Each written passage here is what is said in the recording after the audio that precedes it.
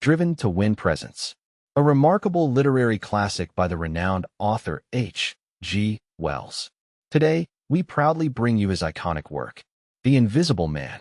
Before the story begins, please remember to subscribe to the channel so you can continue to enjoy more premium stories and timeless classics. Now, let us proceed to the story. Chapter 1. The Strange Man's Arrival. The stranger came early in February, one wintry day, through a biting wind and a driving snow, the last snowfall of the year, over the down, walking from Bramblehurst railway station, and carrying a little black portmanteau in his thickly gloved hand. He was wrapped up from head to foot, and the brim of his soft felt hat hid every inch of his face but the shiny tip of his nose. The snow had piled itself against his shoulders and chest, and added a white crest to the burden he carried. He staggered into the coach and horses, more dead than alive, and flung his portmanteau down. "A fire," he cried. "In the name of human charity. A room and a fire." He stamped and shook the snow from off himself in the bar, and followed Mrs. Hall into her guest parlor to strike his bargain. And with that much introduction, that and a couple of sovereigns flung upon the table, he took up his quarters in the inn. Mrs. Hall lit the fire and left him there while she went to prepare him a meal with her own hands. A guest to stop at Iping in the winter time was an unheard-of piece of luck, let alone a guest who was no haggler, and she was resolved to show herself worthy of her good fortune. As soon as the bacon was well under way, and Milly, her lymphatic maid, had been brisked up a bit by a few deftly chosen expressions of contempt, she carried the cloth, plates, and glasses into the parlor and began to lay them with the utmost eclat. Although the fire was burning up briskly, she was surprised to see that her visitor still wore his hat and coat, standing with his back to her and staring out of the window at the falling snow in the yard.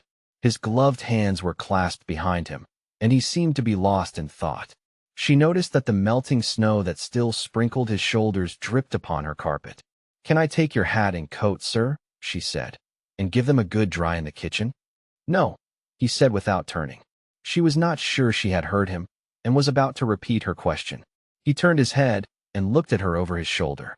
"I prefer to keep them on," he said with emphasis, and she noticed that he wore big blue spectacles with sidelights, and had a bush side whisker over his coat collar that completely hid his cheeks and face. "Very well, sir," she said. "As you like. In a bit the room will be warmer." He made no answer, and had turned his face away from her again, and Mrs. Hall, feeling that her conversational advances were ill-timed, laid the rest of the table things in a quick staccato and whisked out of the room. When she returned, he was still standing there, like a man of stone, his back hunched, his collar turned up, his dripping hat brim turned down, hiding his face and ears completely. She put down the eggs and bacon with considerable emphasis, and called rather than said to him, "Your lunch is served, sir." "Thank you," he said at the same time, and did not stir until she was closing the door. Then he swung round and approached the table with a certain eager quickness. As she went behind the bar to the kitchen, she heard a sound repeated at regular intervals. Chirk, chirk, chirk, it went, the sound of a spoon being rapidly whisked round a basin. "That girl," she said. "There, I clean forgot it. It's her being so long." And while she herself finished mixing the mustard, she gave Milly a few verbal stabs for her excessive slowness. She had cooked the ham and eggs, laid the table, and done everything, while Milly, help indeed, had only succeeded in delaying the mustard. And him a new guest, and wanting to stay? Then she filled the mustard pot, and, putting it with a certain stateliness upon a gold and black tea tray, carried it into the parlor. She rapped and entered promptly. As she did so, her visitor moved quickly, so that she got but a glimpse of a white object disappearing behind the table. It would seem he was picking something from the floor. She rapped down the mustard pot on the table, and then she noticed the overcoat and hat had been taken off and put over a chair in front of the fire, and a pair of wet boots threatened rust to her steel fender. She went to these things resolutely. "I suppose I may have them to dry now," she said in a voice that brooked no denial. "Leave the hat," said her visitor in a muffled voice, and turning she saw he had raised his head and was sitting and looking at her. For a moment she stood gaping at him, too surprised to speak. He held a white cloth, it was a serviette he had brought with him, over the lower part of his face, so that his mouth and jaws were completely hidden, and that was the reason of his muffled voice. But it was not that which startled Mrs. Hall. It was the fact that all his forehead above his blue glasses was covered by a white bandage, and that another covered his ears, leaving not a scrap of his face exposed excepting only his pink, peaked nose. It was bright, pink, and shiny just as it had been at first. He wore a dark brown velvet jacket with a high, black, linen-lined collar turned up about his neck. The thick black hair, escaping as it could below and between the crossed bandages, projected in curious tails and horns, giving him the strangest appearance conceivable. This muffled and bandaged head was so unlike what she had anticipated that for a moment she was rigid. He did not remove the serviette, but remained holding it, as she saw now, with a brown gloved hand, and regarding her with his inscrutable blue glasses. "Leave the hat," he said, speaking very distinctly through the white cloth. Her nerves began to recover from the shock they had received. She placed the hat on the chair again by the fire. "I didn't know, sir," she began, "that," and she stopped embarrassed. "Thank you," he said drily, glancing from her to the door and then at her again. "I'll have them nicely dried, sir, at once," she said, and carried his clothes out of the room. She glanced at his white swathed head and blue goggles again as she was going out of the door, but his napkin was still in front of his face. She shivered a little as she closed the door behind her, and her face was eloquent of her surprise and perplexity. "I never," she whispered. "There." She went quite softly to the kitchen and was too preoccupied to ask Millie what she was messing about with now, when she got there. The visitor sat and listened to her retreating feet. He glanced inquiringly at the window before he removed his serviette and resumed his meal. He took a mouthful, glanced suspiciously at the window, took another mouthful, then rose and, taking the serviette in his hand, walked across the room and pulled the blind down to the top of the white muslin that obscured the lower panes. This left the room in a twilight. This done, he returned with an easier air to the table and his meal. "The poor souls had an accident or an operation or something," said Mrs. Hall. "What a turn them bandages did give me, to be sure." She put on some more coal, unfolded the clothes horse, and extended the traveler's coat upon this. "And they goggles. Why, he looked more like a divan helmet than a human man." She hung his muffler on a corner of the horse, and holding that handkerchief over his mouth all the time, talking through it. Perhaps his mouth was hurt too, maybe.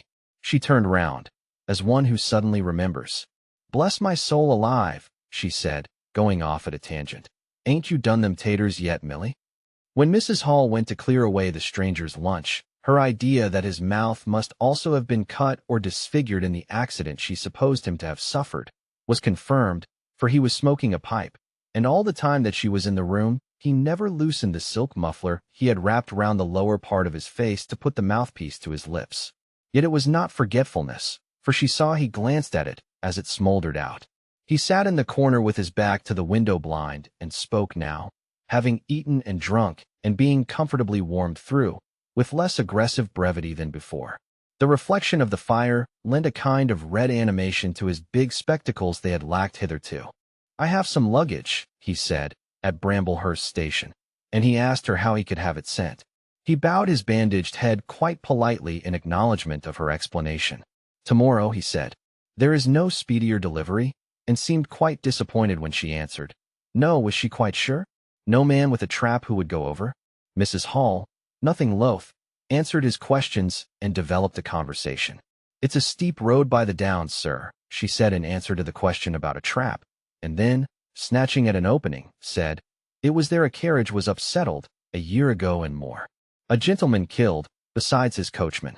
Accidents, sir, happen in a moment, don't they?" But the visitor was not to be drawn so easily. "They do," he said through his muffler, eyeing her quietly through his impenetrable glasses. "But they take long enough to get well, don't they? There was my sister's son, Tom, just cut his arm with a scythe, tumbled on it in the A-field, and bless me, he was 3 months tied up, sir. You'd hardly believe it. It's regular given me a dread of a scythe, sir." "I can quite understand that," said the visitor.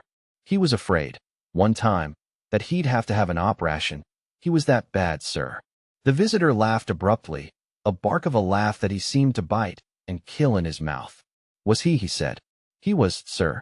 And no laughing matter to them as had the doing for him, as I had, my sister being took up with her little ones so much. There was bandages to do, sir, and bandages to undo. So that if I may make so bold as to say it, sir.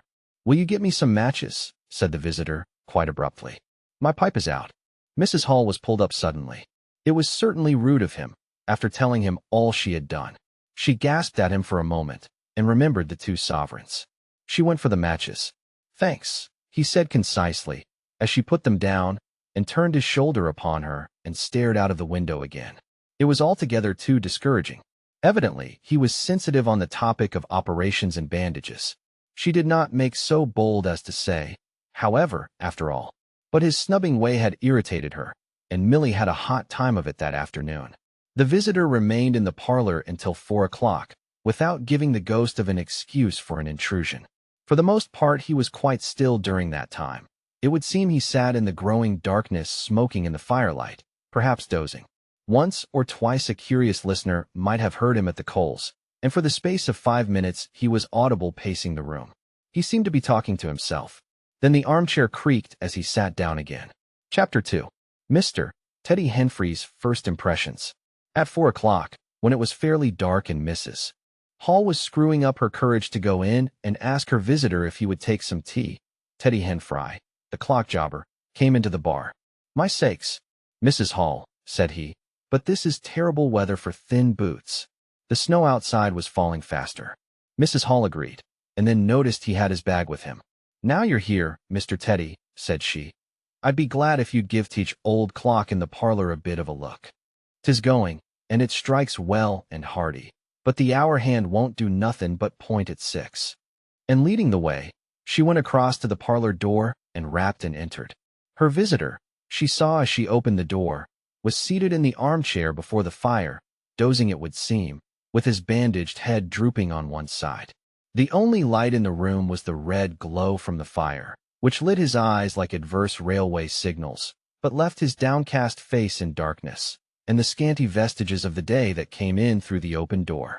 Everything was ruddy, shadowy, and indistinct to her, the more so since she had just been lighting the bar lamp, and her eyes were dazzled. But for a second it seemed to her that the man she looked at had an enormous mouth wide open, a vast and incredible mouth that swallowed the whole of the lower portion of his face.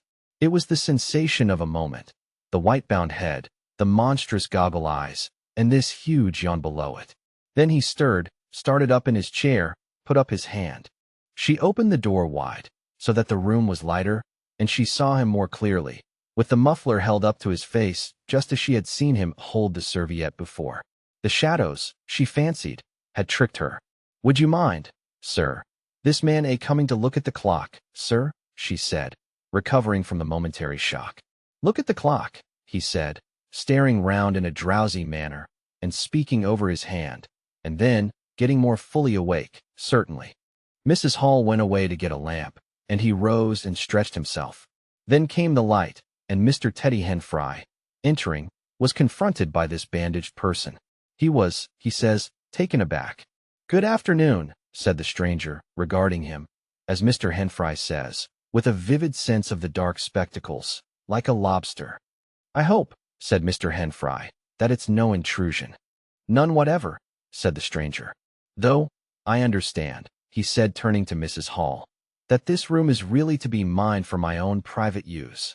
I thought, sir, said Mrs. Hall, you'd prefer the clock. Certainly, said the stranger, certainly. But, as a rule, I like to be alone and undisturbed. But I'm really glad to have the clock seen to, he said, seeing a certain hesitation in Mr. Henfrey's manner. Very glad. Mr. Henfrey had intended to apologize and withdraw, but this anticipation reassured him. The stranger turned round with his back to the fireplace and put his hands behind his back. And presently, he said, when the clock mending is over, I think I should like to have some tea. But not till the clock mending is over. Mrs. Hall was about to leave the room.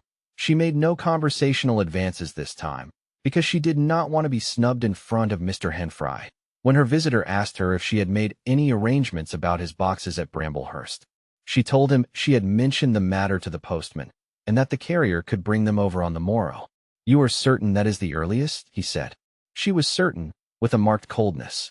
I should explain, he added, what I was really too cold and fatigued to do before, that I am an experimental investigator." "Indeed, sir," said Mrs. Hall, much impressed. "And my baggage contains apparatus and appliances."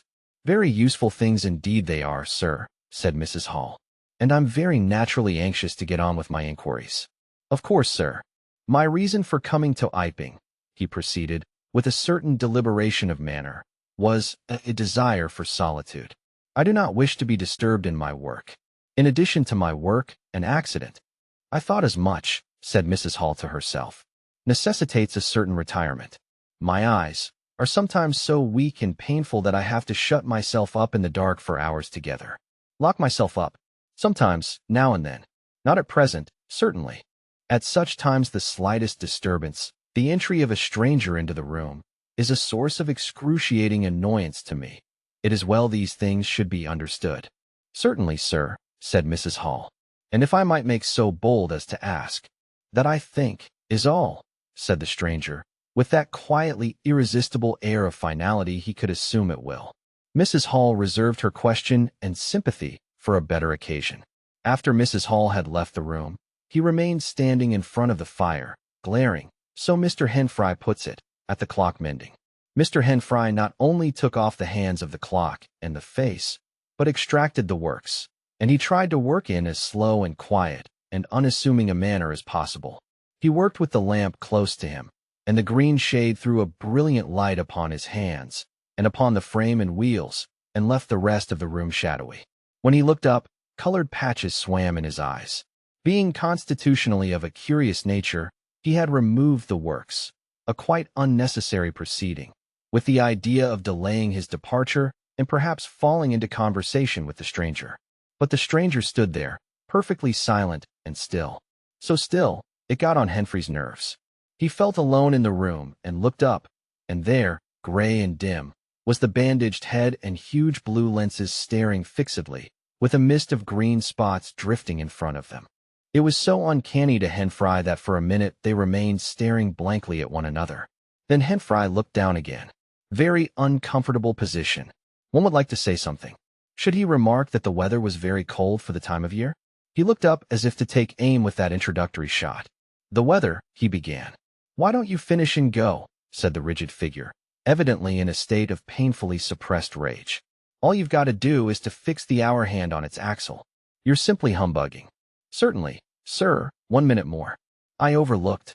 And Mr. Henfry finished and went. But he went feeling excessively annoyed.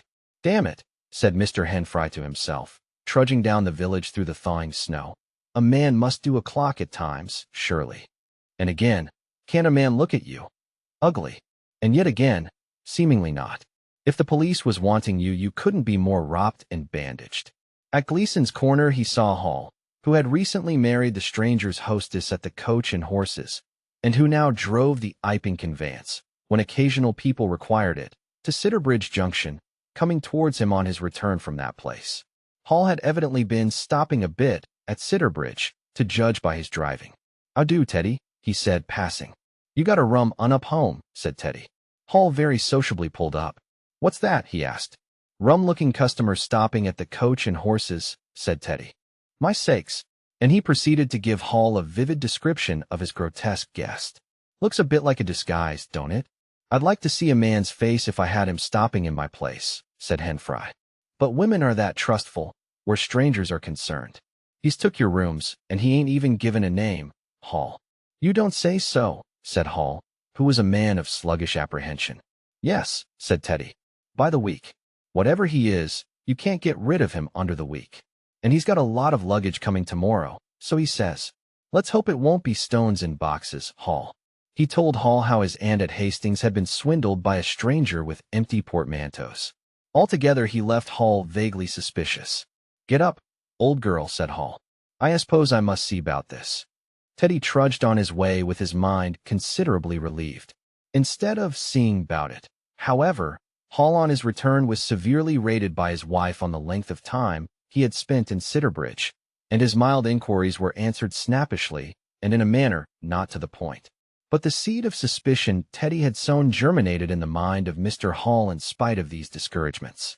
"You don't know everything," said Mr. Hall, resolved to ascertain more about the personality of his guest at the earliest possible opportunity. And after the stranger had gone to bed, which he did about 9:30, Mr. Hall went very aggressively into the parlor and looked very hard at his wife's furniture, just to show that the stranger wasn't master there, and scrutinized closely and a little contemptuously a sheet of mathematical computations the stranger had left. When retiring for the night, he instructed Mrs. Hall to look very closely at the stranger's luggage when it came next day. "You mind your own business, Hall," said Mrs. Hall, "and I'll mind mine." She was all the more inclined to snap at Hall because the stranger was undoubtedly an unusually strange sort of stranger, and she was by no means assured about him in her own mind. In the middle of the night, she woke up dreaming of huge white heads like turnips that came trailing after her, at the end of interminable necks, and with vast black eyes. But being a sensible woman, she subdued her terrors and turned over and went to sleep again. Chapter 3. The 1,001 Bottles. So it was that on the 29th day of February, at the beginning of the thaw, this singular person fell out of infinity into Iping village.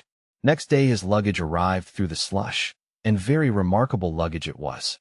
There were a couple of trunks indeed, such as a rational man might need, but in addition there were a box of books, big, fat books, of which some were just in an incomprehensible handwriting, and a dozen or more crates, boxes, and cases containing objects packed in straw, as it seemed to Hall, tugging with a casual curiosity at the straw, glass bottles.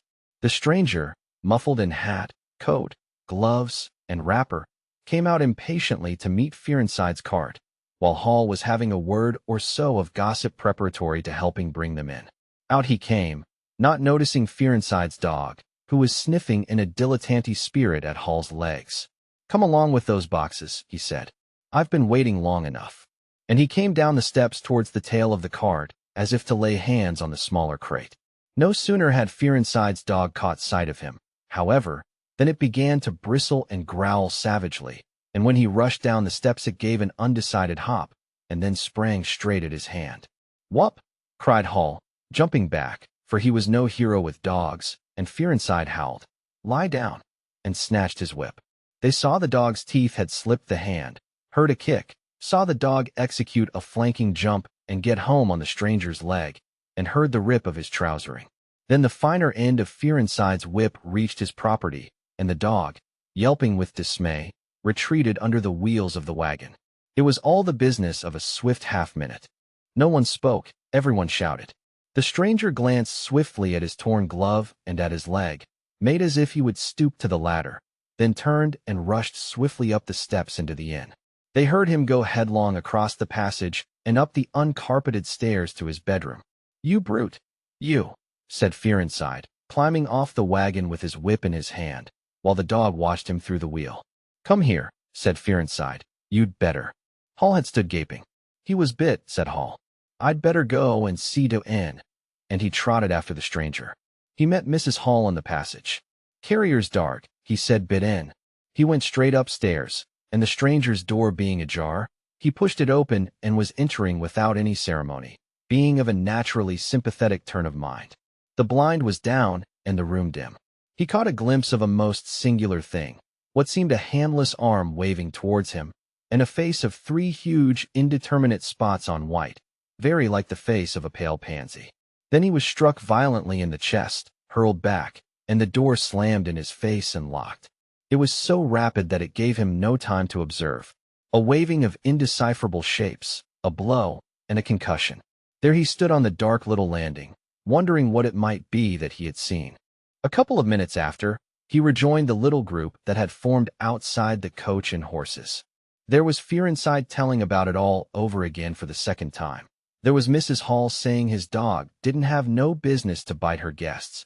There was Huckster, the general dealer from over the road, interrogative, and Sandy Wodgers from the forge, judicial, besides women and children, all of them saying fatuities.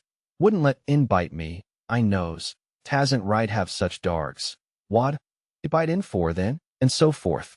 Mr. Hall, staring at them from the steps and listening, found it incredible that he had seen anything so very remarkable happen upstairs. Besides, his vocabulary was altogether too limited to express his impressions. "He don't want no help, he says," he said in answer to his wife's inquiry. "We'd better be talking of his luggage in. He ought to have it cauterized at once," said Mr. Huckster, "especially if it's at all inflamed." "I'd shoot in, that's what I'd do," said a lady in the group. Suddenly the dog began growling again. "Come along," cried an angry voice in the doorway, and there stood the muffled stranger with his collar turned up and his hat brim bent down. "The sooner you get those things in the better I'll be pleased." It is stated by an anonymous bystander that his trousers and gloves had been changed.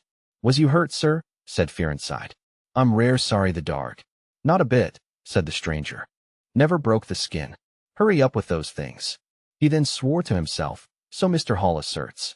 Directly the first crate was, in accordance with his directions, carried into the parlor, the stranger flung himself upon it with extraordinary eagerness and began to unpack it, scattering the straw with an utter disregard of Mrs. Hall's carpet. And from it he began to produce bottles. Little fat bottles containing powders, small and slender bottles containing colored and white fluids, fluted blue bottles labeled poison, bottles with round bodies and slender necks, large green glass bottles, large white glass bottles, bottles with glass stoppers and frosted labels, bottles with fine corks, bottles with bungs, bottles with wooden caps, wine bottles, salad oil bottles, putting them in rows on the chiffonier, on the mantel, on the table, under the window, round the floor, on the bookshelf, everywhere. The chemist's shop in Bramblehurst could not boast half so many. Quite a sight it was. Crate after crate yielded bottles, until all 6 were empty and the table high with straw. The only things that came out of these crates besides the bottles were a number of test tubes and a carefully packed balance. And directly the crates were unpacked, the stranger went to the window and set to work, not troubling in the least about the litter of straw, the fire which had gone out, the box of books outside, nor for the trunks and other luggage that had gone upstairs. When Mrs. Hall took his dinner in to him, he was already so absorbed in his work, pouring little drops out of the bottles into test tubes, that he did not hear her until she had swept away the bulk of the straw and put the tray on the table, with some little emphasis perhaps, seeing the state that the floor was in. Then he half turned his head and immediately turned it away again. But she saw he had removed his glasses. They were beside him on the table, and it seemed to her that his eye sockets were extraordinarily hollow.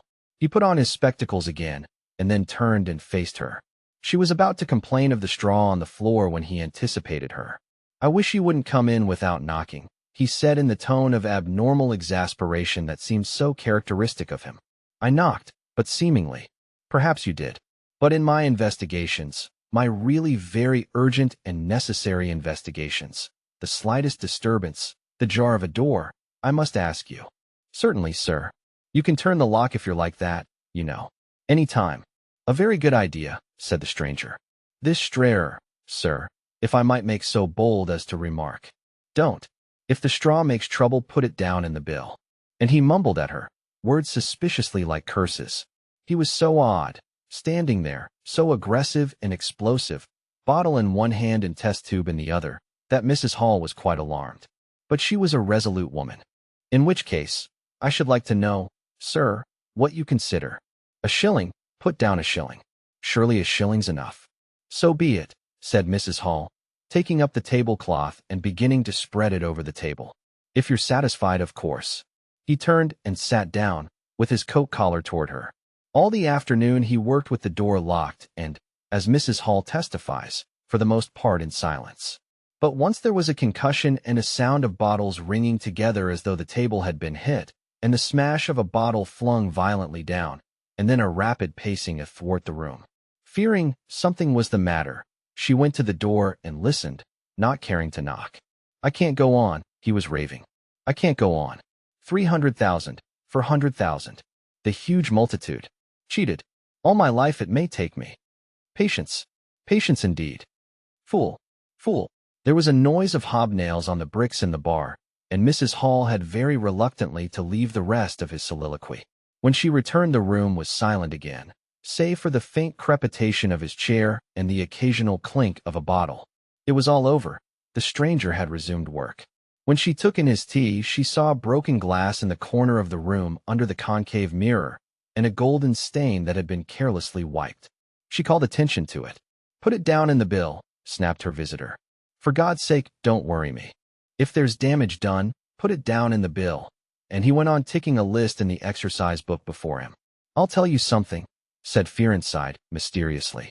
It was late in the afternoon, and they were in the little beer shop of Iping Hanger. Well, said Teddy Henfry, this chap you're speaking of, what my dog bit.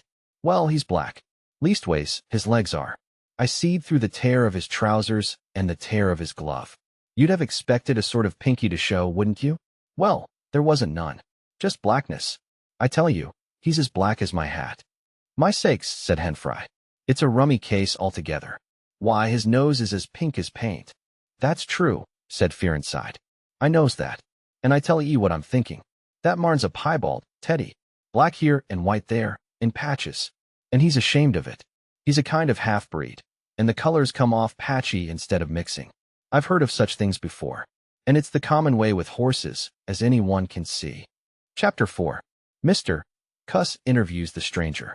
I have told the circumstances of the stranger's arrival in Iping with a certain fullness of detail, in order that the curious impression he created may be understood by the reader. But excepting two odd incidents, the circumstances of his stay until the extraordinary day of the club festival may be passed over very cursorily. There were a number of skirmishes with Mrs. Hall on matters of domestic discipline, but in every case until late April, when the first signs of penury began, he overrode her by the easy expedient of an extra payment. Hall did not like him, and whenever he dared he talked of the advisability of getting rid of him. But he showed his dislike chiefly by concealing it ostentatiously, and avoiding his visitor as much as possible. Wait till the summer, said Mrs. Hall sagely, when the artists are beginning to come. Then we'll see. He may be a bit overbearing, but Bill's settled punctual is Bill's settled punctual, whatever you'd like to say. The stranger did not go to church, and indeed made no difference between Sunday and the irreligious days, even in costume. He worked, as Mrs. Hall thought, very fitfully. Some days he would come down early and be continuously busy. On others he would rise late, pace his room, fretting audibly for hours together, smoke, sleep in the armchair by the fire. Communication with the world beyond the village he had none. His temper continued very uncertain.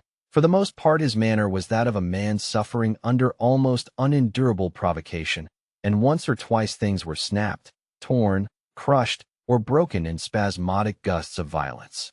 He seemed under a chronic irritation of the greatest intensity. His habit of talking to himself in a low voice grew steadily upon him. But though Mrs. Hall listened conscientiously, she could make neither head nor tail of what she heard. He rarely went abroad by daylight, but at twilight he would go out muffled up invisibly, whether the weather were cold or not, and he chose the loneliest paths, and those most overshadowed by trees and banks. His goggling spectacles and ghastly bandaged face under the penthouse of his hat came with a disagreeable suddenness out of the darkness upon one or two home-going laborers, and Teddy Henfry, tumbling out of the scarlet coat, one night, at 9:30, was scared shamefully by the stranger's skull-like head. He was walking hat in hand, lit by the sudden light of the opened-in door. Such children as saw him at nightfall dreamt of bogies, and it seemed doubtful whether he disliked boys more than they disliked him, or the reverse. But there was certainly a vivid enough dislike on either side. It was inevitable that a person of so remarkable an appearance and bearing should form a frequent topic in such a village as Iping.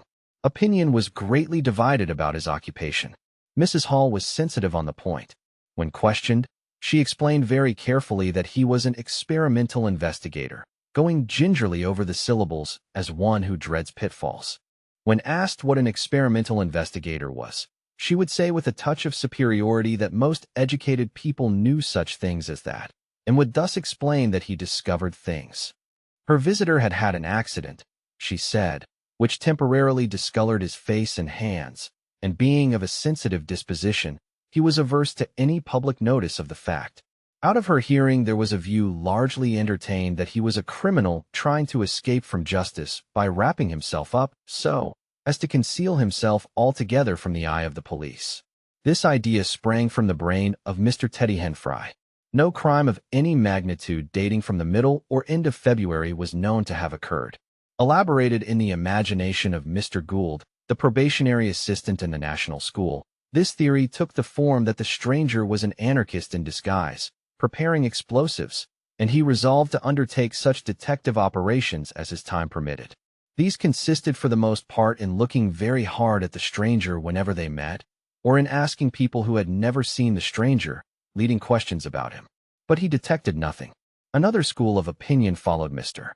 Fearenside, and either accepted the piebald view or some modification of it, as, for instance, Silas Durgan, who was heard to assert that, if he chooses to show himself at fairs he'd make his fortune in no time, and being a bit of a theologian, compared the stranger to the man with the one talent. Yet another view explained the entire matter by regarding the stranger as a harmless lunatic that had the advantage of accounting for everything straight away. Between these main groups, there were waverers and compromisers. Sussex folk have few superstitions, and it was only after the events of early April that the thought of the supernatural was first whispered in the village. Even then it was only credited among the women folk. But whatever they thought of him, people in Iping, on the whole, agreed in disliking him. His irritability, though it might have been comprehensible to an urban brain worker, was an amazing thing to these quiet Sussex villagers. The frantic gesticulations they surprised now and then, the headlong pace after nightfall that swept him upon them round quiet corners, the inhuman bludgeoning of all tentative advances of curiosity, the taste for twilight that led to the closing of doors, the pulling down of blinds, the extinction of candles and lamps. Who could agree with such goings-on? They drew aside as he passed down the village, and when he had gone by, young humorists would up with coat collars and down with hat brims, and go pacing nervously after him in imitation of his occult bearing. There was a song popular at that time called The Bogeyman. Miss Stachel sang it at the schoolroom concert, in aid of the church lamps. And thereafter, whenever one or two of the villagers were gathered together and the stranger appeared, a bar or so of this tune, more or less sharp or flat, was whistled in the midst of them. Also belated little children would call Bogey Man after him and make off tremulously elated. Cuss, the general practitioner, was devoured by curiosity. The bandages excited his professional interest. The report of the 1,001 bottles aroused his jealous regard. All through April and May he coveted an opportunity of talking to the stranger, and at last, towards Whitsuntide, he could stand it no longer, but hit upon the subscription list for a village nurse as an excuse. He was surprised to find that Mr. Hall did not know his guest's name. "He give a name," said Mrs. Hall, an assertion which was quite unfounded, "but I didn't rightly hear it." She thought it seemed so silly not to know the man's name. Cuss rapped at the parlor door and entered. There was a fairly audible imprecation from within. "Pardon my intrusion," said Cuss, and then the door closed and cut Mrs. Hall off from the rest of the conversation. She could hear the murmur of voices for the next 10 minutes, then a cry of surprise, a stirring of feet, a chair flung aside, a bark of laughter, quick steps to the door, and Cuss appeared, his face white, his eyes staring over his shoulder. He left the door open behind him, and without looking at her strode across the hall and went down the steps, and she heard his feet hurrying along the road. He carried his hat in his hand. She stood behind the door, looking at the open door of the parlor. Then she heard the stranger laughing quietly, and then his footsteps came across the room. She could not see his face where she stood. The parlor door slammed, and the place was silent again. Cuss went straight up the village to Bunting the vicar. "Am I mad?" Cuss began abruptly, as he entered the shabby little study. "Do I look like an insane person?" "What's happened?" said the vicar, putting the ammonite on the loose sheets of his forthcoming sermon. "That chap at the inn." "Well, give me something to drink," said Cuss, and he sat down. When his nerves had been steadied by a glass of cheap sherry, the only drink the good vicar had available, he told him of the interview he had just had. When in, he gasped, and began to demand a subscription for that nurse fund. He'd stuck his hands in his pockets as I came in, and he sat down lumpily in his chair. Sniffed. I told him I'd heard he took an interest in scientific things. He said yes. Sniffed again. Kept on sniffing all the time. Evidently recently caught an infernal cold. No wonder, wrapped up like that. I developed the nurse idea, and all the while kept my eyes open. Bottles, chemicals, everywhere. Balance, test tubes and stands, and a smell of evening primrose. Would he subscribe? Said he'd consider it. Asked him, point blank, was he researching? Said he was. A long research. got quite cross. "A damnable long research," said he, blowing the cork out, so to speak. "Oh," said I, and out came the grievance. The man was just on the boil, and my question boiled him over. He had been given a prescription, most valuable prescription. What for he wouldn't say. Was it medical? "Damn you. What are you fishing after?" I apologized. Dignified sniff and cough. He resumed. He'd read it. 5 ingredients. Put it down. Turned his head. Draft of air from window lifted the paper. Swish, rustle. He was working in a room with an open fireplace, he said. Saw a flicker, and there was the prescription burning and lifting chimneyward. Rushed towards it just as it whisked up the chimney. So, just at that point, to illustrate his story, out came his arm. Well, no hand, just an empty sleeve. Lord, I thought, that's a deformity. Got a cork arm, I suppose, and has taken it off. Then, I thought, there's something odd in that. What the devil keeps that sleeve up and open, if there's nothing in it? There was nothing in it, I tell you. Nothing down it, right down to the joint. I could see right down it to the elbow, and there was a glimmer of light shining through a tear of the cloth. Good God, I said. Then he stopped, stared at me with those black goggles of his, and then at his sleeve. Well, that's all. He never said a word, just glared, and put his sleeve back in his pocket quickly. I was saying, said he, that there was the prescription burning, wasn't I? Interrogative cough. How the devil, said I, can you move an empty sleeve like that? Empty sleeve. Yes, said I, an empty sleeve. It's an empty sleeve, is it? You saw it was an empty sleeve? He stood up right away. I stood up too. He came towards me in 3 very slow steps, and stood quite close. Sniffed venomously. I didn't flinch, though I'm hanged if that bandaged knob of his, and those blinkers, aren't enough to unnerve anyone, coming quietly up to you. You said it was an empty sleeve, he said. Certainly, I said, at staring and saying nothing a barefaced man, unspectacled, start scratch. Then very quietly he pulled his sleeve out of his pocket again, and raised his arm towards me as though he would show it to me again. He did it very, very slowly. I looked at it. Seemed an age. Well, said I, clearing my throat, there's nothing in it. Had to say something. I was beginning to feel frightened. I could see right down it. He extended it straight towards me, slowly, slowly, just like that, until the cuff was 6 inches from my face. Queer thing to see an empty sleeve come at you like that. And then, well, something, exactly like a finger and thumb it felt, nipped my nose. Bunting began to laugh. There wasn't anything there, said Cuss, his voice running up into a shriek at the there. It's all very well for you to laugh, but I tell you I was so startled, I hit his cuff hard, and turned around, and cut out of the room. I left him. Cuss stopped. There was no mistaking the sincerity of his panic. He turned round in a helpless way, and took a second glass of the excellent Vickers' very inferior sherry. When I hit his cuff, said Cuss, I tell you, it felt exactly like hitting an arm. And there wasn't an arm. There wasn't the ghost of an arm. Mr. Bunting thought it over. He looked suspiciously at Cuss. It's a most remarkable story, he said. He looked very wise and grave indeed. It's really, said Mr. Bunting with judicial emphasis, a most remarkable story. Chapter 5. The Burglary at the Vicarage. The facts of the burglary at the vicarage came to us chiefly through the medium of the vicar and his wife. It occurred in the small hours of Whit Monday, the day devoted in Iping to the club festivities.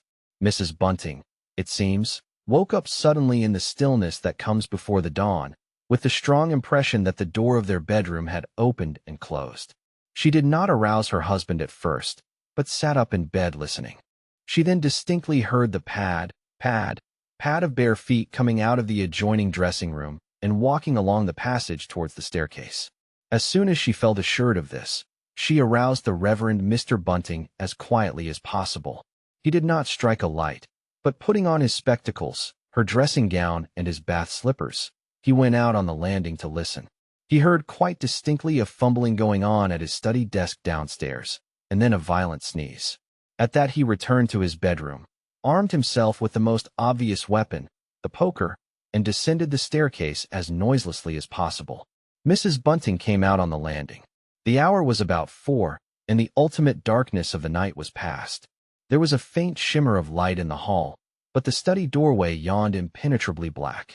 Everything was still except the faint creaking of the stairs under Mr. Bunting's tread and the slight movements in the study. Then something snapped, the drawer was opened, and there was a rustle of papers. Then came an imprecation, and a match was struck, and the study was flooded with yellow light.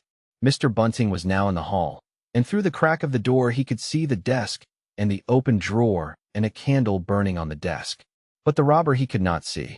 He stood there in the hall, undecided what to do, and Mrs. Bunting, her face white and intent, crept slowly downstairs after him. One thing kept Mr. Bunting's courage, the persuasion that this burglar was a resident in the village. They heard the chink of money and realized that the robber had found the housekeeping reserve of gold, £2 10.5 sovereigns altogether. At that sound Mr. Bunting was nerved to abrupt action. Gripping the poker firmly, he rushed into the room, closely followed by Mrs. Bunting. "Surrender!" cried Mr. Bunting, fiercely, and then stooped amazed. Apparently the room was perfectly empty, yet their conviction that they had, that very moment, heard somebody moving in the room had amounted to a certainty. For half a minute, perhaps, they stood gaping. Then Mrs. Bunting went across the room and looked behind the screen, while Mr. Bunting, by a kindred impulse, peered under the desk. Then Mrs. Bunting turned back the window curtains, and Mr. Bunting looked up the chimney and probed it with the poker. Then Mrs. Bunting scrutinized the waste paper basket, and Mr. Bunting opened the lid of the coal scuttle. Then they came to a stop and stood with eyes interrogating each other. "I could have sworn," said Mr. Bunting. "The candle," said Mr. Bunting. "Who lit the candle?" "The drawer," said Mrs. Bunting. "And the money's gone." She went hastily to the doorway. Of all the strange occurrences, there was a violent sneeze in the passage. They rushed out, and as they did so the kitchen door slammed. "Bring the candle," said Mr. Bunting, and led the way. They both heard a sound of bolts being hastily shot back. As he opened the kitchen door he saw through the scullery that the back door was just opening, and the faint light of early dawn displayed the dark masses of the garden beyond. He is certain that nothing went out of the door. It opened, stood open for a moment, and then closed with a slam. As it did so, the candle Mrs. Bunting was carrying from the study flickered and flared. It was a minute or more before they entered the kitchen. The place was empty. They refastened the back door, examined the kitchen, pantry, and scullery thoroughly, and at last went down into the cellar. There was not a soul to be found in the house, search as they would. Daylight found the vicar and his wife, a quaintly costumed little couple, still marveling about on their own ground floor by the unnecessary light of a guttering candle. Chapter 6. The Furniture That Went Mad. Now it happened that in the early hours of Whit Monday, before Milly was hunted out for the day, Mr. Hall and Mrs. Hall both rose and went noiselessly down into the cellar. Their business there was of a private nature, and had something to do with the specific gravity of their beer. They had hardly entered the cellar when Mrs. Hall found she had forgotten to bring down a bottle of sarsaparilla from their joint room. As she was the expert and principal operator in this affair, Hall very properly went upstairs for it. On the landing he was surprised to see that the stranger's door was ajar. He went on into his own room, and found the bottle as he had been directed. But returning with the bottle, he noticed that the bolts of the front door had been shot back, that the door was in fact simply on the latch. And with a flash of inspiration, he connected this with the stranger's room upstairs and the suggestions of Mr. Teddy Henfry. He distinctly remembered holding the candle while Mrs. Hall shot these bolts overnight.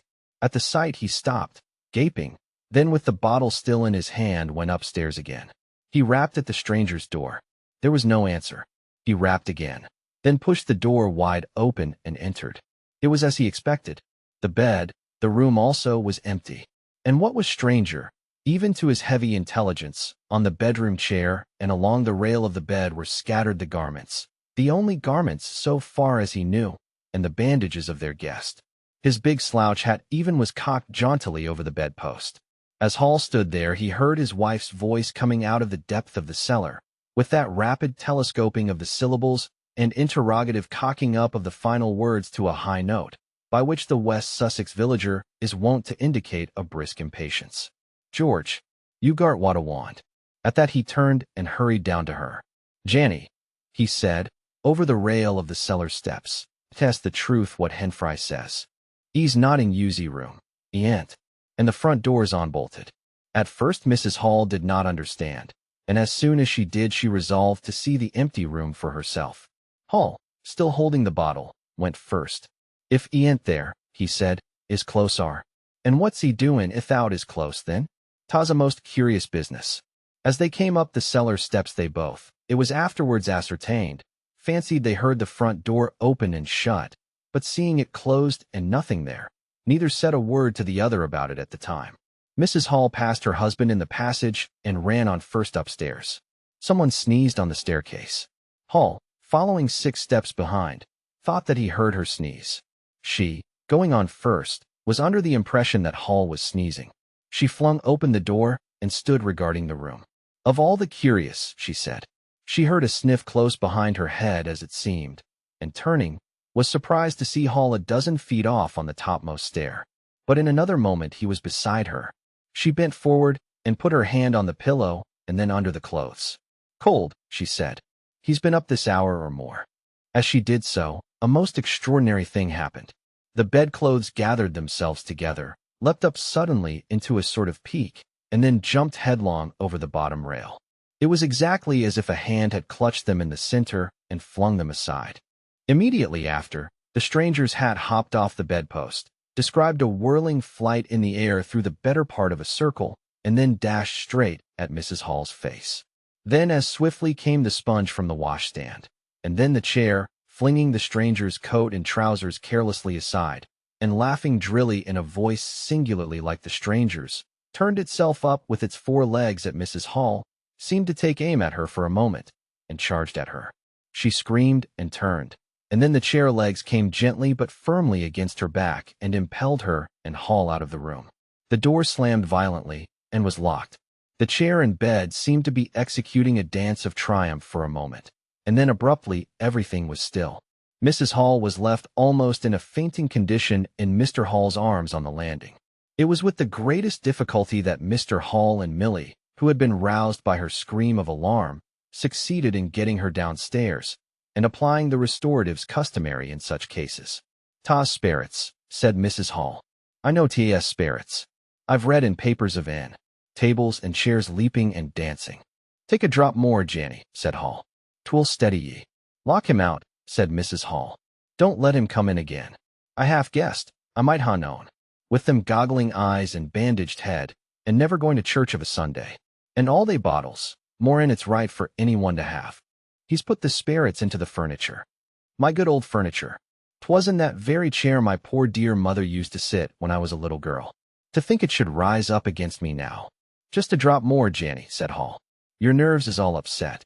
They sent Milly across the street through the golden 5 o'clock sunshine to rouse up Mr. Sandy Wodgers, the blacksmith. Mr. Hall's compliments, and the furniture upstairs was behaving most extraordinary. Would Mr. Wodgers come round? He was a knowing man, was Mr. Wodgers, and very resourceful. He took quite a grave view of the case. "Arm-darmed if that ain't witchcraft," was the view of Mr. Sandy Wodgers. "You warn't horseshoes for such gentry as he." He came round greatly concerned. They wanted him to lead the way upstairs to the room, but he didn't seem to be in any hurry. He preferred to talk in the passage. Over the way Huckster's apprentice came out and began taking down the shutters of the tobacco window. He was called over to join the discussion. Mr. Huckster naturally followed over in the course of a few minutes.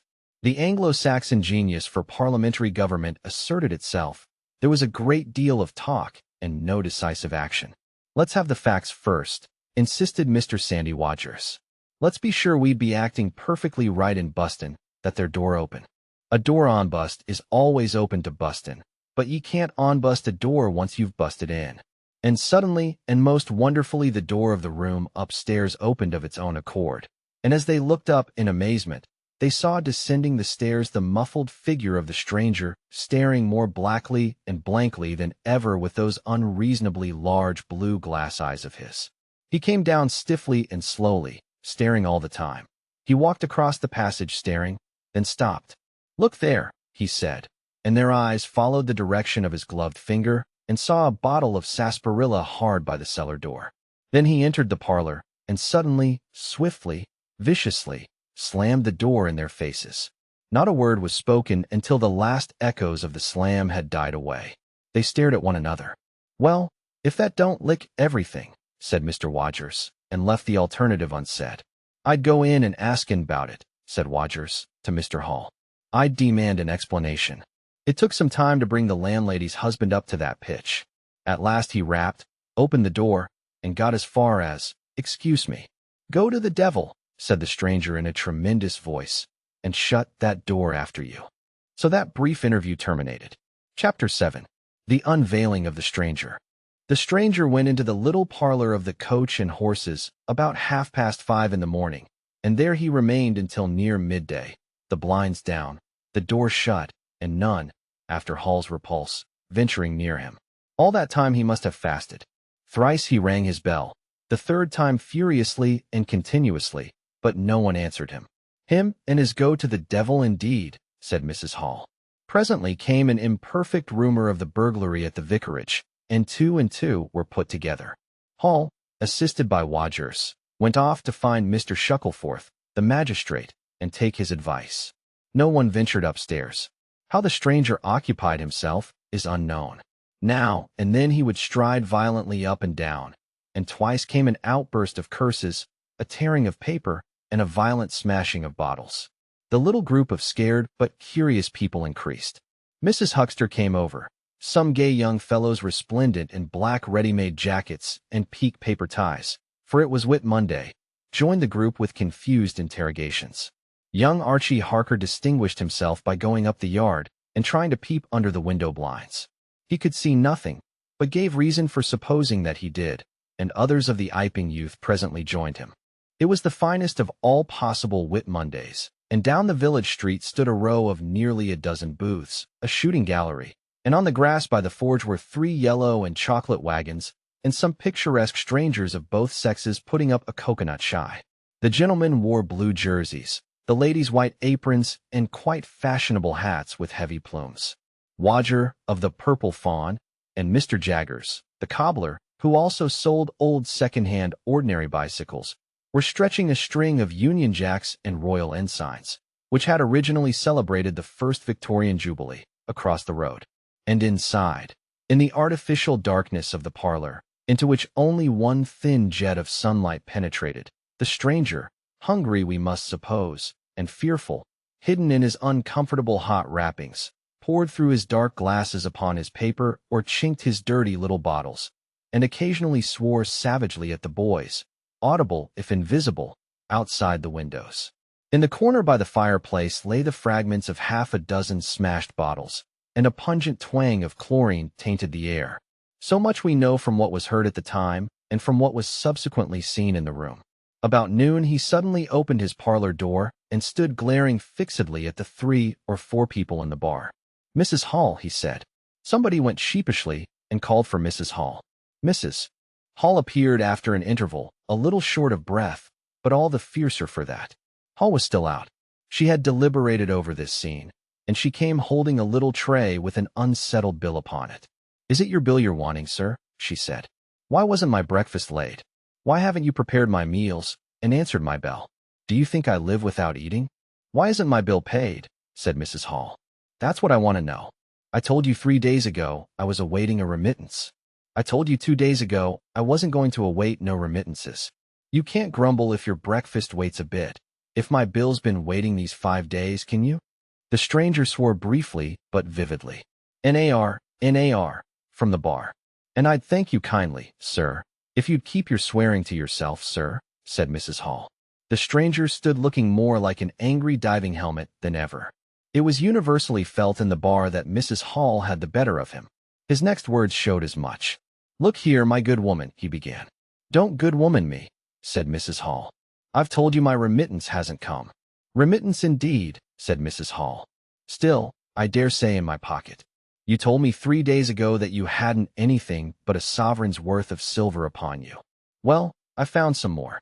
Oh, lo, from the bar." "I wonder where you found it," said Mrs. Hall. That seemed to annoy the stranger very much. He stamped his foot. "What do you mean?" he said. "That I wonder where you found it," said Mrs. Hall.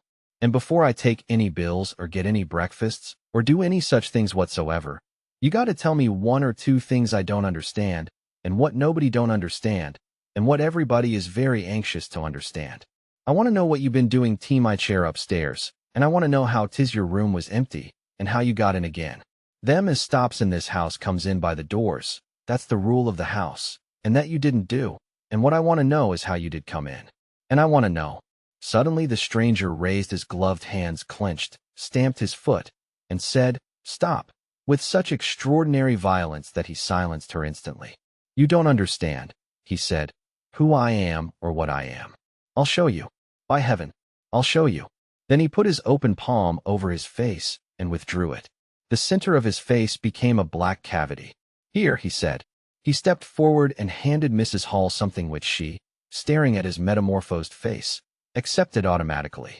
Then, when she saw what it was, she screamed loudly, dropped it, and staggered back. The nose, it was the stranger's nose. Pink and shining, rolled on the floor. Then he removed his spectacles, and everyone in the bar gasped. He took off his hat, and with a violent gesture tore at his whiskers and bandages. For a moment they resisted him. A flash of horrible anticipation passed through the bar. "Oh, my God," said someone. Then off they came. It was worse than anything. Mrs. Hall, standing open-mouthed and horror-struck, shrieked at what she saw, and made for the door of the house. Everyone began to move. They were prepared for scars, disfigurements, tangible horrors, but nothing. The bandages and false hair flew across the passage into the bar, making a hobbledehoy jump to avoid them. Everyone tumbled on everyone else down the steps. For the man who stood there shouting some incoherent explanation was a solid, gesticulating figure up to the coat collar of him. And then, nothingness, no visible thing at all. People down the village heard shouts and shrieks, and looking up the street saw the coach and horses violently firing out its humanity. They saw Mrs. Hall fall down and Mr. Teddy Henfry jump to avoid tumbling over her. And then they heard the frightful screams of Millie, who, emerging suddenly from the kitchen at the noise of the tumult, had come upon the headless stranger from behind. These increased suddenly. Forthwith everyone all down the street, the sweetstuff seller, coconut shy proprietor and his assistant, the swing man, little boys and girls, rustic dandies, smart wenches, smocked elders and aproned gypsies, began running towards the inn, and in a miraculously short space of time a crowd of perhaps 40 people, and rapidly increasing, swayed and hooted and inquired and exclaimed and suggested, in front of Mrs. Hall's establishment. Everyone seemed eager to talk at once, and the result was babel.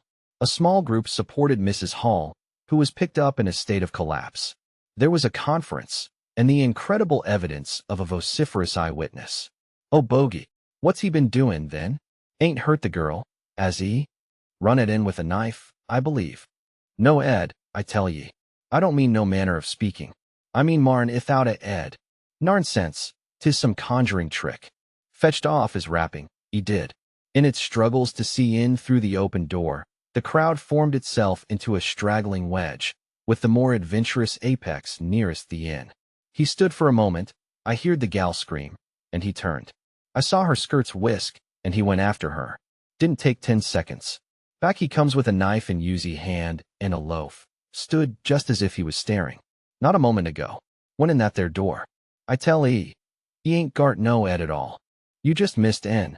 There was a disturbance behind, and the speaker stopped to step aside for a little procession that was marching very resolutely towards the house. First Mr. Hall, very red and determined, then Mr. Bobby Jaffers, the village constable, and then the wary Mr. Watchers. They had come now armed with a warrant. People shouted conflicting information of the recent circumstances. "Ed or no Ed," said Jaffers, "I got to rest in, and rest in I will." Mr. Hall marched up the steps, marched straight to the door of the parlor, and flung it open. "Constable," he said, "do your duty." Jaffers marched in. Hall next, Watchers last. They saw in the dim light the headless figure facing them, with a gnawed crust of bread in one gloved hand and a chunk of cheese in the other. "That's him," said Hall. "What the devil's this?" came in a tone of angry expostulation from above the collar of the figure. "You're a damned rum customer, mister," said Mr. Jaffers. "But Ed or no Ed, the warrant says body, and duty's duty." "Keep off," said the figure, starting back. Abruptly he whipped down the bread and cheese, and Mr. Hall just grasped the knife on the table in time to save it. Off came the stranger's left glove and was slapped in Jaffers' face. In another moment Jaffers, cutting short some statement concerning a warrant, had gripped him by the handless wrist and caught his invisible throat. He got a sounding kick on the shin that made him shout, but he kept his grip. Hall sent the knife sliding along the table to Wodgers, who acted as goalkeeper for the offensive, so to speak, and then stepped forward as Jaffers and the stranger swayed and staggered towards him, clutching and hitting in. A chair stood in the way and went aside with a crash as they came down together. "Get the feet," said Jaffers between his teeth. Mr. Hall, endeavoring to act on instructions, received a sounding kick in the ribs that disposed of him for a moment, and Mr. Wodgers, seeing the decapitated stranger had rolled over and got the upper side of Jaffers, retreated towards the door, knife in hand, and so collided with Mr. Huckster and the Sitterbridge carter coming to the rescue of law and order. At the same moment down came 3 or 4 bottles from the chiffonier and shot a web of pungency into the air of the room. "I'll surrender," cried the stranger, though he had Jaffers down, and in another moment he stood up panting, a strange figure, headless and handless, for he had pulled off his right glove now as well as his left. "It's no good," he said, as if sobbing for breath. It was the strangest thing in the world to hear that voice coming as if out of empty space. But the Sussex peasants are perhaps the most matter-of-fact people under the sun. Jaffers got up also and produced a pair of handcuffs. Then he stared. "I say," said Jaffers, brought up short by a dim realization of the incongruity of the whole business. "Darn it. Can't use him as I can see." The stranger ran his arm down his waistcoat, and as if by a miracle the buttons to which his empty sleeve pointed became undone. Then he said something about his shin and stooped down. He seemed to be fumbling with his shoes and socks. "Why," said Huckster suddenly, "that's not a man at all. It's just empty clothes. Look, you can see down his collar and the linings of his clothes. I could put my arm." He extended his hand. It seemed to meet something in midair, and he drew it back with a sharp exclamation. "I wish you'd keep your fingers out of my eye," said the aerial voice, in a tone of savage expostulation. "The fact is, I'm all here, head, hands, legs, and all the rest of it, but it happens I'm invisible. It's a confounded nuisance, but I am. That's no reason why I should be poked to pieces by every stupid bumpkin in Iping, is it?" The suit of clothes, now all unbuttoned and hanging loosely upon its unseen supports, stood up, arms akimbo. Several other of the men folks had now entered the room, so that it was closely crowded. "Invisible? Said Huckster, ignoring the stranger's abuse. "Who ever heard the likes of that? It's strange, perhaps, but it's not a crime. Why am I assaulted by a policeman in this fashion?" That's a different matter," said Jaffers. "No doubt you are a bit difficult to see in this light, but I got a warrant, and it's all correct. What I'm after ain't no invisibility, it's burglary. There's a house been broke into and money took. Well, and circumstances certainly point."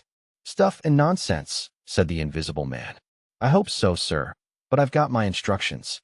"Well," said the stranger, I'll come, but no handcuffs." "It's the regular thing," said Jaffers. "No handcuffs," stipulated the stranger.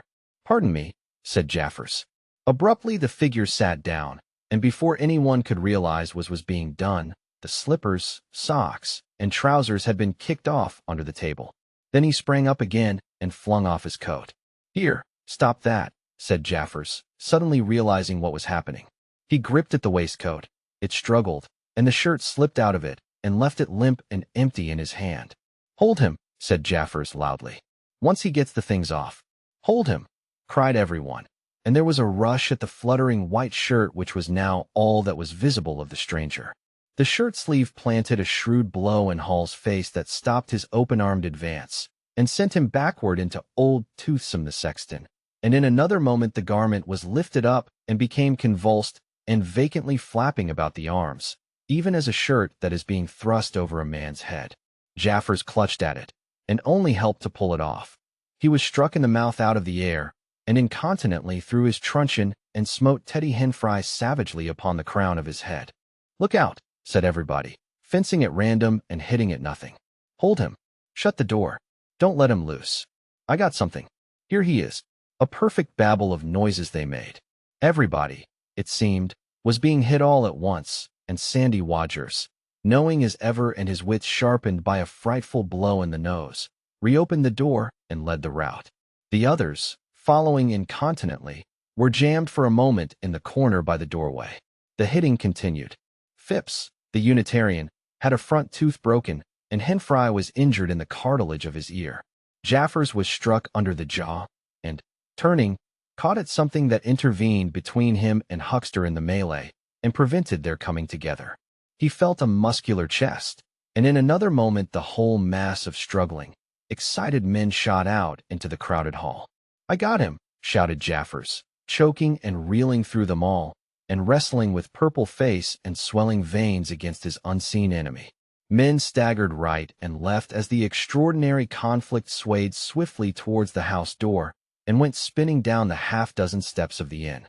Jaffers cried in a strangled voice, holding tight, nevertheless, and making play with his knee, spun around, and fell heavily undermost with his head on the gravel. Only then did his fingers relax. There were excited cries of "Hold him!"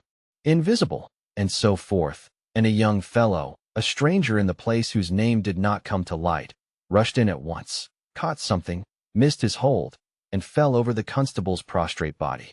Halfway across the road a woman screamed as something pushed by her. A dog, kicked apparently, yelped and ran howling into Huckster's yard, and with that the transit of the invisible man was accomplished. For a space people stood amazed and gesticulating, and then came panic, and scattered them abroad through the village as a gust scatters dead leaves. But Jaffers lay quite still, face upward and knees bent, at the foot of the steps of the inn. Chapter 8. In Transit. The 8th chapter is exceedingly brief, and relates that Gibbons, the amateur naturalist of the district, while lying out on the spacious open downs without a soul within a couple of miles of him, as he thought, and almost dozing, heard close to him the sound as of a man coughing, sneezing, and then swearing savagely to himself, and looking, beheld nothing. Yet the voice was indisputable.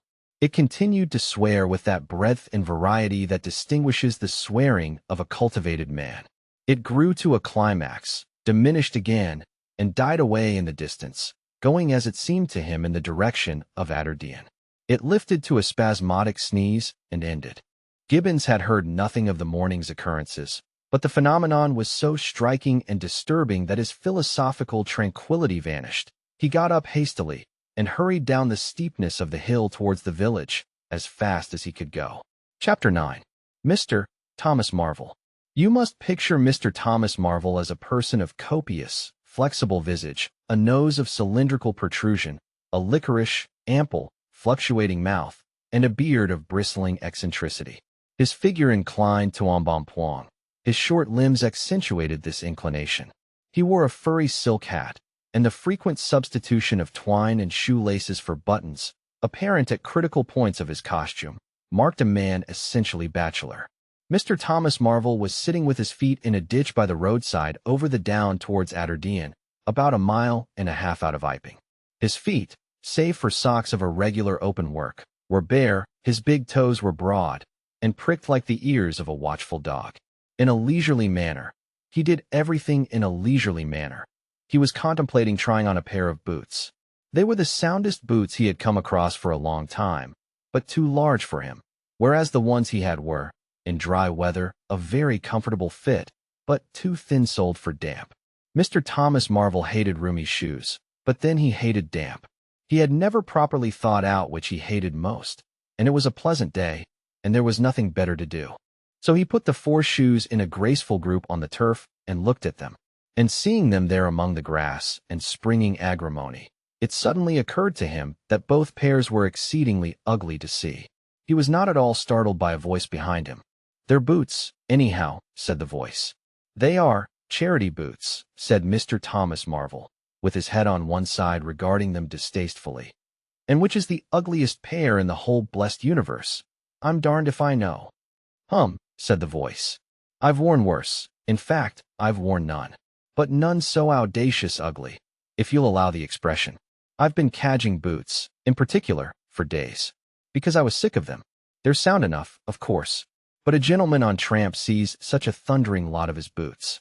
And if you'll believe me, I've raised nothing in the whole blessed country, try as I would, but them. Look at 'em. And a good country for boots, too, in a general way. But it's just my promiscuous luck. I've got my boots in this country 10 years or more, And then they treat you like this. It's a beast of a country, said the voice. And pigs for people. Ain't it? Said Mr. Thomas Marvel. Lord, but them boots. It beats it. He turned his head over his shoulder to the right, to look at the boots of his interlocutor with a view to comparisons, and lo, where the boots of his interlocutor should have been were neither legs nor boots. He was irradiated by the dawn of a great amazement. Where are your? Said Mr. Thomas Marvel over his shoulder, and coming on all fours. He saw a stretch of empty downs with the wind swaying the remote green-pointed furze bushes. Am I drunk? Said Mr. Marvel. Have I had visions? Was I talking to myself? What the? Don't be alarmed, said a voice. None of your ventriloquizing me, said Mr. Thomas Marvel, rising sharply to his feet. Where are you? Alarmed, indeed. Don't be alarmed, repeated the voice. You'll be alarmed in a minute, you silly fool, said Mr. Thomas Marvel. Where are you? Let me get my mark on you. Are you buried? Said Mr. Thomas Marvel, after an interval. There was no answer. Mr. Thomas Marvel stood bootless and amazed, his jacket nearly thrown off. Peewit, said a peewit, very remote. Peewit, indeed, said Mr. Thomas Marvel. This ain't no time for foolery. The down was desolate, east and west, north and south. The road with its shallow ditches and white bordering stakes ran smooth and empty north and south, and, save for that peewit, the blue sky was empty too. So help me, said Mr. Thomas Marvel, shuffling his coat onto his shoulders again. It's the drink. I might ha known. It's not the drink, said the voice. You keep your nerves steady. Ow, said Mr. Marvel, and his face grew white amidst its patches. It's the drink, his lips repeated noiselessly. He remained staring about him, rotating slowly backwards. I could have swore I heard a voice, he whispered. Of course you did. It's there again, said Mr. Marvel, closing his eyes and clasping his hand on his brow with a tragic gesture. He was suddenly taken by the collar and shaken violently, and left more dazed than ever. Don't be a fool, said the voice. I'm off my blooming chump, said Mr. Marvel. It's no good. It's fretting about them blarsted boots. I'm off my blessed blooming chump. Or it's spirits. Neither one thing nor the other, said the voice.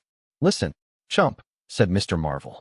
1 minute, said the voice, penetratingly, tremulous with self-control.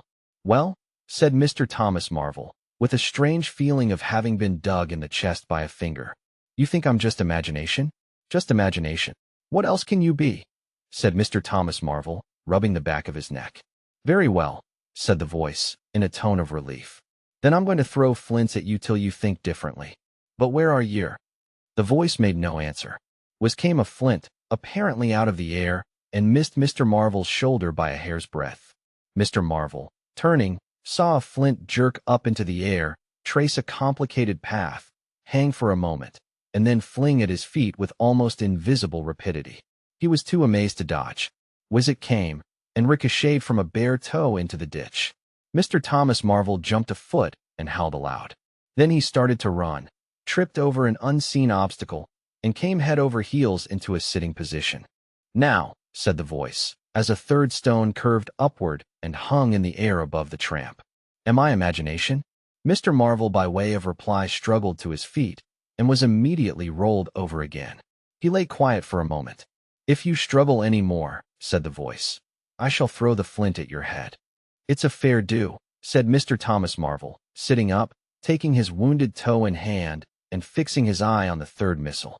I don't understand it. Stones flinging themselves. Stones talking. Put yourself down. Rot away. I'm done. The third flint fell. It's very simple, said the voice. I'm an invisible man. Tell us something I don't know, said Mr. Marvel, gasping with pain. Where you've hid, how you do it, I don't know. I'm beat. That's all, said the voice. I'm invisible. That's what I want you to understand. Anyone could see that. There is no need for you to be so confounded impatient, mister. Now then, give us a notion. How are you hit? I'm invisible. That's the great point. And what I want you to understand is this. But whereabouts? Interrupted Mr. Marvel. Here, 6 yards in front of you. Oh, come. I ain't blind. You'll be telling me next you're just thin air. I'm not one of your ignorant tramps. Yes, I am thin air. You're looking through me. What? Ain't there any stuff to you? Vox et, what is it? Jabber. Is it that? I am just a human being, solid, needing food and drink, needing covering too, but I'm invisible. You see? Invisible. Simple idea. Invisible. What, real like? Yes, real. Let's have a hand of you, said Marvel. If you are real. It won't be so darn out of the way like. Then, Lord, he said, how you made me jump, gripping me like that. He felt the hand that had closed round his wrist with his disengaged fingers, and his fingers went timorously up the arm, patted a muscular chest, and explored a bearded face. Marvel's face was astonishment. I'm dashed, he said. If this don't beat cockfighting. Most remarkable. And there I can see a rabbit clean through you. 1/2 a mile away. Not a bit of you visible. Except. He scrutinized the apparently empty space keenly. You haven't been eating bread and cheese? He asked, holding the invisible arm. You're quite right, and it's not quite assimilated into the system. Ah, said Mr. Marvel. Sort of ghostly, though. Of course, all this isn't half so wonderful as you think. It's quite wonderful enough for my modest wants, said Mr. Thomas Marvel. How'd you manage it? How the deuce is it done? It's too long a story. And besides, I tell you, the whole business fairly beats me, said Mr. Marvel. What I want to say at present is this. I need help. I have come to that. I came upon you suddenly. I was wandering, mad with rage, naked, impotent. I could have murdered. And I saw you. Lord, said Mr. Marvel. I came up behind you, hesitated, went on. Mr. Marvel's expression was eloquent, then stopped. Here, I said, is an outcast like myself. This is the man for me. So I turned back and came to you. And, Lord, said Mr. Marvel, but I'm all in a tizzy. May I ask, how is it? And what you may be requiring in the way of help? Invisible. I want you to help me get clothes and shelter, and then, with other things. I've left them long enough. If you won't, well, but you will must. Look here, said Mr. Marvel. I'm too flabbergasted. Don't knock me about any more. And leave me go. I must get steady a bit. And you've pretty near broken my toe. It's all so unreasonable. Empty downs, empty sky. Nothing visible for miles except the bosom of nature. And then comes a voice out of heaven, and stones, and a fist, Lord. Pull yourself together, said the voice, for you have to do the job I've chosen for you. Mr. Marvel blew out his cheeks, and his eyes were round. I've chosen you, said the voice. You are the only man except some of those fools down there, who knows there is such a thing as an invisible man. You have to be my helper. Help me, and I will do great things for you. An invisible man is a man of power. He stopped for a moment to sneeze violently. But if you betray me, he said, if you fail to do as I direct you, he paused and tapped Mr. Marvel's shoulder smartly. Mr. Marvel gave a yelp of terror at the touch. I don't want to betray you, said Mr. Marvel, edging away from the direction of the fingers. Don't you go thinking that, whatever you do. All I want to do is to help you. Just tell me what I got to do. Lord, whatever you want done, that I'm most willing to do. Chapter 10. Mr. Marvel's visit to Iping. After the first gusty panic had spent itself, Iping became argumentative. Skepticism suddenly reared its head, rather nervous skepticism, not at all assured of its back, but skepticism nevertheless. It is so much easier not to believe in an invisible man, and those who had actually seen him dissolve into air, or felt the strength of his arm, could be counted on the fingers of 2 hands. And of these witnesses Mr. Wodgers was presently missing, having retired impregnably behind the bolts and bars of his own house, and Jaffers was lying stunned in the parlor of the Coach and Horses. Great and strange ideas transcending experience often have less effect upon men and women than smaller, more tangible considerations. Iping was gay with bunting, and everybody was in gala dress. Whit Monday had been looked forward to for a month or more. By the afternoon, even those who believed in the unseen were beginning to resume their little amusements in a tentative fashion, on the supposition that he had quite gone away, and with the skeptics he was already a jest. But people, skeptics and believers alike, were remarkably sociable all that day. Hazeman's Meadow was gay with a tent, in which Mrs. Bunting and other ladies were preparing tea, while, without, the Sunday school children ran races and played games under the noisy guidance of the curate and the Misses Cuss and Sackbut. No doubt there was a slight uneasiness in the air, but people for the most part had the sense to conceal whatever imaginative qualms they experienced. On the village green an inclined strong rope, down which, clinging the while to a pulley-swung handle, one could be hurled violently against a sack at the other end, came in for considerable favor among the adolescents, as also did the swings and the coconut shies. There was also promenading, and the steam organ attached to a small roundabout filled the air with a pungent flavor of oil and with equally pungent music. Members of the club, who had attended church in the morning, were splendid in badges of pink and green, and some of the gayer-minded had also adorned their bowler hats with brilliant-colored favors of ribbon. Old Fletcher, whose conceptions of holiday-making were severe, was visible through the jasmine about his window or through the open door, whichever way you chose to look, poised delicately on a plank supported on 2 chairs, and whitewashing the ceiling of his front room. About 4 o'clock a stranger entered the village from the direction of the Downs.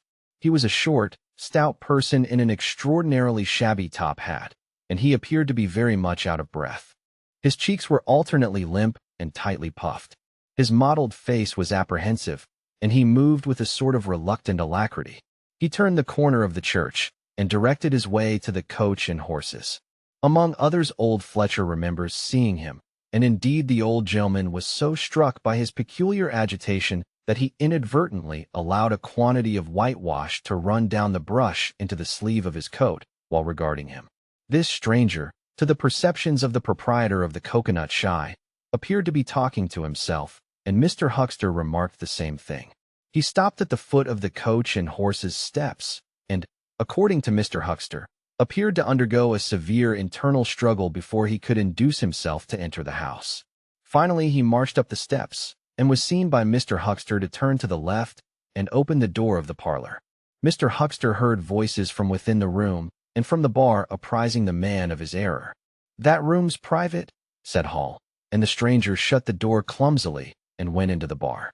In the course of a few minutes he reappeared, wiping his lips with the back of his hand with an air of quiet satisfaction that somehow impressed Mr. Huckster as assumed. He stood looking about him for some moments, and then Mr. Huckster saw him walk in an oddly furtive manner towards the gates of the yard, upon which the parlor window opened. The stranger, after some hesitation, leant against one of the gate-posts, produced a short clay pipe, and prepared to fill it. His fingers trembled while doing so. He lit it clumsily, and folding his arms began to smoke in a languid attitude, an attitude which his occasional glances up the yard altogether belied. All this Mr. Huckster saw over the canisters of the tobacco window, and the singularity of the man's behavior prompted him to maintain his observation. Presently the stranger stood up abruptly and put his pipe in his pocket. Then he vanished into the yard. Forthwith Mr. Huckster, conceiving he was witness of some petty larceny, leapt round his counter and ran out into the road to intercept the thief. As he did so, Mr. Marvel reappeared, his hat askew, a big bundle in a blue tablecloth in one hand, and 3 books tied together, as it proved afterwards with the vicar's braces, in the other. Directly he saw Huckster he gave a sort of gasp, and turning sharply to the left, began to run. "Stop, thief!" cried Huckster, and set off after him. Mr. Huckster's sensations were vivid but brief. He saw the man just before him and spurting briskly for the church corner and the hill road. He saw the village flags and festivities beyond, and a face or so turned towards him. He bawled, "Stop!" again. He had hardly gone 10 strides before his shin was caught in some mysterious fashion, and he was no longer running, but flying with inconceivable rapidity through the air. He saw the ground suddenly close to his face. The world seemed to splash into a million whirling specks of light, and subsequent proceedings interested him no more. Chapter 11. In the Coach and Horses. Now, in order clearly to understand what had happened in the inn, it is necessary to go back to the moment when Mr. Marvel first came into view of Mr. Huckster's window. At that precise moment Mr. Cuss and Mr. Bunting were in the parlor. They were seriously investigating the strange occurrences of the morning, and were, with Mr. Hall's permission, making a thorough examination of the invisible man's belongings. Jaffers had partially recovered from his fall, and had gone home in the charge of his sympathetic friends. The stranger's scattered garments had been removed by Mrs. Hall, and the room tidied up. And on the table under the window where the stranger had been wont to work, Cuss had hit almost at once on 3 big books in manuscript labeled Diary. "Diary," said Cuss, putting the 3 books on the table. "Now, at any rate, We shall learn something. The vicar stood with his hands on the table. Diary, repeated Cuss, sitting down, putting 2 volumes to support the third, and opening it. No name on the flyleaf. Bother, cipher. And figures. The vicar came round to look over his shoulder. Cuss turned the pages over with a face suddenly disappointed. Dear me. It's all cipher, Bunting. There are no diagrams? Asked Mr. Bunting. No illustrations throwing light. See for yourself, said Mr. Cuss. Some of it's mathematical and some of it's Russian or some such language, to judge by the letters, and some of it's Greek. Now the Greek I thought you. Of course, said Mr. Bunting, taking out and wiping his spectacles and feeling suddenly very uncomfortable, for he had no Greek left in his mind worth talking about. Yes, the Greek, of course, may furnish a clue. I'll find you a place. I'd rather glance through the volumes first, said Mr. Bunting, still wiping. A general impression first, Cuss, and then, we can go looking for clues. He coughed, put on his glasses, arranged them fastidiously, coughed again, and wished something would happen to avert the seemingly inevitable exposure. Then he took the volume Cuss handed him in a leisurely manner. And then something did happen. The door opened suddenly. Both gentlemen started violently, looked round, and were relieved to see a sporadically rosy face beneath a furry silk hat. Tap? Asked the face, and stood staring. No, said both gentlemen at once. Over the other side, my man, said Mr. Bunting. And please shut that door, said Mr. Cuss, irritably.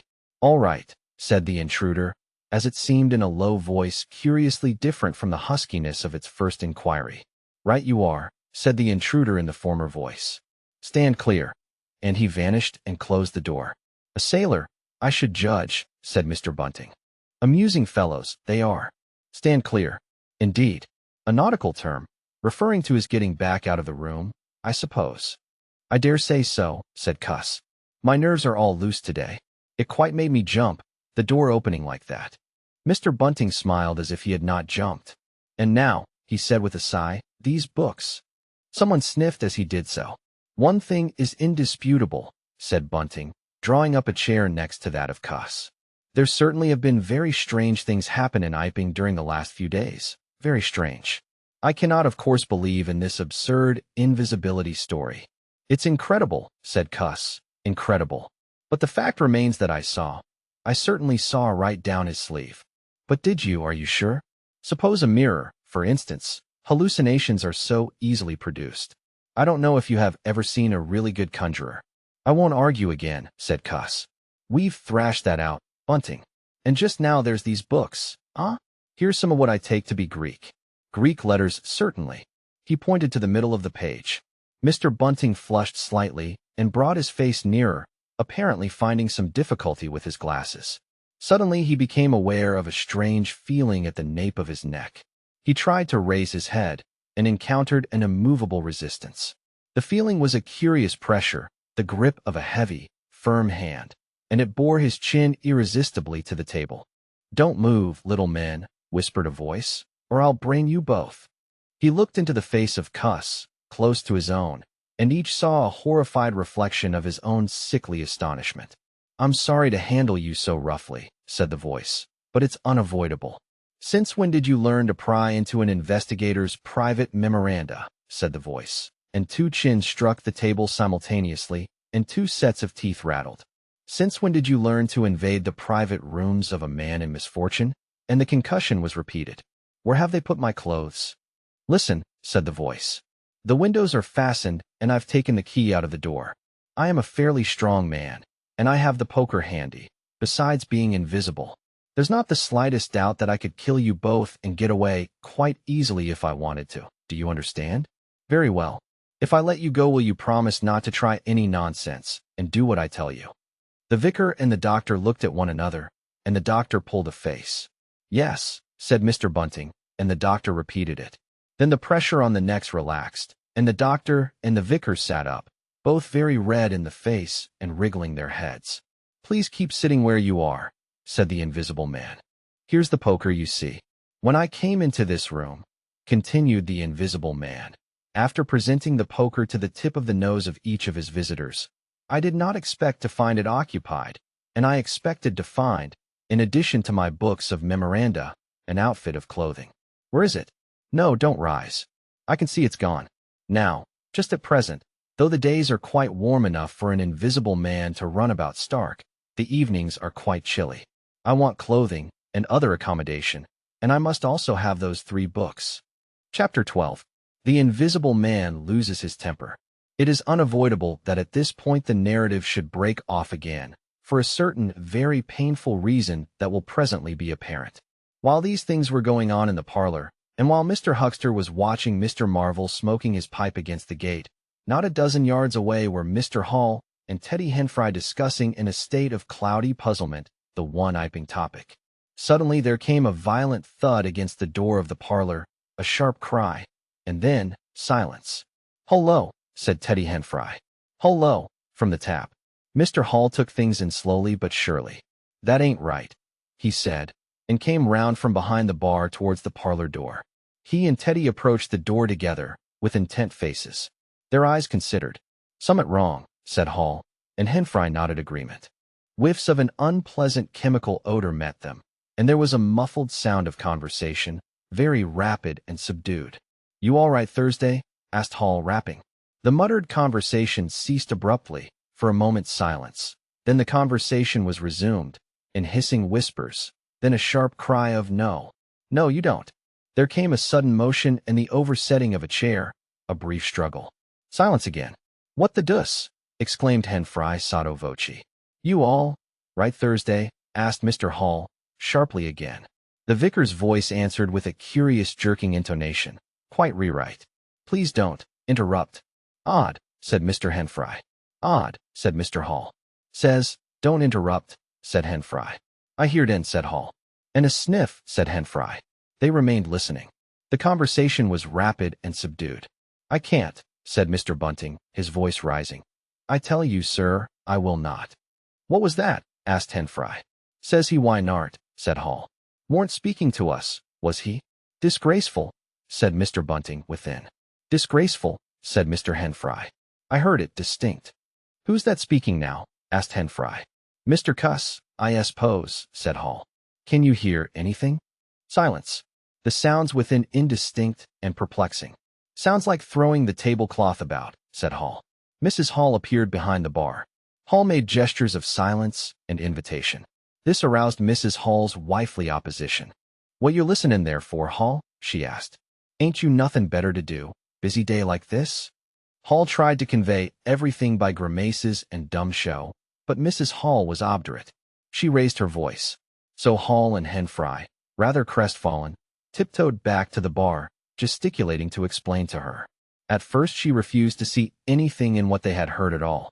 Then she insisted on Hall keeping silence, while Henfry told her his story.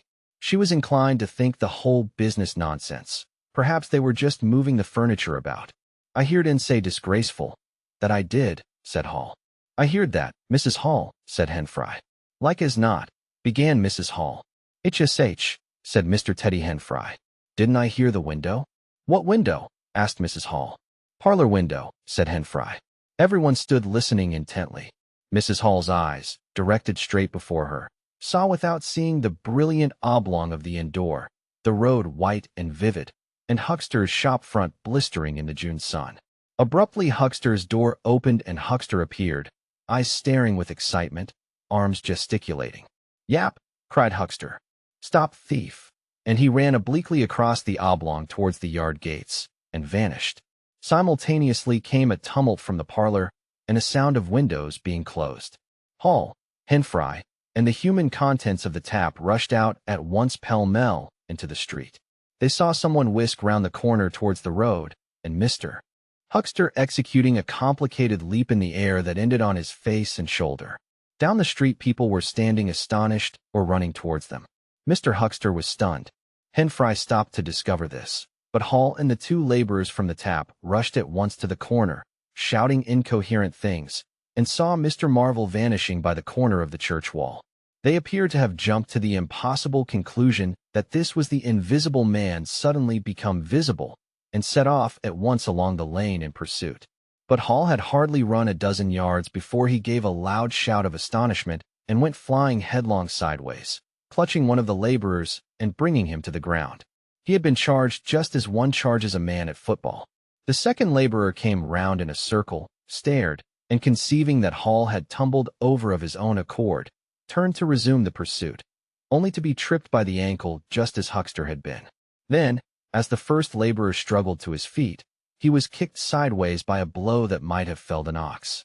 As he went down, the rush from the direction of the village green came round the corner. The first to appear was the proprietor of the Coconut Shy, a burly man in a blue jersey. He was astonished to see the lane empty save for 3 men sprawling absurdly on the ground. And then something happened to his rearmost foot, and he went headlong and rolled sideways just in time to graze the feet of his brother and partner, following headlong. The two were then kicked, knelt on, fallen over, and cursed by quite a number of over-hasty people. Now when Hall and Hen Fry and the laborers ran out of the house, Mrs. Hall, who had been disciplined by years of experience, remained in the barn next the till. And suddenly the parlor door was opened, and Mr. Cuss appeared, and without glancing at her rushed at once down the steps toward the corner. "Hold him," he cried. "Don't let him drop that parcel." He knew nothing of the existence of Marvel, for the Invisible Man had handed over the books and bundle in the yard. The face of Mr. Cuss was angry and resolute, but his costume was defective, a sort of limp white kilt that could only have passed muster in grease. "Hold him," he bawled. "He's got my trousers, and every stitch of the vicar's clothes. Tend to him in a minute," he cried to Hen Fry as he passed the prostrate huckster, and, coming round the corner to join the tumult, was promptly knocked off his feet into an indecorous sprawl. Somebody in full flight trod heavily on his finger. He yelled, struggled to regain his feet, was knocked against and thrown on all fours again, and became aware that he was involved not in a capture, but a rout. Everyone was running back to the village. He rose again and was hit severely behind the ear. He staggered and set off back to the coach and horses forthwith, leaping over the deserted huckster, who was now sitting up, on his way.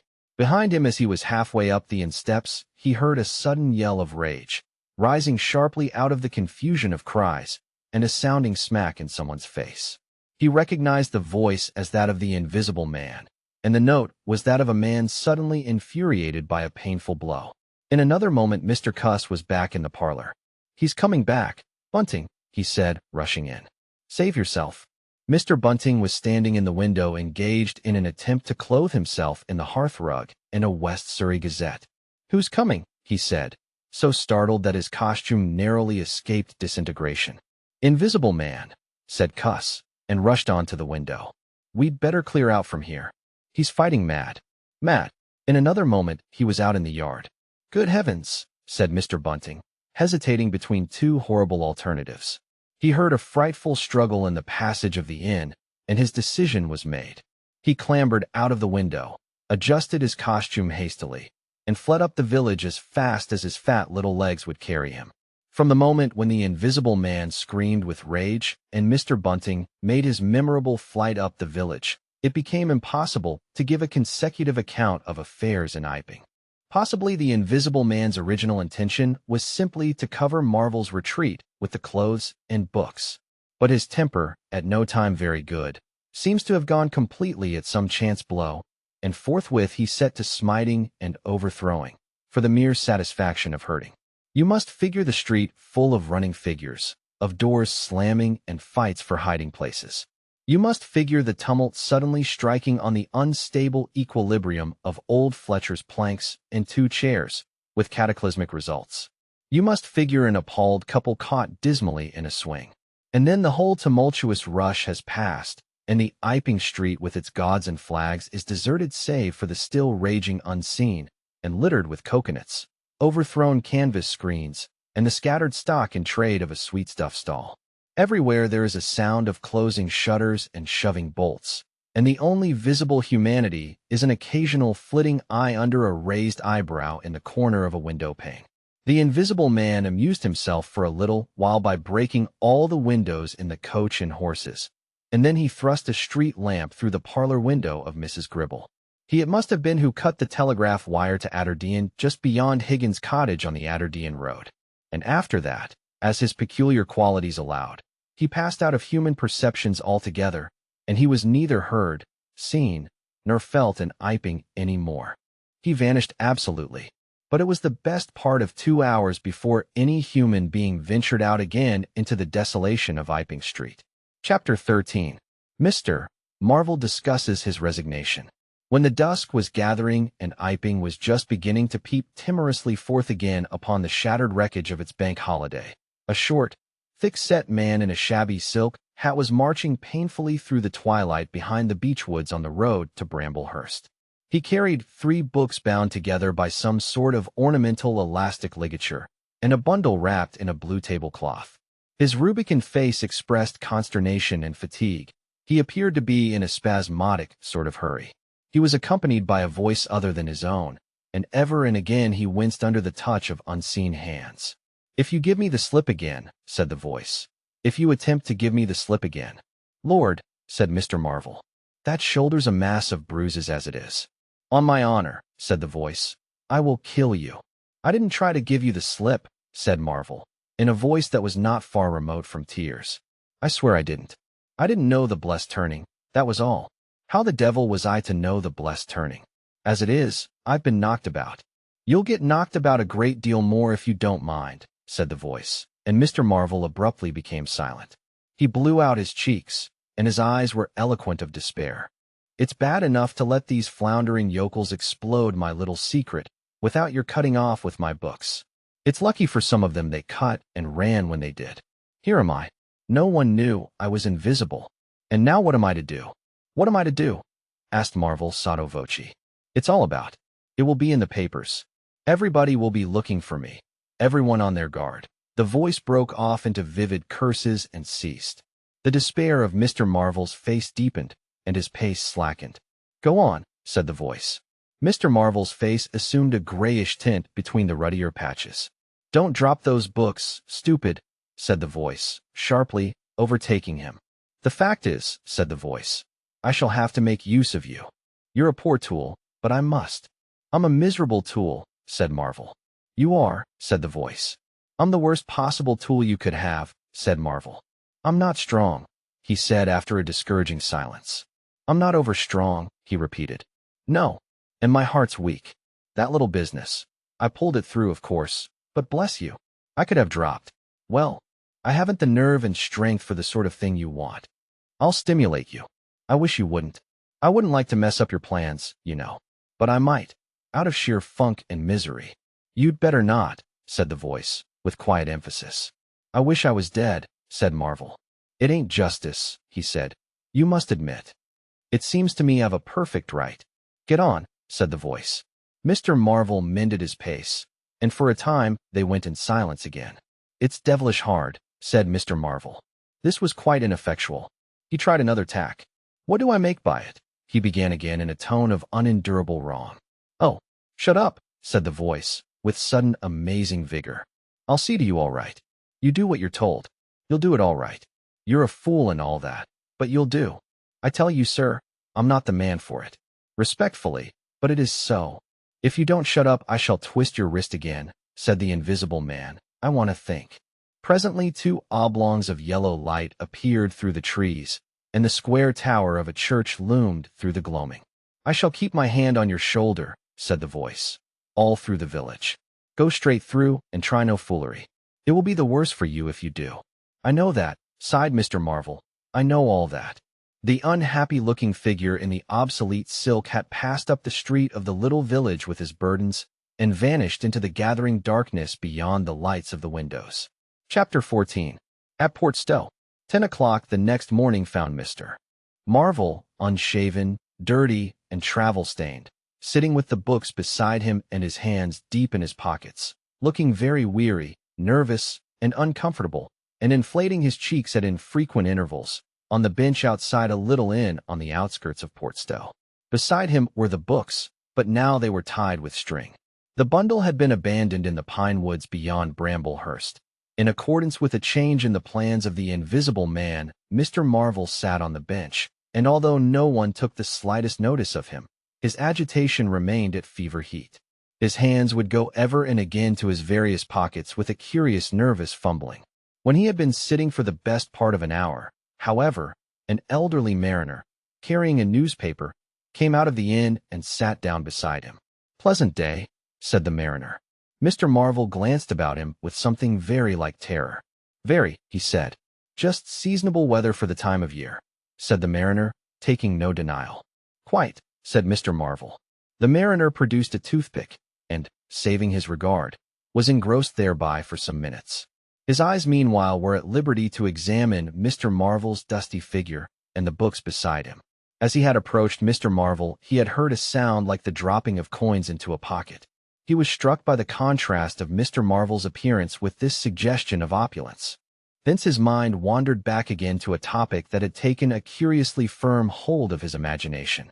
"Books?" he said suddenly, noisily finishing with the toothpick. Mr. Marvel started and looked at them. "Oh yes," he said. "Yes, they're books." "There's some extraordinary things in books," said the mariner. "I believe you," said Mr. Marvel. "And some extraordinary things out of 'em," said the mariner. "True likewise," said Mr. Marvel. He eyed his interlocutor and then glanced about him. "There's some extraordinary things in newspapers, for example," said the mariner. "There are." "In this newspaper," said the mariner. "Ah," said Mr. Marvel. "There's a story," said the mariner, fixing Mr. Marvel with an eye that was firm and deliberate. "There's a story about an invisible man, for instance." Mr. Marvel pulled his mouth askew and scratched his cheek and felt his ears glowing. "What will they be writing next?" he asked faintly. "Austria or America?" "Neither," said the mariner. "Here." "Lord," said Mr. Marvel, starting. "When I say here," said the mariner, to Mr. Marvel's intense relief, "I don't of course mean here in this place. I mean hereabouts." "An invisible man," said Mr. Marvel. "And what's he been up to?" "Everything," said the mariner, controlling Marvel with his eye, and then amplifying, "every blessed thing."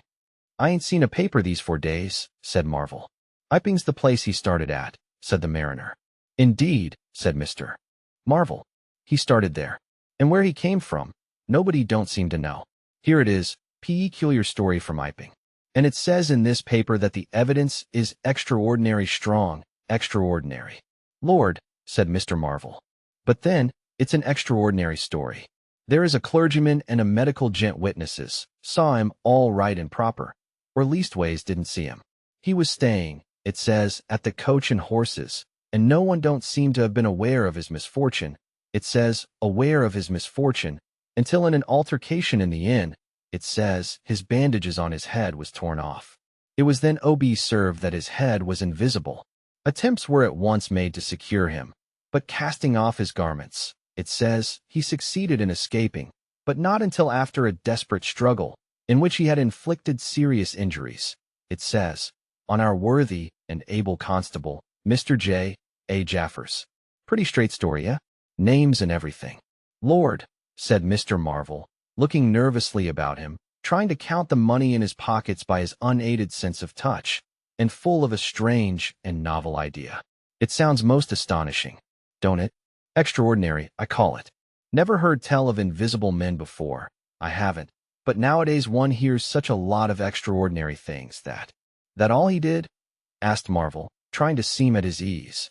"It's enough, ain't it?" said the mariner. "Didn't go back by any chance?" asked Marvel.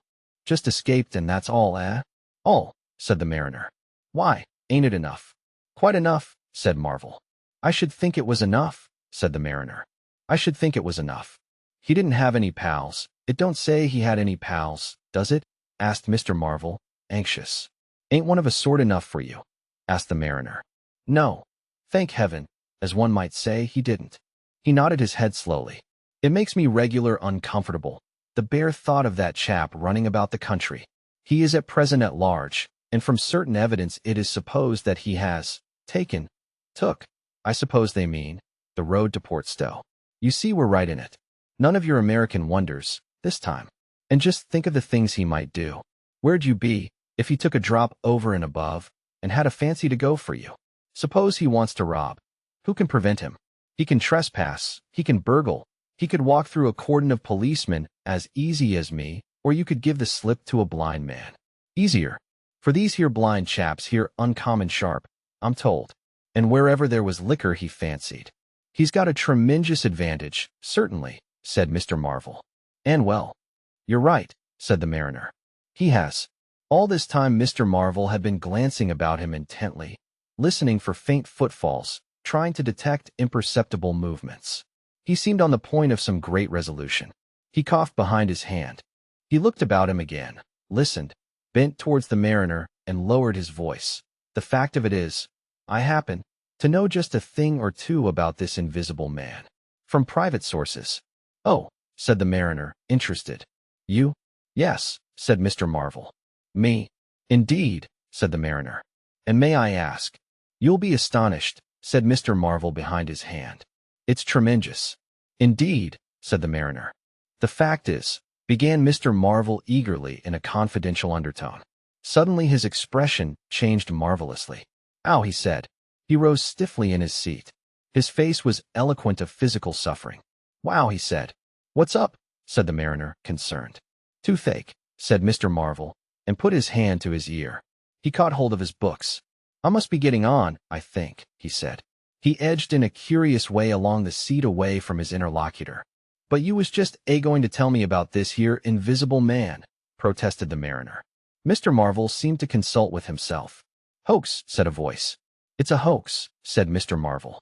But it's in the paper, said the mariner. Hoax all the same, said Marvel.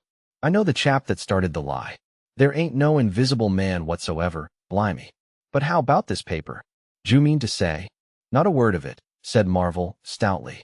The mariner stared, paper in hand. Mr. Marvel jerkily faced about. Wait a bit, said the mariner, rising and speaking slowly. D'you mean to say? I do, said Mr. Marvel. Then why did you let me go on and tell you all this blarsted stuff, then? What do you mean by letting a man make a fool of himself like that for? Mr. Marvel blew out his cheeks. The mariner was suddenly very red indeed. He clenched his hands. I've been talking here this 10 minutes, he said. And you little pot-bellied, leathery-faced son of an old boot, couldn't have the elementary manners. Don't you come bandying words with me, said Mr. Marvel. Bandying words. I'm a jolly good mind. Come up, said a voice, and Mr. Marvel was suddenly whirled about and started marching off in a curious spasmodic manner. You'd better move on, said the mariner. Who's moving on? Said Mr. Marvel. He was receding obliquely with a curious hurrying gait, with occasional violent jerks forward. Some way along the road he began a muttered monologue, protests and recriminations. Silly devil, said the mariner, legs wide apart, elbows akimbo, watching the receding figure. I'll show you, you silly ass, hoaxing me. It's here, on the paper. Mr. Marvel retorted incoherently, and, receding, was hidden by a bend in the road, but the mariner still stood magnificent in the midst of the way, until the approach of a butcher's cart dislodged him. Then he turned himself towards Port Stowe. Full of extraordinary asses, he said softly to himself. Just to take me down a bit. That was his silly game. It's on the paper. And there was another extraordinary thing he was presently to hear, that had happened quite close to him. And that was a vision of a fistful of money, no less, traveling without visible agency, along by the wall at the corner of St. Michael's Lane. A brother mariner had seen this wonderful sight that very morning. He had snatched at the money forthwith and had been knocked headlong, and when he had got to his feet the butterfly money had vanished. Our mariner was in the mood to believe anything, he declared, but that was a bit too stiff. Afterwards, however, he began to think things over. The story of the flying money was true, and all about that neighborhood, even from the august London and Country Banking Company, from the tills of shops and inns, doors standing that sunny weather entirely open. Money had been quietly and dexterously making off that day in handfuls and rouleaus, floating quietly along by walls and shady places, dodging quickly from the approaching eyes of men. And it had, though no man had traced it, invariably ended its mysterious flight in the pocket of that agitated gentleman in the obsolete silk hat, sitting outside the little inn on the outskirts of Port Stowe. It was 10 days after, and indeed only when the Burdock story was already old, that the mariner collated these facts and began to understand how near he had been to the wonderful invisible man. Chapter 15. The Man Who Was Running. In the early evening time Dr. Kemp was sitting in his study in the Belvedere on the hill overlooking Burdock. It was a pleasant little room, with 3 windows, north, west, and south, and bookshelves covered with books and scientific publications, and a broad writing table. And, under the north window, a microscope, glass slips, minute instruments, some cultures, and scattered bottles of reagents. Dr. Kemp's solar lamp was lit, albeit the sky was still bright with the sunset light, and his blinds were up because there was no offense of peering outsiders to require them pulled down. Dr. Kemp was a tall and slender young man, with flaxen hair and a mustache almost white, and the work he was upon would earn him, he hoped, the fellowship of the Royal Society, so highly did he think of it. And his eye, presently wandering from his work, caught the sunset blazing at the back of the hill that is over against his own. For a minute perhaps he sat, pen in mouth, admiring the rich golden color above the crest, and then his attention was attracted by the little figure of a man, inky black, running over the hill brow towards him. He was a shortish little man, and he wore a high hat, and he was running so fast that his legs verily twinkled. "Another of those fools," said Dr. Kemp. "Like that ass who ran into me this morning round a corner, with the visible man coming, sir. I can't imagine what possesses people. One might think we were in the 13th century. He got up, went to the window, and stared at the dusky hillside, and the dark little figure tearing down it. He seems in a confounded hurry," said Dr. Kemp, "but he doesn't seem to be getting on. If his pockets were full of lead, he couldn't run heavier." "Spirited, sir," said Dr. Kemp. In another moment the higher of the villas that had clambered up the hill from Burdock had occulted the running figure. He was visible again for a moment, and then again, 3 times between the 3 detached houses that came next, and then the terrace hit him. "Asses," said Dr. Kemp, swinging round on his heel and walking back to his writing table. But those who saw the fugitive nearer, and perceived the abject terror on his perspiring face, being themselves in the open roadway, did not share in the doctor's contempt. By the man pounded, and as he ran he chinked like a well-filled purse that is tossed to and fro. He looked neither to the right nor the left, but his dilated eyes stared straight downhill to where the lamps were being lit, and the people were crowded in the street. And his ill-shaped mouth fell apart, and a glary foam lay on his lips, and his breath came hoarse and noisy. All he passed stopped, and began staring up the road and down, and interrogating one another with an inkling of discomfort for the reason of his haste. And then presently, far up the hill, a dog playing in the road yelped and ran under a gate, and as they still wondered something, a wind, a pad, pad, pad, a sound like a panting breathing, rushed by. People screamed. People sprang off the pavement. It passed in shouts. It passed by instinct down the hill. They were shouting in the street before Marvel was halfway there. They were bolting into houses and slamming the doors behind them, with the news. He heard it, and made one last desperate spurt. Fear came striding by, rushed ahead of him, and in a moment had seized the town. The Invisible Man is coming. The Invisible Man. Chapter 16. In the Jolly Cricketers. The Jolly Cricketers is just at the bottom of the hill, where the tram lines begin. The barman leant his fat red arms on the counter and talked of horses with an anemic cabman, while a black-bearded man in gray snapped up biscuit and cheese, drank Burton, and conversed in American with a policeman off duty. "What's the shouting about?" said the anemic cabman, going off at a tangent, trying to see up the hill over the dirty yellow blind in the low window of the inn. Somebody ran by outside. "Fire, perhaps," said the barman. Footsteps approached, running heavily. The door was pushed open violently, and Marvel, weeping and disheveled, his hat gone, the neck of his coat torn open, rushed in, made a convulsive turn, and attempted to shut the door. It was held half open by a strap. "Coming," he bawled, his voice shrieking with terror. "He's coming. The Visible Man. After me. For God's sake. Help! Help! Help!" "Shut the doors," said the policeman. "Who's coming? What's the row?" He went to the door, released the strap, and it slammed. The American closed the other door. "Let me go inside," said Marvel, staggering and weeping, but still clutching the books. "Let me go inside. Lock me in, somewhere. I tell you he's after me. I give him the slip. He said he'd kill me, and he will." "You're safe," said the man with the black beard. The door shut. "What's it all about?" "Let me go inside," said Marvel, and shrieked aloud as a blow suddenly made the fastened door shiver and was followed by a hurried rapping and a shouting outside. "Hello!" cried the policeman. "Who's there?"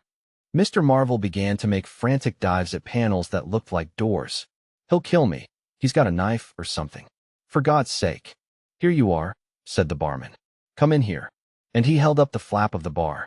Mr. Marvel rushed behind the bar as the summons outside was repeated. Don't open the door, he screamed. Please don't open the door. Where shall I hide? This invisible man, then? Asked the man with the black beard, with one hand behind him.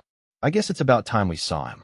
The window of the inn was suddenly smashed in, and there was a screaming and running to and fro in the street. The policeman had been standing on the settee staring out, craning to see who was at the door. He got down with raised eyebrows. It's that, he said. The barman stood in front of the bar parlor door, which was now locked on Mr. Marvel, stared at the smashed window, and came round to the two other men. Everything was suddenly quiet. I wish I had my truncheon, said the policeman, going irresolutely to the door. Once we open, in he comes.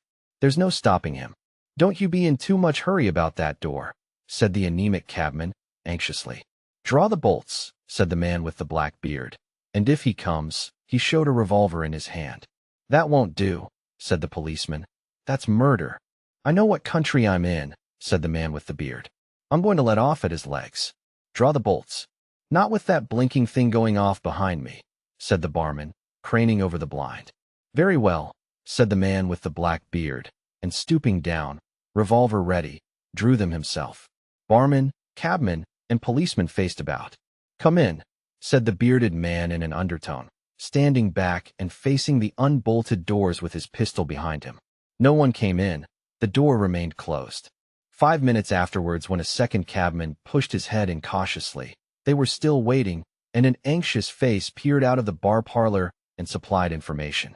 Are all the doors of the house shut? Asked Marvel. He's going round, prowling round.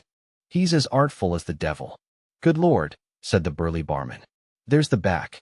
Just watch them doors. I say. He looked about him helplessly. The bar parlor door slammed, and they heard the key turn. There's the yard door and the private door. The yard door. He rushed out of the bar. In a minute he reappeared with a carving knife in his hand. The yard door was open, he said, and his fat underlip dropped. He may be in the house now, said the first cabman. He's not in the kitchen, said the barman. There's 2 women there, and I've stabbed every inch of it with this little beef slicer. And they don't think he's come in. They haven't noticed.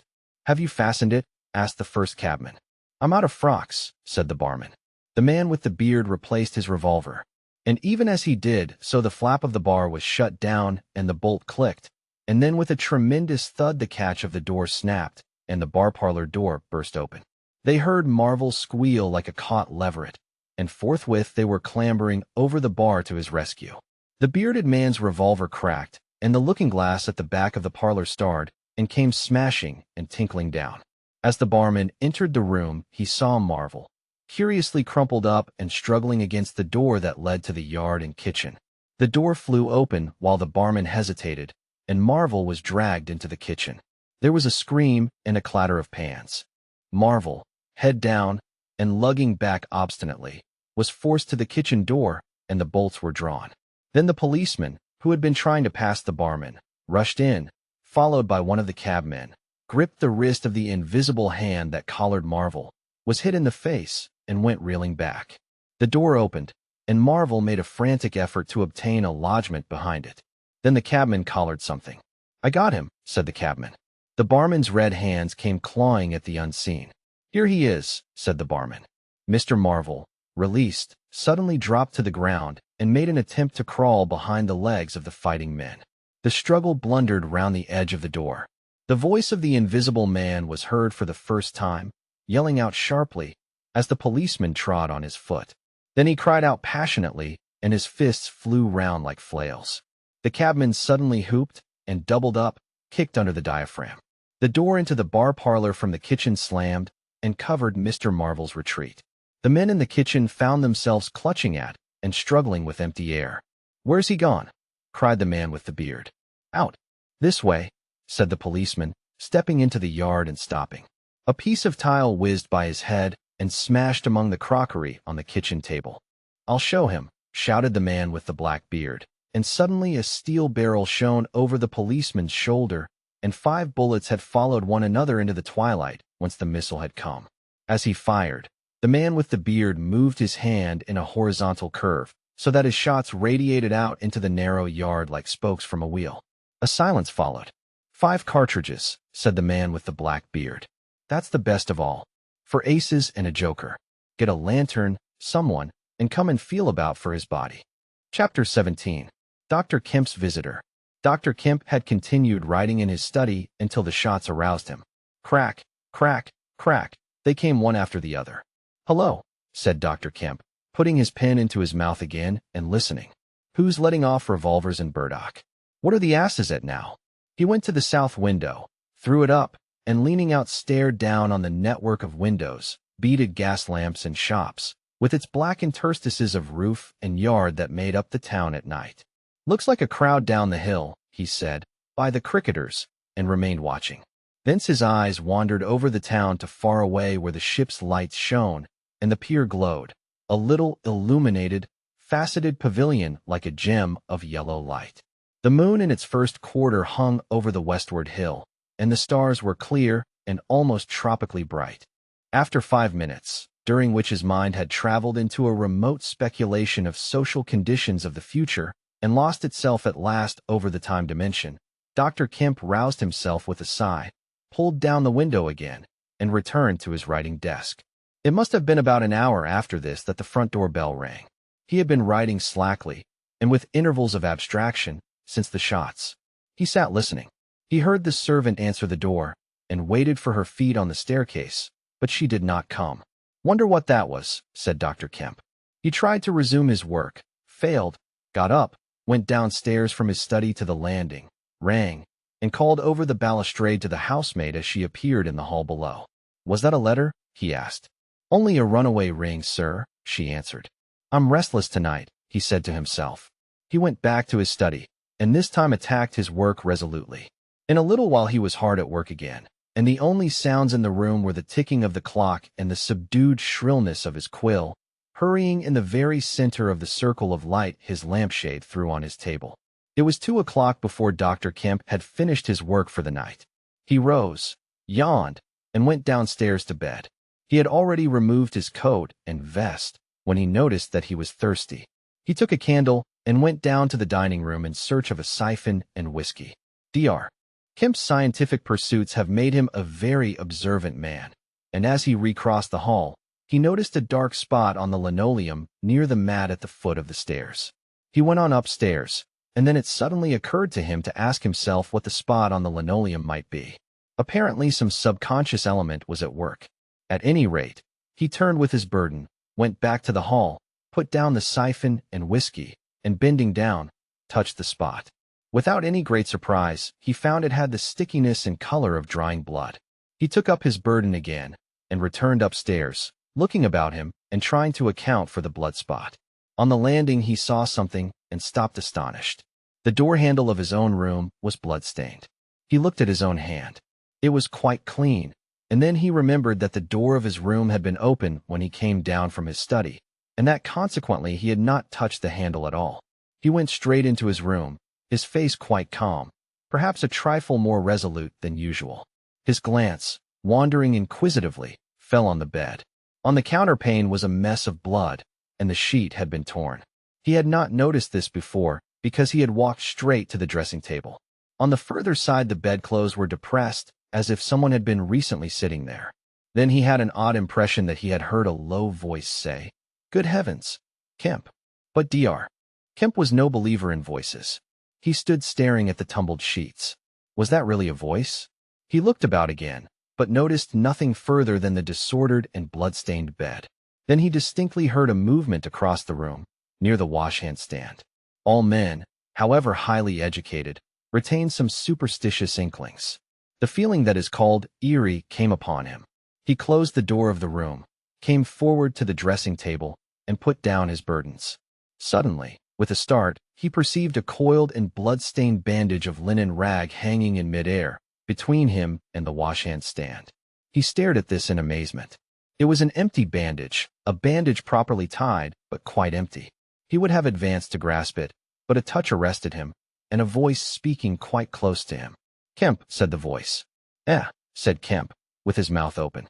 "Keep your nerve," said the voice. "I'm an invisible man."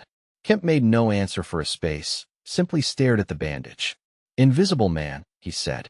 "I am an invisible man," repeated the voice. The story he had been active to ridicule only that morning rushed through Kemp's brain. He does not appear to have been either very much frightened or very greatly surprised at the moment. Realization came later.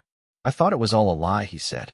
The thought uppermost in his mind was the reiterated arguments of the morning.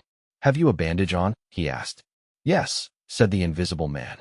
"Oh," said Kemp, and then roused himself. "I say," he said, "but this is nonsense. It's some trick." He stepped forward suddenly, and his hand, extended towards the bandage, met invisible fingers. He recoiled at the touch, and his color changed.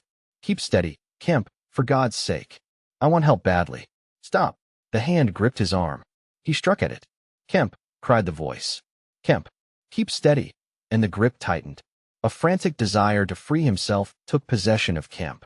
The hand of the bandaged arm gripped his shoulder, and he was suddenly tripped and flung backwards upon the bed.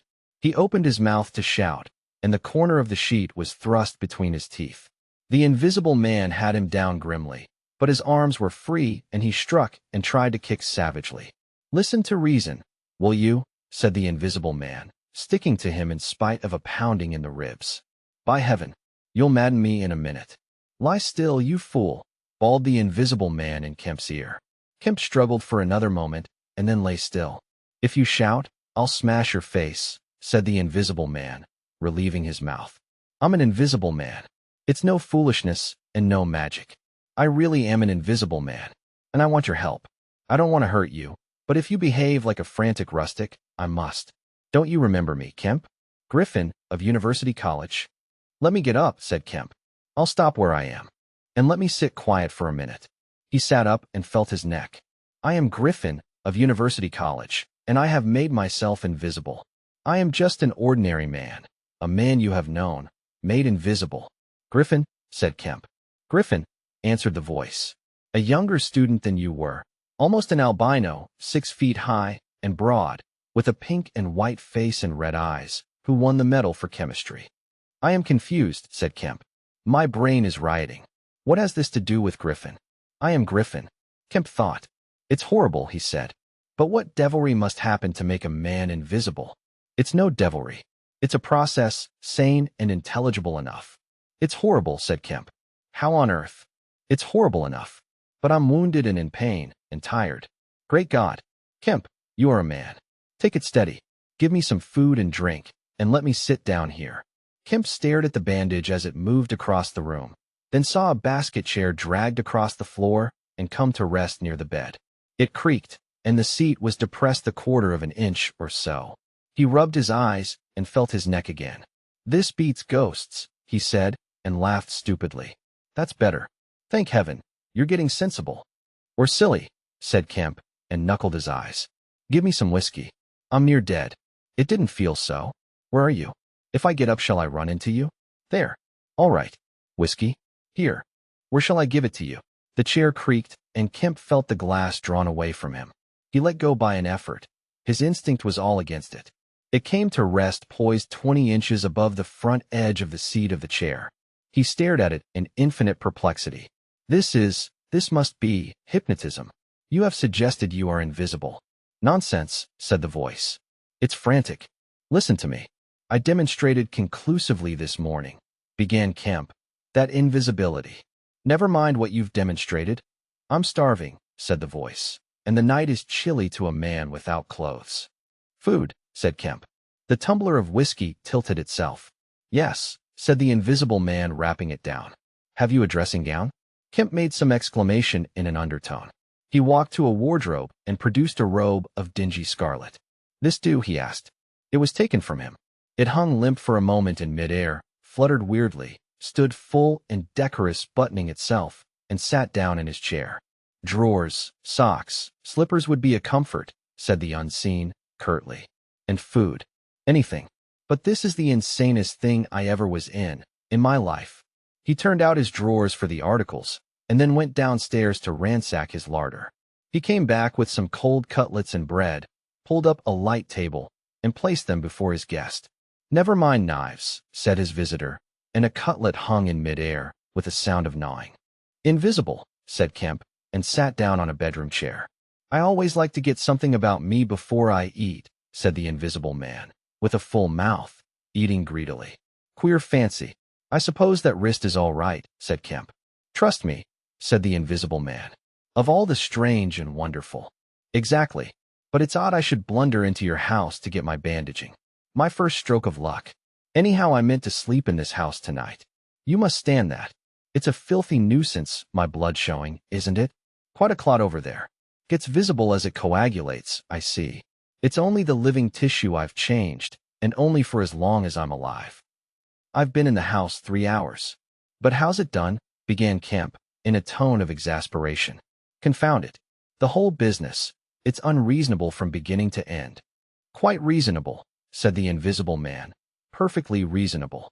He reached over and secured the whiskey bottle. Kemp stared at the devouring dressing gown. A ray of candlelight penetrating a torn patch in the right shoulder made a triangle of light under the left ribs. "What were the shots?" he asked. "How did the shooting begin?"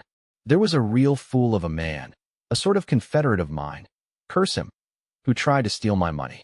Has done so." "Is he invisible too?" "No." "Well, can I have some more to eat before I tell you all that? I'm hungry, in pain, and you want me to tell stories." Kemp got up. "You didn't do any shooting?" he asked. "Not me," said his visitor. "Some fool I'd never seen fired at random. A lot of them got scared. They all got scared at me. Curse them. I say, I want more to eat than this, Kemp." "I'll see what there is to eat downstairs," said Kemp. "Not much, I'm afraid." After he had done eating, and he made a heavy meal, the Invisible Man demanded a cigar. He bit the end savagely before Kemp could find a knife, and cursed when the outer leaf loosened. It was strange to see him smoking. His mouth and throat, pharynx and nares, became visible as a sort of whirling smoke cast. "This blessed gift of smoking," he said, and puffed vigorously. "I'm lucky to have fallen upon you, Kemp. You must help me. Fancy tumbling on you just now. I'm in a devilish scrape. I've been mad, I think. The things I have been through. But we will do things yet. Let me tell you." He helped himself to more whiskey and soda. Kemp got up, looked about him, and fetched a glass from his spare room. "It's wild, but I suppose I may drink. You haven't changed much, Kemp, these dozen years. You fair men don't. Cool and methodical, after the first collapse. I must tell you, we will work together." "But how was it all done?" said Kemp. "And how did you get like this? For God's sake, let me smoke in peace for a little while, and then I will begin to tell you." But the story was not told that night. The Invisible Man's wrist was growing painful. He was feverish, exhausted, and his mind came round to brood upon his chase down the hill and the struggle about the inn. He spoke in fragments of marvel. He smoked faster. His voice grew angry. Kemp tried to gather what he could. "He was afraid of me. I could see that he was afraid of me," said the Invisible Man many times over. "He meant to give me the slip. He was always casting about. What a fool I was. The cur. I should have killed him." "Where did you get the money?" asked Kemp abruptly. The Invisible Man was silent for a space. "I can't tell you tonight," he said. He groaned suddenly and leant forward, supporting his invisible head on invisible hands. "Kemp," he said, "I've had no sleep for near 3 days, except a couple of dozes of an hour or so. I must sleep soon." "Well, have my room, have this room." "But how can I sleep?" "If I sleep, he will get away." "Ugh, what does it matter?" "What's the shot wound?" asked Kemp abruptly. "Nothing, scratch and blood." "Oh God, how I want sleep." "Why not?" The Invisible Man appeared to be regarding Kemp. "Because I've a particular objection to being caught by my fellow men," he said slowly. Kemp started. "Fool that I am," said the Invisible Man, striking the table smartly. "I've put the idea into your head." Chapter 18. The Invisible Man Sleeps.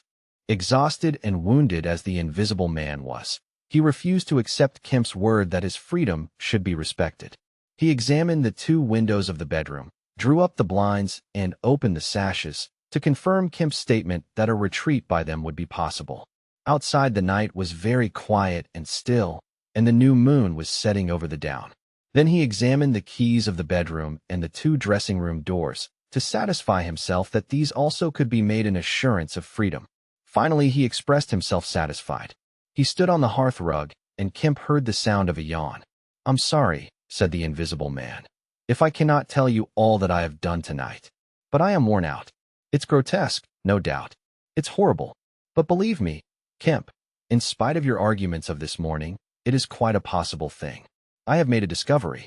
I meant to keep it to myself. I can't. I must have a partner. And you. We can do such things. But tomorrow. Now. Kemp, I feel as though I must sleep or perish. Kemp stood in the middle of the room staring at the headless garment. I suppose I must leave you, he said. It's incredible. 3 things happening like this, overturning all my preconceptions, would make me insane. But it's real. Is there anything more that I can get you? Only bid me good night, said Griffin. Good night, said Kemp, and shook an invisible hand. He walked sideways to the door. Suddenly the dressing gown walked quickly towards him. Understand me, said the dressing gown. No attempts to hamper me, or capture me. Or, Kemp's face changed a little. I thought I gave you my word, he said. Kemp closed the door softly behind him, and the key was turned upon him forthwith. Then, as he stood with an expression of passive amazement on his face, the rapid feet came to the door of the dressing room, and that too was locked. Kemp slapped his brow with his hand. Am I dreaming? Has the world gone mad? Or have I? He laughed and put his hand to the locked door. Barred out of my own bedroom, by a flagrant absurdity, he said. He walked to the head of the staircase, turned, and stared at the locked doors. It's fact, he said. He put his fingers to his slightly bruised neck. Undeniable fact. But he shook his head hopelessly, turned, and went downstairs. He lit the dining room lamp, got out a cigar, and began pacing the room, ejaculating. Now and then he would argue with himself. Invisible, he said. Is there such a thing as an invisible animal? In the sea, yes. Thousands, millions. All the larvae, all the little nauplii and tornarius, all the microscopic things, the jellyfish. In the sea there are more things invisible than visible. I never thought of that before. And in the ponds too. All those little pond-life things, specks of colorless translucent jelly. But in air? No, it can't be. But after all, why not? If a man was made of glass, he would still be visible. His meditation became profound. The bulk of 3 cigars had passed into the invisible or diffused as a white ash over the carpet before he spoke again. Then it was merely an exclamation. He turned aside, walked out of the room, and went into his little consulting room and lit the gas there. It was a little room, because Dr. Kemp did not live by practice, and in it were the day's newspapers. The morning's paper lay carelessly opened and thrown aside. He caught it up, turned it over, and read the account of a strange story from Iping that the mariner at Port Stowe had spelt over so painfully to Mr. Marvel. Kemp read it swiftly. Wrapped up, said Kemp. Disguised. Hiding it. No one seems to have been aware of his misfortune. What the devil is his game? He dropped the paper, and his eye went seeking. Ah, he said, and caught up the St. James Gazette, lying folded up as it arrived. Now we shall get at the truth, said Dr. Kemp. He rent the paper open. A couple of columns confronted him. An entire village in Sussex goes mad, was the heading. Good heavens, said Kemp, reading eagerly an incredulous account of the events in Iping of the previous afternoon that have already been described. Over the leaf the report in the morning paper had been reprinted. He reread it, ran through the streets, striking right and left. Jaffers insensible. Mr. Huckster in great pain, still unable to describe what he saw. Painful humiliation. Vicar. Woman ill with terror. Windows smashed. This extraordinary story probably a fabrication. Too good not to print. Cum grano. He dropped the paper and stared blankly in front of him. Probably a fabrication. He caught up the paper again and reread the whole business. But when does the tramp come in? Why the deuce was he chasing a tramp? He sat down abruptly on the surgical bench. He's not only invisible, he said, but he's mad. Homicidal. When dawn came to mingle its pallor with the lamplight and cigar smoke of the dining room, Kemp was still pacing up and down, trying to grasp the incredible. He was altogether too excited to sleep. His servants, descending sleepily, discovered him, and were inclined to think that overstudy had worked this ill on him. He gave them extraordinary but quite explicit instructions to lay breakfast for 2 in the Belvedere study, and then to confine themselves to the basement and ground floor. Then he continued to pace the dining room until the morning's paper came. That had much to say and little to tell, beyond the confirmation of the evening before, and a very badly written account of another remarkable tale from Port Burdock. This gave Kemp the essence of the happenings at the Jolly Cricketers and the name of Marvel. He has made me keep with him 24 hours, Marvel testified. Certain minor facts were added to the Iping story, notably the cutting of the village telegraph wire. But there was nothing to throw light on the connection between the Invisible Man and the tramp, for Mr. Marvel had supplied no information about the 3 books or the money with which he was lined. The incredulous tone had vanished, and a shoal of reporters and inquirers were already at work elaborating the matter. Kemp read every scrap of the report and sent his housemaid out to get every one of the morning papers she could. These also he devoured. He is invisible, he said, and it reads like rage growing to mania. The things he may do. The things he may do. And he's upstairs free as the air. What on earth ought I to do? For instance, would it be a breach of faith if... No. He went to a little untidy desk in the corner and began a note. He tore this up half-written and wrote another. He read it over and considered it. Then he took an envelope and addressed it to Colonel Addy, Port Burdock. The Invisible Man awoke even as Kemp was doing this. He awoke in an evil temper, and Kemp, alert for every sound, heard his pattering feet rush suddenly across the bedroom overhead.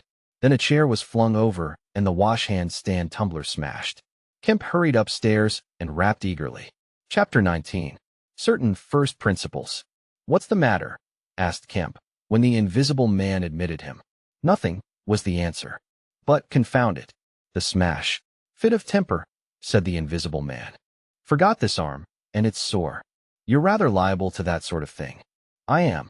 Kemp walked across the room and picked up the fragments of broken glass. All the facts are out about you, said Kemp, standing up with the glass in his hand. All that happened in Iping and down the hill. The world has become aware of its invisible citizen. But no one knows you are here. The Invisible Man swore. The secret's out. I gather it was a secret. I don't know what your plans are, but of course I'm anxious to help you. The Invisible Man sat down on the bed.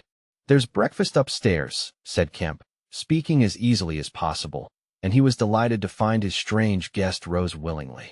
Kemp led the way up the narrow staircase to the belvedere. Before we can do anything else, said Kemp, I must understand a little more about this invisibility of yours. He had sat down, after one nervous glance out of the window, with the air of a man who is talking to do.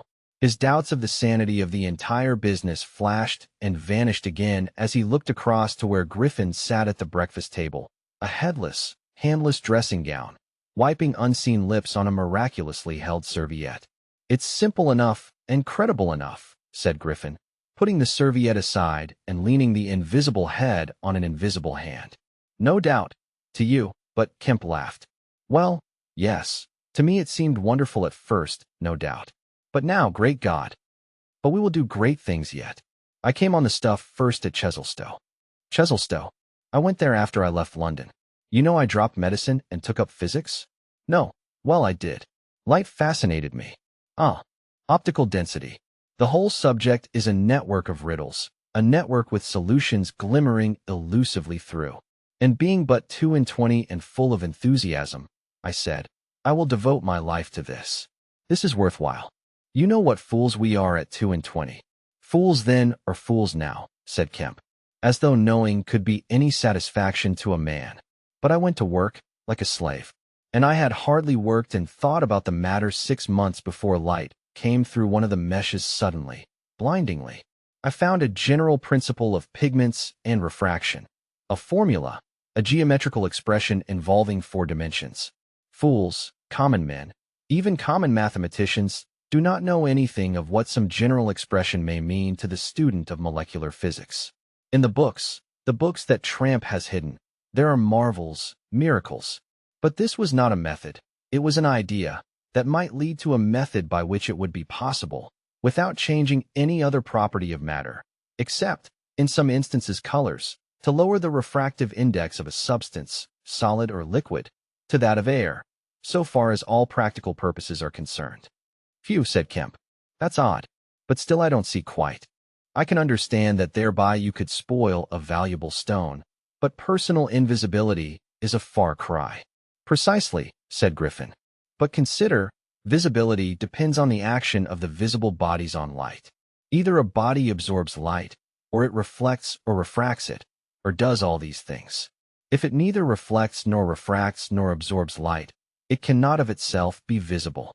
You see an opaque red box, for instance, because the color absorbs some of the light and reflects the rest, all the red part of the light, to you. If it did not absorb any particular part of the light, but reflected it all, then it would be a shining white box. Silver.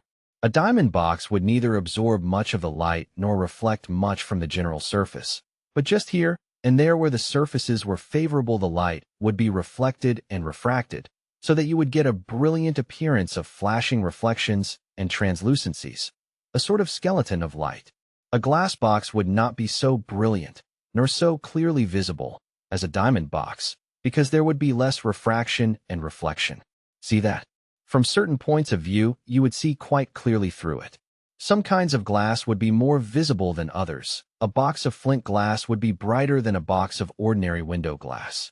A box of very thin common glass would be hard to see in a bad light, because it would absorb hardly any light and reflect very little.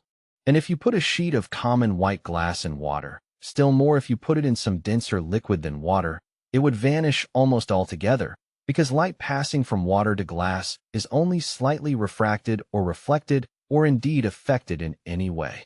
It is almost as invisible as a jet of coal gas or hydrogen is in air.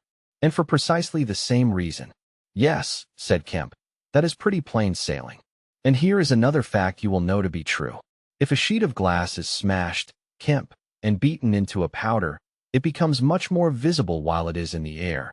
It becomes at last an opaque white powder. This is because the powdering multiplies the surfaces of the glass at which refraction and reflection occur. In the sheet of glass, there are only two surfaces. In the powder, the light is reflected or refracted by each grain it passes through, and very little gets right through the powder. But if the white powdered glass is put into water, it forthwith vanishes. The powdered glass and water have much the same refractive index. That is, the light undergoes very little refraction or reflection in passing from one to the other. You make the glass invisible by putting it into a liquid of nearly the same refractive index. A transparent thing becomes invisible if it is put in any medium of almost the same refractive index. And if you will consider only a second, you will see also that the powder of glass might be made to vanish in air, if its refractive index could be made the same as that of air. For then there would be no refraction or reflection as the light passed from glass to air. Yes, yes, said Kemp. But a man's not powdered glass. No, said Griffin. He's more transparent. Nonsense. That from a doctor. How one forgets. Have you already forgotten your physics in 10 years? Just think of all the things that are transparent and seem not to be so. Paper, for instance, is made up of transparent fibers, and it is white and opaque only for the same reason that a powder of glass is white and opaque. Oil white paper. Fill up the interstices between the particles with oil so that there is no longer refraction or reflection except at the surfaces, and it becomes as transparent as glass. And not only paper, but cotton fiber, linen fiber, wool fiber, woody fiber, and bone, Kemp, flesh, Kemp, hair, Kemp, nails and nerves, Kemp. In fact, the whole fabric of a man except the red of his blood and the black pigment of hair are all made up of transparent, colorless tissue. So little suffices to make us visible one to the other. For the most part, the fibers of a living creature are no more opaque than water. Great heavens, cried Kemp. Of course. I was thinking only last night of the sea larvae and all jellyfish. Now you have me. And all that I knew and had in mind a year after I left London, 6 years ago. But I kept it to myself. I had to do my work under frightful disadvantages. Oliver, my professor, was a scientific bounder, a journalist by instinct, a thief of ideas. He was always prying. And you know the knavish system of the scientific world. I simply would not publish, and let him share my credit. I went on working.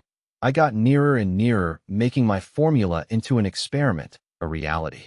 I told no living soul, because I meant to flash my work upon the world with crushing effect and become famous at a blow. I took up the question of pigments to fill up certain gaps. And suddenly, not by design but by accident, I made a discovery in physiology. Yes, you know the red coloring matter of blood. It can be made white, colorless, and remain with all the functions it has now.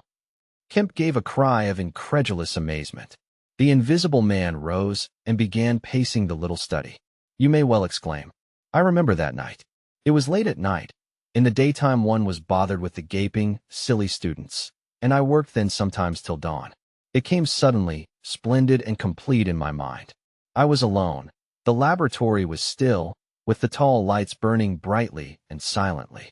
In all my great moments I have been alone. One could make an animal, a tissue, transparent. One could make it invisible.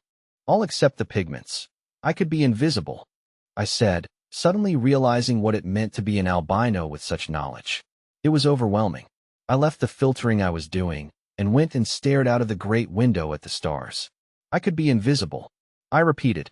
To do such a thing would be to transcend magic. And I beheld, unclouded by doubt, a magnificent vision of all that invisibility might mean to a man. The mystery, the power, the freedom. Drawbacks I saw none. You have only to think. And I, a shabby, poverty-struck, hemmed-in demonstrator, teaching fools in a provincial college, might suddenly become this. I ask you, Kemp, if you, anyone, I tell you, would have flung himself upon that research. And I worked 3 years, and every mountain of difficulty I toiled overshowed another from its summit. The infinite details, and the exasperation. A professor, a provincial professor, always prying. When are you going to publish this work of yours? Was his everlasting question. And the students, the cramped means. 3 years I had of it. And after 3 years of secrecy and exasperation, I found that to complete it was impossible, impossible. How? Asked Kemp. Money, said the invisible man, and went again to stare out of the window. He turned around abruptly. I robbed the old man, robbed my father. The money was not his, and he shot himself. Chapter 20. At the house in Great Portland Street. For a moment Kemp sat in silence, staring at the back of the headless figure at the window. Then he started, struck by a thought, rose, took the invisible man's arm, and turned him away from the outlook. You are tired, he said, and while I sit, you walk about. Have my chair. He placed himself between Griffin and the nearest window. For a space Griffin sat silent, and then he resumed abruptly. I had left the Chesilstowe cottage already, he said, when that happened. It was last December. I had taken a room in London, a large unfurnished room in a big ill-managed lodging house in a slum near Great Portland Street. The room was soon full of the appliances I had bought with his money. The work was going on steadily, successfully, drawing near an end. I was like a man emerging from a thicket, and suddenly coming on some unmeaning tragedy. I went to bury him. My mind was still on this research, and I did not lift a finger to save his character. I remember the funeral, the cheap hearse, the scant ceremony, the windy frost-bitten hillside, and the old college friend of his who read the service over him, a shabby, black, bent old man with a sniveling cold. I remember walking back to the empty house, through the place that had once been a village and was now patched and tinkered by the jerry builders into the ugly likeness of a town. Every way the roads ran out at last into the desecrated fields and ended in rubble heaps and rank wet weeds. I remember myself as a gaunt black figure, going along the slippery, shiny pavement, and the strange sense of detachment I felt from the squalid respectability, the sordid commercialism of the place. I did not feel a bit sorry for my father. He seemed to me to be the victim of his own foolish sentimentality. The current cant required my attendance at his funeral, but it was really not my affair. But going along the high street, my old life came back to me for a space, for I met the girl I had known 10 years since. Our eyes met. Something moved me to turn back and talk to her. She was a very ordinary person. It was all like a dream, that visit to the old places. I did not feel then that I was lonely, that I had come out from the world into a desolate place.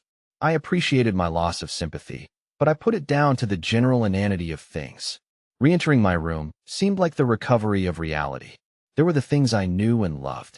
There stood the apparatus, the experiments arranged and waiting. And now there was scarcely a difficulty left, beyond the planning of details. I will tell you, Kemp, sooner or later, all the complicated processes. We need not go into that now. For the most part, saving certain gaps I chose to remember, they are written in cipher in those books that Tramp has hidden. We must hunt him down. We must get those books again. But the essential phase was to place the transparent object whose refractive index was to be lowered between two radiating centers of a sort of ethereal vibration, of which I will tell you more fully later. No, not those Röntgen vibrations. I don't know that these others of mine have been described. Yet they are obvious enough. I needed 2 little dynamos, and these I worked with a cheap gas engine. My first experiment was with a bit of white wool fabric. It was the strangest thing in the world to see it in the flicker of the flashes soft and white, and then to watch it fade like a wreath of smoke and vanish. I could scarcely believe I had done it. I put my hand into the emptiness, and there was the thing as solid as ever. I felt it awkwardly and threw it on the floor. I had a little trouble finding it again. And then came a curious experience. I heard a meow behind me, and turning, saw a lean white cat, very dirty, on the cistern cover outside the window. A thought came into my head. "Everything ready for you," I said, and went to the window, opened it, and called softly. She came in, purring. The poor beast was starving, and I gave her some milk. All my food was in a cupboard in the corner of the room. After that she went smelling round the room, evidently with the idea of making herself at home. The invisible rag upset her a bit. You should have seen her spit at it. But I made her comfortable on the pillow of my truckle bed. And I gave her butter to get her to wash. "And you processed her?" "I processed her. But giving drugs to a cat is no joke, Kemp. And the process failed. Failed. In 2 particulars. These were the claws and the pigment stuff. What is it? At the back of the eye in a cat. You know, tapetum. Yes, the tapetum. It didn't go. After I'd given the stuff to bleach the blood and done certain other things to her, I gave the beast opium and put her in the pillow she was sleeping on the apparatus. And after all the rest had faded and vanished, there remained 2 little ghosts of her eyes. Odd. I can't explain it. She was bandaged and clamped, of course, so I had her safe. But she woke while she was still misty and meowed dismally, and someone came knocking. It was an old woman from downstairs who suspected me of vivisecting a drink-sodden old creature with only a white cat to care for in all the world. I whipped out some chloroform, applied it, and answered the door. "Did I hear a cat?" she asked. "My cat." "Not here," said I, very politely. She was a little doubtful and tried to peer past me into the room. Strange enough to her, no doubt. Bare walls, uncurtained windows, truckle bed, with the gas engine vibrating, and the seethe of the radiant points, and that faint ghastly stinging of chloroform in the air. She had to be satisfied at last, and went away again. "How long did it take?" asked Kemp. 3 or 4 hours, the cat. The bones and sinews and the fat were the last to go, and the tips of the colored hairs. And, as I say, the back part of the eye, tough, iridescent stuff it is, wouldn't go at all. It was night outside long before the business was over, and nothing was to be seen but the dim eyes and the claws. I stopped the gas engine, felt for and stroked the beast, which was still insensible, and then, being tired, left it sleeping on the invisible pillow and went to bed. I found it hard to sleep. I lay awake thinking weak, aimless stuff, going over the experiment over and over again, or dreaming feverishly of things growing misty and vanishing about me, until everything, the ground I stood on, vanished, and so I came to that sickly falling nightmare one gets. About 2, the cat began meowing about the room. I tried to hush it by talking to it, and then I decided to turn it out. I remember the shock I had when striking a light. There were just the round eyes shining green, and nothing round them. I would have given it milk, but I hadn't any. It wouldn't be quiet. It just sat down and meowed at the door. I tried to catch it, with an idea of putting it out of the window, but it wouldn't be caught. It vanished. Then it began meowing in different parts of the room. At last I opened the window and made a bustle. I suppose it went out at last. I never saw any more of it. Then, heaven knows why, I fell thinking of my father's funeral again and the dismal windy hillside, until the day had come. I found sleeping was hopeless, and, locking my door after me, wandered out into the morning streets. "You don't mean to say there's an invisible cat at large," said Kemp. "If it hasn't been killed," said the invisible man, "why not?" "Why not?" said Kemp. I didn't mean to interrupt. "It's very probably been killed," said the invisible man. "It was alive 4 days after, I know, and down a grating in Great Titchfield Street, because I saw a crowd round the place, trying to see whence the meowing came." He was silent for the best part of a minute. Then he resumed abruptly. I remember that morning before the change very vividly. I must have gone up Great Portland Street. I remember the barracks in Albany Street and the horse soldiers coming out, and at last I found the summit of Primrose Hill. It was a sunny day in January, one of those sunny, frosty days that came before the snow this year. My weary brain tried to formulate the position, to plot out a plan of action. I was surprised to find, now that my prize was within my grasp, how inconclusive its attainment seemed. As a matter of fact, I was worked out. The intense stress of nearly 4 years' continuous work left me incapable of any strength of feeling. I was apathetic, and I tried in vain to recover the enthusiasm of my first inquiries, the passion of discovery that had enabled me to compass even the downfall of my father's gray hairs. Nothing seemed to matter. I saw pretty clearly this was a transient mood, due to overwork and want of sleep, and that either by drugs or rest it would be possible to recover my energies. All I could think clearly was that the thing had to be carried through. The fixed idea still ruled me. And soon, for the money I had was almost exhausted. I looked about me at the hillside, with children playing and girls watching them, and tried to think of all the fantastic advantages an invisible man would have in the world. After a time I crawled home, took some food and a strong dose of strychnine, and went to sleep in my clothes on my unmade bed. Strychnine is a grand tonic, Kemp, to take the flabbiness out of a man. It's the devil, said Kemp. It's the Paleolithic in a bottle. I awoke vastly invigorated and rather irritable. I know the stuff. And there was someone rapping at the door. It was my landlord with threats and inquiries, an old Polish Jew in a long gray coat and greasy slippers. I had been tormenting a cat in the night, he was sure. The old woman's tongue had been busy. He insisted on knowing all about it. The laws in this country against vivisection were very severe. He might be liable. I denied the cat.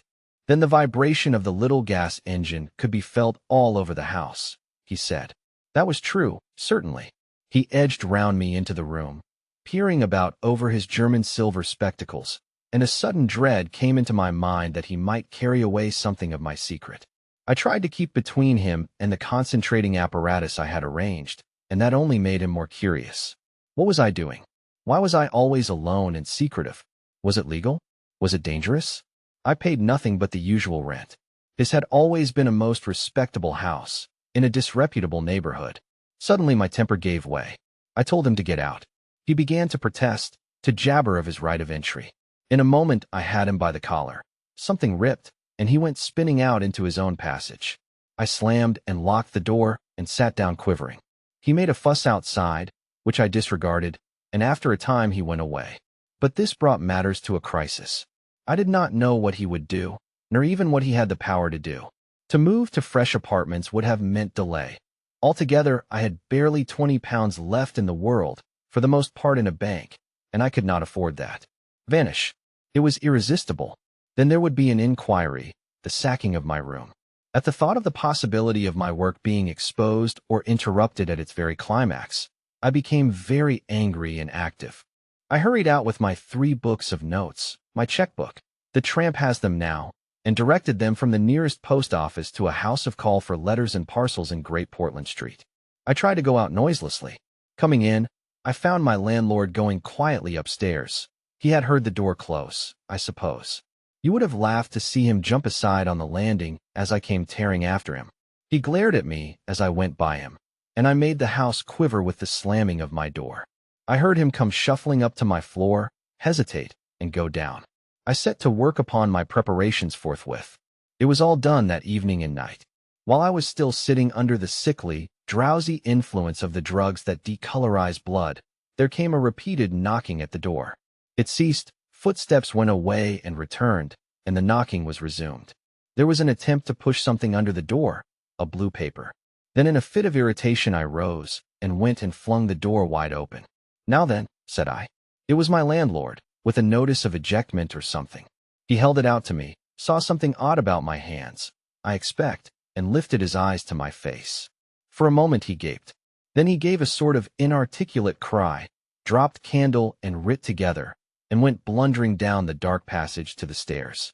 I shut the door, locked it, and went to the looking-glass. Then I understood his terror.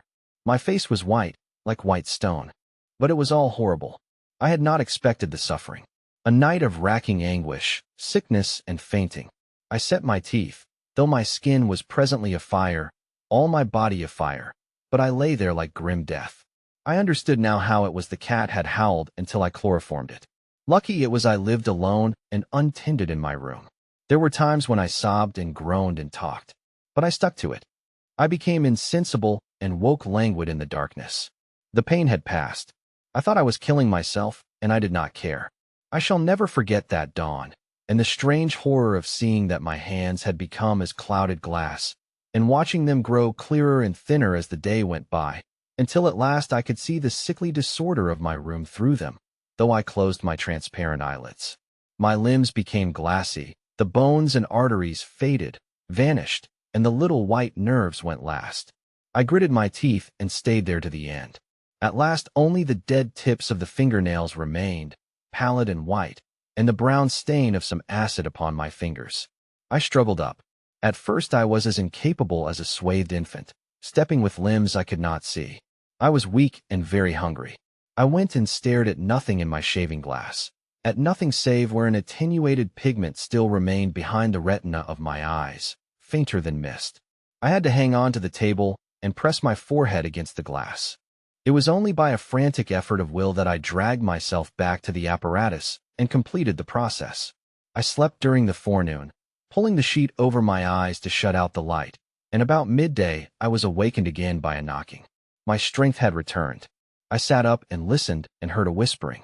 I sprang to my feet and as noiselessly as possible began to detach the connections of my apparatus and to distribute it about the room, so as to destroy the suggestions of its arrangement. Presently the knocking was renewed and voices called, first my landlord's, and then two others. To gain time I answered them. The invisible rag and pillow came to hand, and I opened the window and pitched them out onto the cistern cover. As the window opened, a heavy crash came at the door. Someone had charged it with the idea of smashing the lock, but the stout bolts I had screwed up some days before stopped him. That startled me, made me angry. I began to tremble and do things hurriedly.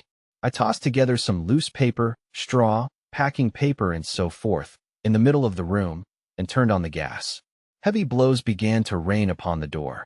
I could not find the matches. I beat my hands on the wall with rage. I turned down the gas again, stepped out of the window on the cistern cover, very softly lowered the sash, and sat down, secure and invisible, but quivering with anger, to watch events. They split a panel, I saw, and in another moment they had broken away the staples of the bolts and stood in the open doorway. It was the landlord and his two stepsons, sturdy young men of 3 or 4 and 20. Behind them fluttered the old hag of a woman from downstairs. You may imagine their astonishment to find the room empty. One of the younger men rushed to the window at once, flung it up, and stared out. His staring eyes and thick-lipped bearded face came a foot from my face. I was half-minded to hit his silly countenance, but I arrested my doubled fist. He stared right through me. So did the others as they joined him. The old man went and peered under the bed, and then they all made a rush for the cupboard. They had to argue about it at length in Yiddish and Cockney English. They concluded I had not answered them, that their imagination had deceived them. A feeling of extraordinary elation took the place of my anger as I sat outside the window and watched these 4 people. For the old lady came in, glancing suspiciously about her like a cat, trying to understand the riddle of my behavior. The old man, so far as I could understand his patois, agreed with the old lady that I was a vivisectionist. The sons protested in garbled English that I was an electrician and appealed to the dynamos and radiators. They were all nervous about my arrival, although I found subsequently that they had bolted the front door. The old lady peered into the cupboard and under the bed, and one of the young men pushed up the register and stared up the chimney. One of my fellow lodgers, a costermonger who shared the opposite room with a butcher, appeared on the landing, and he was called in and told incoherent things. It occurred to me that the radiators, if they fell into the hands of some acute, well-educated person, would give me away too much, and watching my opportunity, I came into the room and tilted one of the little dynamos off its fellow on which it was standing, and smashed both apparatus. Then, while they were trying to explain the smash, I dodged out of the room and went softly downstairs.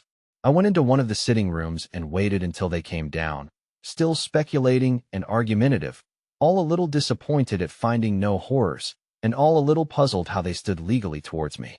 Then I slipped up again with a box of matches, fired my heap of paper and rubbish, put the chairs and bedding thereby, led the gas to the affair by means of an india-rubber tube, and waving a farewell to the room left it for the last time. "You fired the house," exclaimed Kemp. "Fired the house." It was the only way to cover my trail, and no doubt it was insured. I slipped the bolts of the front door quietly and went out into the street. I was invisible, and I was only just beginning to realize the extraordinary advantage my invisibility gave me.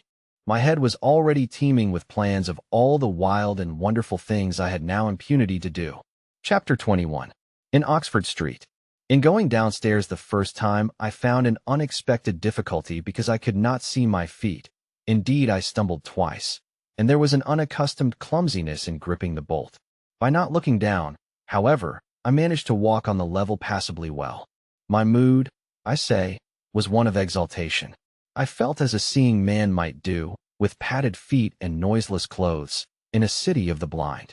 I experienced a wild impulse to jest, to startle people, to clap men on the back, fling people's hats astray, and generally revel in my extraordinary advantage.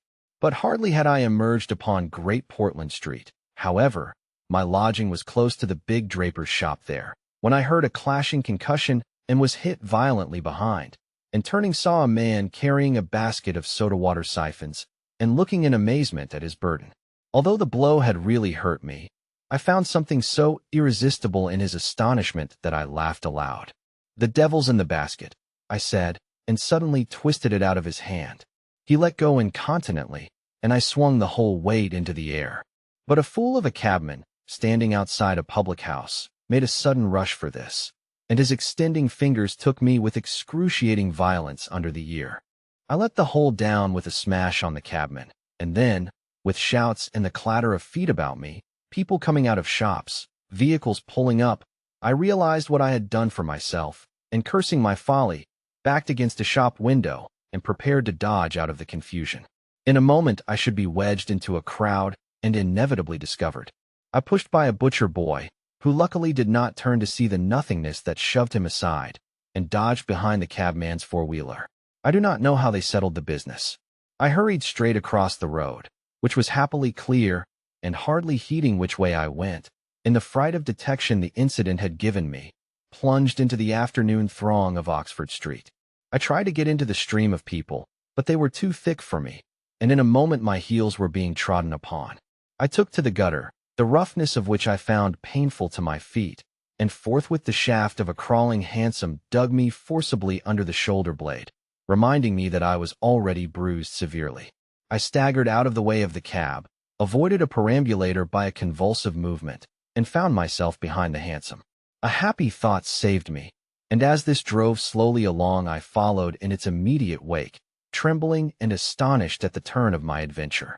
And not only trembling, but shivering. It was a bright day in January, and I was stark naked, and the thin slime of mud that covered the road was freezing. Foolish as it seems to me now, I had not reckoned that, transparent or not, I was still amenable to the weather and all its consequences. Then suddenly a bright idea came into my head. I ran round and got into the cab. And so, shivering, scared, and sniffing with the first intimations of a cold, and with the bruises in the small of my back growing upon my attention, I drove slowly along Oxford Street and past Tottenham Court Road.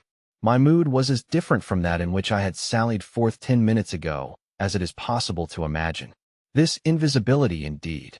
The one thought that possessed me was, how was I to get out of the scrape I was in? We crawled past Moody's, and there a tall woman with 5 or 6 yellow-labeled books hailed my cab, and I sprang out just in time to escape her, shaving a railway van narrowly in my flight. I made off up the roadway to Bloomsbury Square, intending to strike north past the museum and so get into the quiet district. I was now cruelly chilled, and the strangeness of my situation so unnerved me that I whimpered as I ran. At the northward corner of the square, a little white dog ran out of the Pharmaceutical Society's offices and incontinently made for me, nose down. I had never realized it before, but the nose is to the mind of a dog what the eye is to the mind of a seeing man. Dogs perceive the scent of a man moving as men perceive his vision. This brute began barking and leaping, showing, as it seemed to me, only too plainly that he was aware of me. I crossed Great Russell Street, glancing over my shoulder as I did so, and went some way along Montague Street before I realized what I was running towards. Then I became aware of a blare of music, and looking along the street saw a number of people advancing out of Russell Square, red shirts, and the banner of the Salvation Army to the fore. Such a crowd, chanting in the roadway and scoffing on the pavement, I could not hope to penetrate, and dreading to go back and farther from home again, and deciding on the spur of the moment, I ran up the white steps of a house facing the museum railings, and stood there until the crowd should have passed. Happily the dog stopped at the noise of the band too, hesitated, and turned tail, running back to Bloomsbury Square again. On came the band, bawling with unconscious irony some hymn about, "When shall we see his face?" And it seemed an interminable time to me before the tide of the crowd washed along the pavement by me. Thud, thud, thud, came the drum with a vibrating resonance, and for the moment I did not notice two urchins stopping at the railings by me. "CM," said one. "See what?" said the other. "Why, them footmarks, bare. Like what you makes in mud." I looked down and saw the youngsters had stopped and were gaping at the muddy footmarks I had left behind me up the newly whitened steps. The passing people elbowed and jostled them, but their confounded intelligence was arrested. Thud, thud, thud, when thud, shall we see, thud, his face, thud, thud. "There's a barefoot man gone up them steps, or I don't know nothing," said one, "and he ain't never come down again, and his foot was bleeding." The thick of the crowd had already passed. "Looky there, Ted," quoth the younger of the detectives, with the sharpness of surprise in his voice, and pointed straight to my feet. I looked down and saw at once the dim suggestion of their outlines sketched in splashes of mud. For a moment I was paralyzed. "Why, that's rum," said the elder. "Dashed rum. It's just like the ghost of a foot, ain't it?" He hesitated and advanced with outstretched hand. A man pulled up short to see what he was catching, and then a girl. In another moment, he would have touched me. Then I saw what to do. I made a step. The boy started back with an exclamation, and with a rapid movement, I swung myself over into the portico of the next house. But the smaller boy was sharp-eyed enough to follow the movement, and before I was well down the steps and upon the pavement, he had recovered from his momentary astonishment and was shouting out that the feet had gone over the wall. They rushed round and saw my new footmarks flash into being on the lower step and upon the pavement. "What's up?" asked someone. "Feet. Look, feet running." Everybody in the road, except my three pursuers, was pouring along after the Salvation Army, and this blow not only impeded me but them. There was an eddy of surprise and interrogation. At the cost of bowling over one young fellow I got through, and in another moment I was rushing headlong round the circuit of Russell Square, with 6 or 7 astonished people following my footmarks. There was no time for explanation, or else the whole host would have been after me. Twice I doubled round corners, thrice I crossed the road and came back upon my tracks, and then, as my feet grew hot and dry, the damp impressions began to fade. At last I had a breathing space and rubbed my feet clean with my hands, and so got away altogether. The last I saw of the chase was a little group of a dozen people perhaps, studying with infinite perplexity a slowly drying footprint that had resulted from a puddle in Tavistock Square, a footprint as isolated and incomprehensible to them as Crusoe's solitary discovery. This running warmed me to a certain extent, and I went on with a better courage through the maze of less frequented roads that runs hereabouts. My back had now become very stiff and sore, my tonsils were painful from the cabman's fingers, and the skin of my neck had been scratched by his nails. My feet hurt exceedingly, and I was lame from a little cut on one foot. I saw in time a blind man approaching me, and fled limping, for I feared his subtle intuitions. Once or twice accidental collisions occurred, and I left people amazed, with unaccountable curses ringing in their ears. Then came something silent and quiet against my face, and across the square fell a thin veil of slowly falling flakes of snow. I had caught a cold, and do as I would I could not avoid an occasional sneeze. And every dog that came in sight, with its pointing nose and curious sniffing, was a terror to me. Then came men and boys running, first one and then others, and shouting as they ran. It was a fire. They ran in the direction of my lodging, and looking back down a street, I saw a mass of black smoke streaming up above the roofs and telephone wires. It was my lodging burning, my clothes, my apparatus, all my resources indeed, except my checkbook and the 3 volumes of memoranda that awaited me in Great Portland Street, were there, burning. I had burnt my boats, if ever a man did. The place was blazing. The Invisible Man paused and thought. Kemp glanced nervously out of the window. Yes, he said. Go on. Chapter 22. In the Emporium. So last January, with the beginning of a snowstorm in the air about me, and if it settled on me, it would betray me. Weary, cold, painful, inexpressibly wretched, and still but half convinced of my invisible quality, I began this new life to which I am committed. I had no refuge, no appliances, no human being in the world in whom I could confide. To have told my secret would have given me away, made a mere show and rarity of me. Nevertheless, I was half-minded to accost some passerby and throw myself upon his mercy.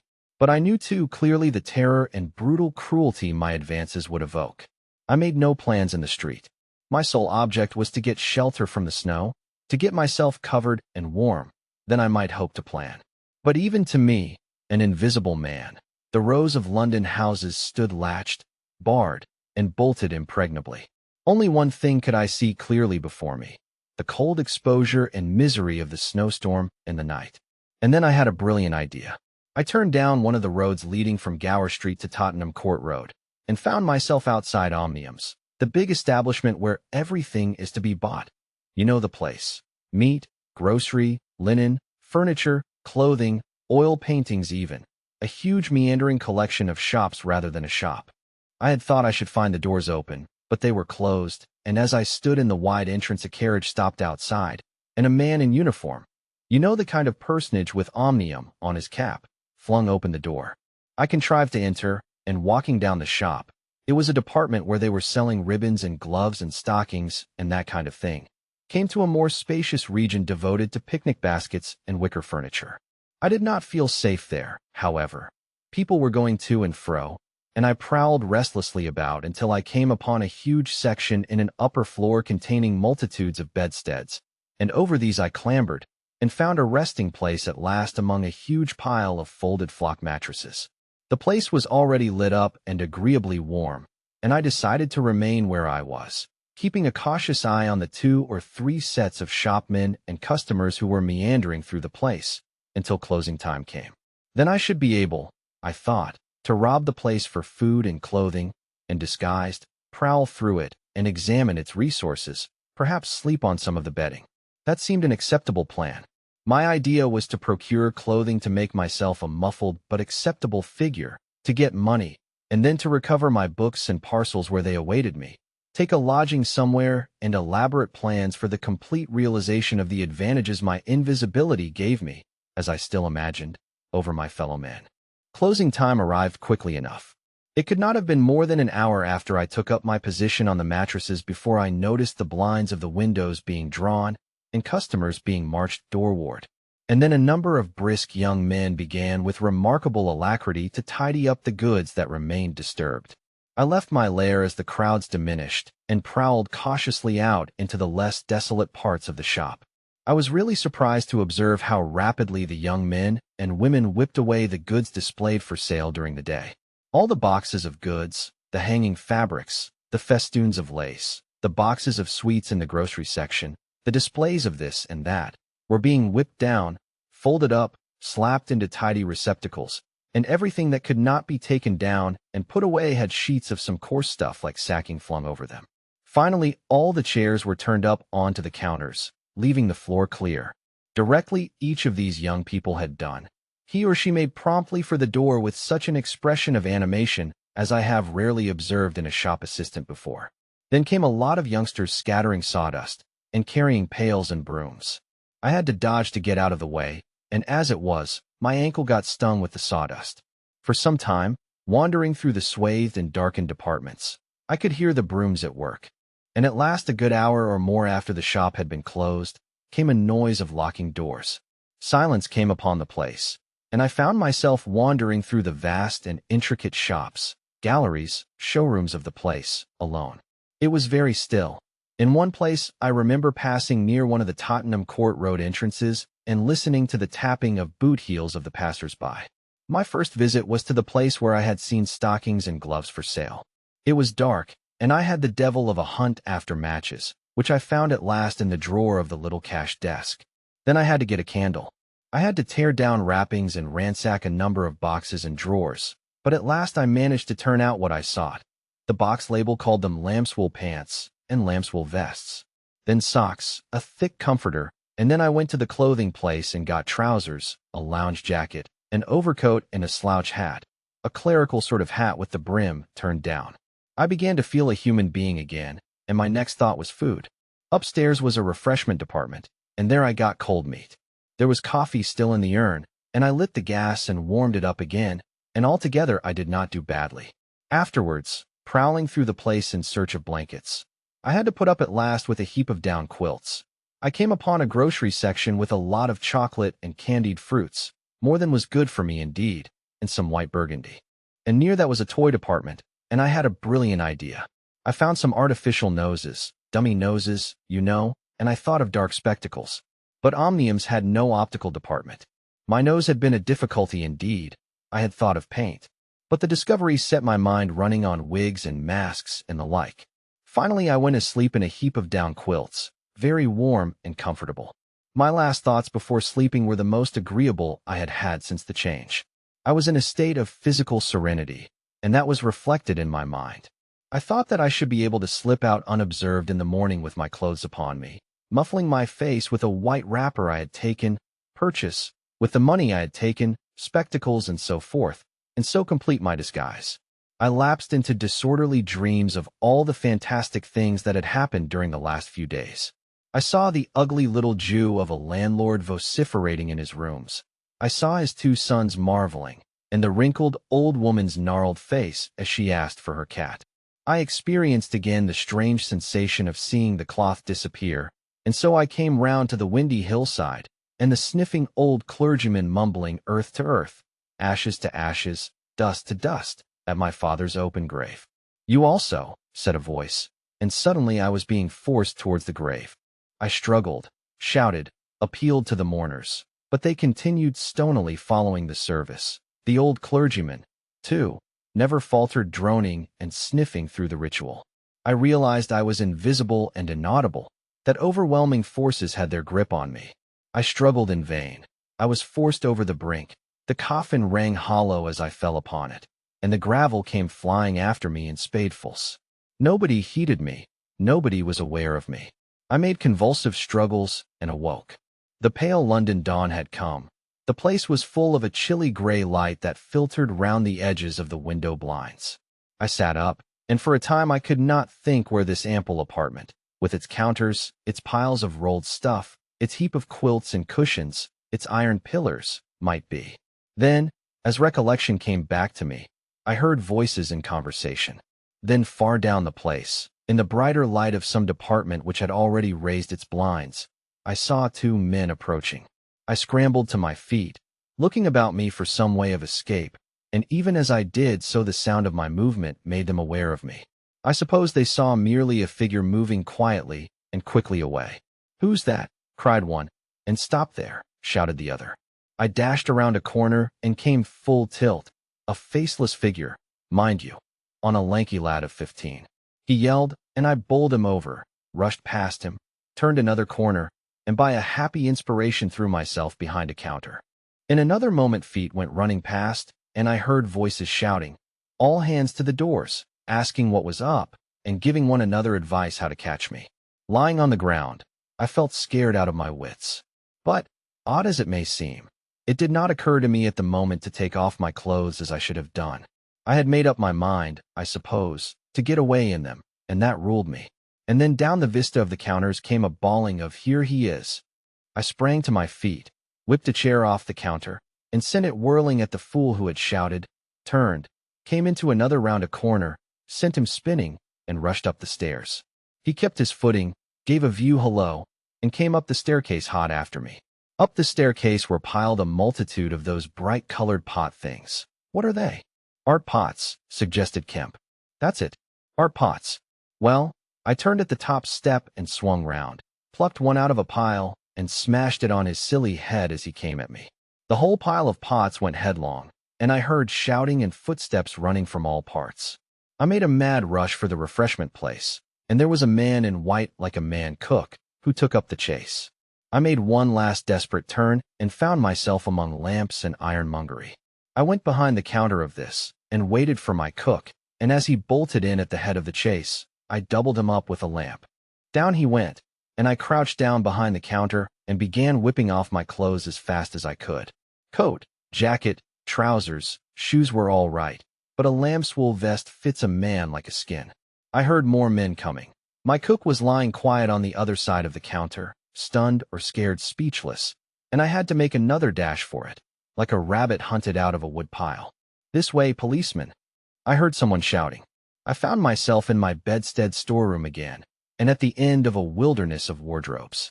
I rushed among them, went flat, got rid of my vest after infinite wriggling, and stood a free man again, panting and scared, as the policeman and 3 of the shopmen came round the corner. They made a rush for the vest and pants, and collared the trousers. "He's dropping his plunder," said one of the young men. "He must be somewhere here." But they did not find me all the same. I stood watching them hunt for me for a time, and cursing my ill luck in losing the clothes. Then I went into the refreshment room, drank a little milk I found there, and sat down by the fire to consider my position. In a little while 2 assistants came in and began to talk over the business very excitedly and like the fools they were. I heard a magnified account of my depredations and other speculations as to my whereabouts. Then I fell to scheming again. The insurmountable difficulty of the place, especially now it was alarmed, was to get any plunder out of it. I went down into the warehouse to see if there was any chance of packing and addressing a parcel, but I could not understand the system of checking. About 11 o'clock, the snow having thawed as it fell, and the day being finer and a little warmer than the previous one, I decided that the emporium was hopeless, and went out again, exasperated at my want of success, with only the vaguest plans of action in my mind. Chapter 23. In Drury Lane. "But you begin now to realize," said the invisible man, "the full disadvantage of my condition. I had no shelter, no covering. To get clothing was to forego all my advantage, to make myself a strange and terrible thing. I was fasting, for to eat, to fill myself with unassimilated matter, would be to become grotesquely visible again. I never thought of that," said Kemp. "Nor had I, and the snow had warned me of other dangers. I could not go abroad in snow. It would settle on me and expose me. Rain, too, would make me a watery outline, a glistening surface of a man, a bubble. And fog. I should be like a fainter bubble in a fog, a surface, a greasy glimmer of humanity. Moreover, as I went abroad, in the London air, I gathered dirt about my ankles, floating smuts and dust upon my skin. I did not know how long it would be before I should become visible from that cause also, but I saw clearly it could not be for long. Not in London at any rate. I went into the slums towards Great Portland Street, and found myself at the end of the street in which I had lodged. I did not go that way, because of the crowd halfway down it opposite to the still smoking ruins of the house I had fired. My most immediate problem was to get clothing. What to do with my face puzzled me. Then I saw in one of those little miscellaneous shops, news, sweets, toys, stationery, belated Christmas tomfoolery, and so forth, an array of masks and noses. I realized that problem was solved. In a flash I saw my course. I turned about, no longer aimless, and went, circuitously in order to avoid the busy ways, towards the back streets north of the Strand, for I remembered, though not very distinctly where, that some theatrical costumiers had shops in that district. The day was cold, with a nipping wind down the northward running streets. I walked fast to avoid being overtaken. Every crossing was a danger, every passenger a thing to watch alertly. One man, as I was about to pass him at the top of Bedford Street, turned upon me abruptly and came into me, sending me into the road and almost under the wheel of a passing hansom. The verdict of the cab rank was that he had had some sort of stroke. I was so unnerved by this encounter that I went into Covent Garden Market and sat down for some time in a quiet corner by a stall of violets, panting and trembling. I found I had caught a fresh cold, and had to turn out after a time lest my sneezes should attract attention. At last I reached the object of my quest, a dirty, fly-blown little shop in a byway near Drury Lane, with a window full of tinsel robes, sham jewels, wigs, slippers, dominoes, and theatrical photographs. The shop was old-fashioned and low and dark, and the house rose above it for 4 stories, dark and dismal. I peered through the window, and, seeing no one within, entered. The opening of the door set a clanking bell ringing. I left it open and walked round a bare costume stand, into a corner behind a cheval glass. For a minute or so no one came. Then I heard heavy feet striding across a room, and a man appeared down the shop. My plans were now perfectly definite.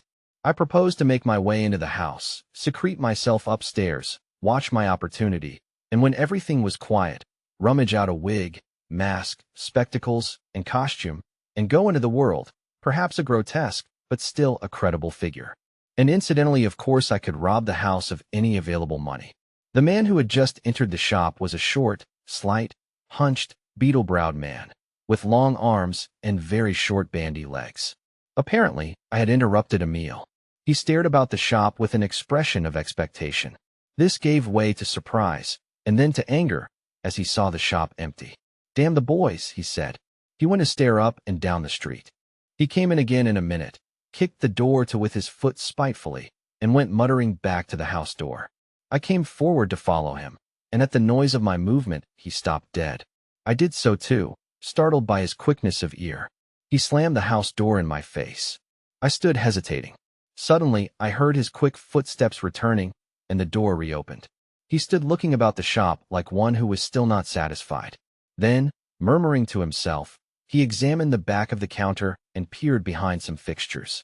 Then he stood doubtful. He had left the house door open, and I slipped into the inner room. It was a queer little room, poorly furnished and with a number of big masks in the corner. On the table was his belated breakfast, and it was a confoundedly exasperating thing for me, Kemp, to have to sniff his coffee and stand watching while he came in and resumed his meal. And his table manners were irritating. 3 doors opened into the little room, one going upstairs and one down, but they were all shut. I could not get out of the room while he was there. I could scarcely move because of his alertness, and there was a draft down my back. Twice I strangled a sneeze just in time. The spectacular quality of my sensations was curious and novel, but for all that I was heartily tired and angry long before he had done his eating. But at last he made an end, and putting his beggarly crockery on the black tin tray upon which he had had his teapot, and gathering all the crumbs up on the mustard-stained cloth, he took the whole lot of things after him. His burden prevented his shutting the door behind him, as he would have done. I never saw such a man for shutting doors, and I followed him into a very dirty underground kitchen and scullery. I had the pleasure of seeing him begin to wash up, and then, finding no good in keeping down there, and the brick floor being cold on my feet, I returned upstairs and sat in his chair by the fire. It was burning low, and scarcely thinking, I put on a little coal. The noise of this brought him up at once, and he stood aglare. He peered about the room, and was within an ace of touching me. Even after that examination, he scarcely seemed satisfied. He stopped in the doorway and took a final inspection before he went down. I waited in the little parlor for an age, and at last he came up and opened the upstairs door. I just managed to get by him. On the staircase, he stopped suddenly, so that I very nearly blundered into him. He stood looking back right into my face and listening. I could have sworn, he said. His long hairy hand pulled at his lower lip. His eye went up and down the staircase. Then he grunted and went on up again. His hand was on the handle of a door, and then he stopped again with the same puzzled anger on his face. He was becoming aware of the faint sounds of my movements about him. The man must have had diabolically acute hearing. He suddenly flashed into rage. "If there's anyone in this house," he cried with an oath, and left the thread unfinished. He put his hand in his pocket, failed to find what he wanted, and rushing past me went blundering noisily and pugnaciously downstairs. But I did not follow him. I sat on the head of the staircase until his return. Presently he came up again, still muttering. He opened the door of the room, and before I could enter, slammed it in my face. I resolved to explore the house, and spent some time in doing so as noiselessly as possible. The house was very old and tumble down, damp so that the paper in the attics was peeling from the walls, and rat-infested. Some of the door handles were stiff, and I was afraid to turn them. Several rooms I did inspect were unfurnished, and others were littered with theatrical lumber, bought secondhand, I judged, from its appearance. In one room next to his, I found a lot of old clothes. I began routing among these, and in my eagerness forgot again the evident sharpness of his ears. I heard a stealthy footstep and, looking up just in time, saw him peering in at the tumbled heap and holding an old-fashioned revolver in his hand. I stood perfectly still while he stared about open-mouthed and suspicious. "It must have been her," he said slowly. "Damn her." He shut the door quietly, and immediately I heard the key turn in the lock. Then his footsteps retreated. I realized abruptly that I was locked in. For a minute, I did not know what to do. I walked from door to window and back, and stood perplexed. A gust of anger came upon me, but I decided to inspect the clothes before I did anything further, and my first attempt brought down a pile from an upper shelf. This brought him back, more sinister than ever. That time he actually touched me, jumped back with amazement, and stood astonished in the middle of the room. Presently he calmed a little. "Rats," he said in an undertone, fingers on lips. He was evidently a little scared. I edged quietly out of the room, but a plank creaked. Then the infernal little brute started going all over the house, revolver in hand, and locking door after door and pocketing the keys. When I realized what he was up to, I had a fit of rage. I could hardly control myself sufficiently to watch my opportunity. By this time I knew he was alone in the house, and so I made no more ado, but knocked him on the head. "Knocked him on the head," exclaimed Kemp. "Yes, stunned him, as he was going downstairs. Hit him from behind with a stool that stood on the landing. He went downstairs like a bag of old boots. But I say, the common conventions of humanity are all very well for common people. But the point was, Kemp, that I had to get out of that house in a disguise without his seeing me. I couldn't think of any other way of doing it. And then I gagged him with a Louis Quatorze vest and tied him up in a sheet. Made a sort of bag of it. It was rather a good idea to keep the idiot scared and quiet, and a devilish hard thing to get out of, head away from the string. My dear Kemp, it's no good you're sitting glaring as though I was a murderer. It had to be done. He had his revolver. If once he saw me, he would be able to describe me. But still," said Kemp, "in England today, and the man was in his own house, and you were, well, robbing. Confound it. You'll call me a thief next. Surely, Kemp, you're not fool enough to dance on the old strings. Can't you see my position?" "And his too," said Kemp. The invisible man stood up sharply. "What do you mean to say?" Kemp's face grew a trifle hard. He was about to speak and checked himself. "I suppose, after all," he said with a sudden change of manner, "the thing had to be done. You were in a fix. But still, of course I was in a fix, an infernal fix. And he made me wild too, hunting me about the house, fooling about with his revolver, locking and unlocking doors. He was simply exasperating. You don't blame me, do you? You don't blame me." "I never blame anyone," said Kemp. "It's quite out of fashion. What did you do next?" "I was hungry. Downstairs I found a loaf and some rank cheese, more than sufficient to satisfy my hunger. I took some brandy and water, and then went up past my impromptu bag. He was lying quite still, to the room containing the old clothes. This looked out upon the street, 2 lace curtains brown with dirt guarding the window. I went and peered out through their interstices. Outside the day was bright, by contrast with the brown shadows of the dismal house in which I found myself, dazzlingly bright. A brisk traffic was going by, fruit carts, a hansom, a four-wheeler with a pile of boxes, a fishmonger's cart. I turned with spots of color swimming before my eyes to the shadowy fixtures behind me. My excitement was giving place to a clear apprehension of my position again. The room was full of a faint scent of benzoline, used, I suppose, in cleaning the garments. I began a systematic search of the place. I should judge the hunchback had been alone in the house for some time. He was a curious person. Everything that could possibly be of service to me I collected in the clothes storeroom, and then I made a deliberate selection. I found a handbag I thought a suitable possession, and some powder, rouge, and sticking plaster. I had thought of painting and powdering my face and all that there was to show of me, in order to render myself visible. But the disadvantage of this lay in the fact that I should require turpentine and other appliances and a considerable amount of time before I could vanish again. Finally, I chose a mask of the better type, slightly grotesque, but not more so than many human beings, dark glasses, grayish whiskers, and a wig. I could find no underclothing. but that I could buy subsequently, and for the time I swathed myself in calico dominoes and some white cashmere scarfs. I could find no socks, but the hunchback's boots were rather a loose fit and sufficed. In a desk in the shop were 3 sovereigns and about 30 shillings worth of silver, and in a locked cupboard I burst in the inner room were 8 pounds in gold. I could go forth into the world again, equipped.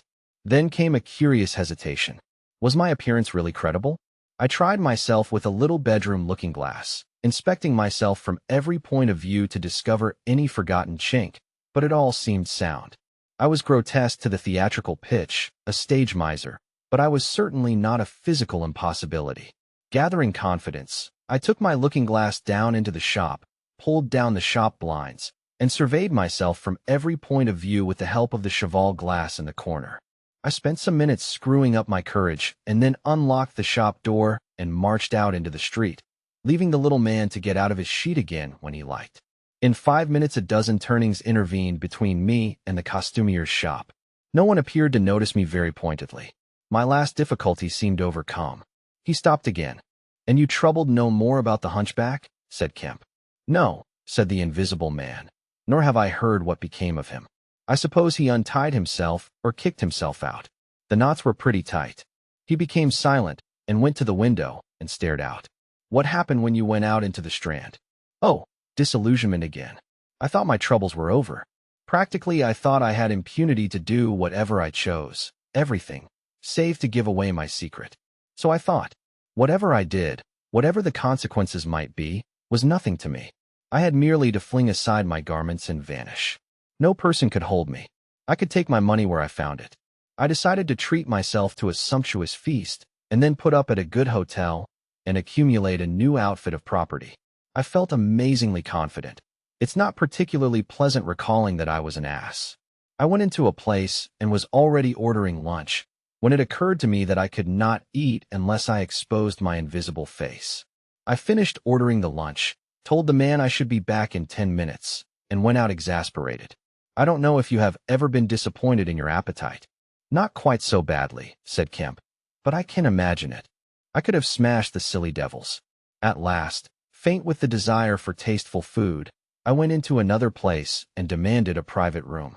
"I am disfigured," I said. "Badly." They looked at me curiously, but of course it was not their affair, and so at last I got my lunch.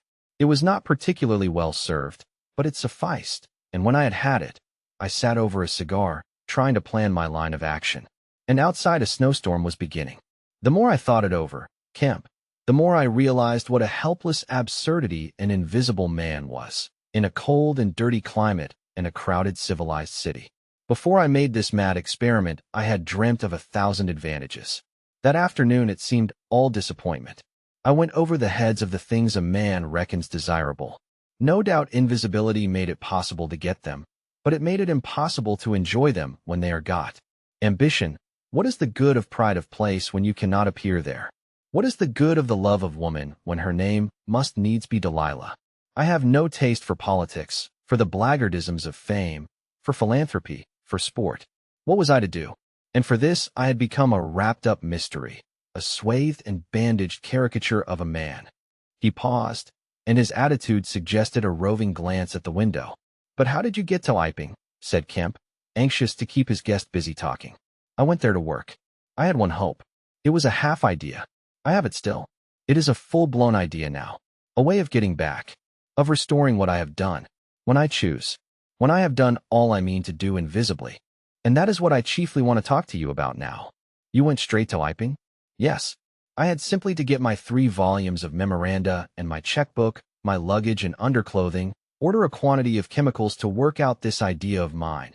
I will show you the calculations as soon as I get my books." And then I started. Jove! I remember the snowstorm now, and the accursed bother it was to keep the snow from damping my pasteboard nose. "At the end," said Kemp, "the day before yesterday, when they found you out, you rather, to judge by the papers." "I did. Rather. Did I kill that fool of a constable?" "No," said Kemp. "He's expected to recover." "That's his luck, then. I clean lost my temper, the fools. Why couldn't they leave me alone? And that grocer lout." "There are no deaths expected," said Kemp. "I don't know about that tramp of mine," said the invisible man, with an unpleasant laugh. By heaven, Kemp, you don't know what rage is. To have worked for years, to have planned and plotted, and then to get some fumbling purblind idiot messing across your course. Every conceivable sort of silly creature that has ever been created has been sent to cross me. If I have much more of it, I shall go wild. I shall start mowing em. As it is, they've made things 1,000 times more difficult. No doubt it's exasperating, said Kemp, drily. Chapter 24. The plan that failed. But now, said Kemp, with a side glance out of the window, what are we to do? He moved nearer his guest as he spoke in such a manner as to prevent the possibility of a sudden glimpse of the three men who were advancing up the hill road, with an intolerable slowness, as it seemed to Kemp. What were you planning to do when you were heading for Port Burdock? Had you any plan? I was going to clear out of the country, but I have altered that plan rather since seeing you.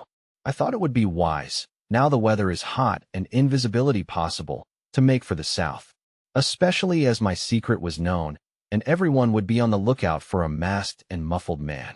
You have a line of steamers from here to France. My idea was to get aboard one and run the risks of the passage. Thence I could go by train into Spain, or else get to Algiers. It would not be difficult. There a man might always be invisible, and yet live, and do things. I was using that tramp as a money box and luggage carrier, until I decided how to get my books and things sent over to meet me. That's clear. And then the filthy brute must needs try and rob me. He has hidden my books, Kemp. Hidden my books. If I can lay my hands on him. Best plan to get the books out of him first. But where is he? Do you know? He's in the town police station, locked up, by his own request, in the strongest cell in the place. Cur, said the invisible man. But that hangs up your plans a little. We must get those books. Those books are vital. Certainly, said Kemp, a little nervously, wondering if he heard footsteps outside. Certainly we must get those books. But that won't be difficult. If he doesn't know they're for you. No, said the invisible man, and thought. Kemp tried to think of something to keep the talk going, but the invisible man resumed of his own accord. Blundering into your house, Kemp, he said, changes all my plans. For you are a man that can understand. In spite of all that has happened, in spite of this publicity, of the loss of my books, of what I have suffered, there still remain great possibilities, huge possibilities. You have told no one I am here? He asked abruptly. Kemp hesitated. That was implied, he said. No one, insisted Griffin. Not a soul. Now, the invisible man stood up, and sticking his arms akimbo began to pace the study. I made a mistake, Kemp, a huge mistake, in carrying this thing through alone. I have wasted strength, time, opportunities. Alone, it is wonderful how little a man can do alone. To rob a little, to hurt a little, and there is the end. What I want, Kemp, is a goalkeeper, a helper, and a hiding place, an arrangement whereby I can sleep and eat and rest in peace and unsuspected. I must have a confederate. With a confederate, with food and rest, 1,000 things are possible. Hitherto, I have gone on vague lines. We have to consider all that invisibility means, all that it does not mean. It means little advantage for eavesdropping and so forth. One makes sounds. It's of little help, a little help perhaps, in housebreaking and so forth. Once you've caught me, you could easily imprison me. But on the other hand, I am hard to catch. This invisibility, in fact, is only good in 2 cases. It's useful in getting away. It's useful in approaching. It's particularly useful, therefore, in killing. I can walk round a man, whatever weapon he has, choose my point, strike as I like, dodge as I like, escape as I like. Kemp's hand went to his mustache. Was that a movement downstairs? And it is killing we must do, Kemp. It is killing we must do, repeated Kemp. I'm listening to your plan, Griffin, but I'm not agreeing, mind. Why killing? Not wanton killing, but a judicious slaying. The point is, they know there is an invisible man, as well as we know there is an invisible man. And that invisible man, Kemp, must now establish a reign of terror. Yes, no doubt it's startling. But I mean it. A reign of terror. He must take some town like your Burdock and terrify and dominate it. He must issue his orders. He can do that in 1,000 ways. Scraps of paper thrust under doors would suffice. And all who disobey his orders he must kill, and kill all who would defend them. Humph, said Kemp, no longer listening to Griffin, but to the sound of his front door opening and closing. It seems to me, Griffin, he said, to cover his wandering attention, that your Confederate would be in a difficult position. No one would know he was a Confederate, said the Invisible Man, eagerly. And then suddenly, hush, what's that downstairs? Nothing, said Kemp, and suddenly began to speak loud and fast. I don't agree to this, Griffin, he said. Understand me, I don't agree to this.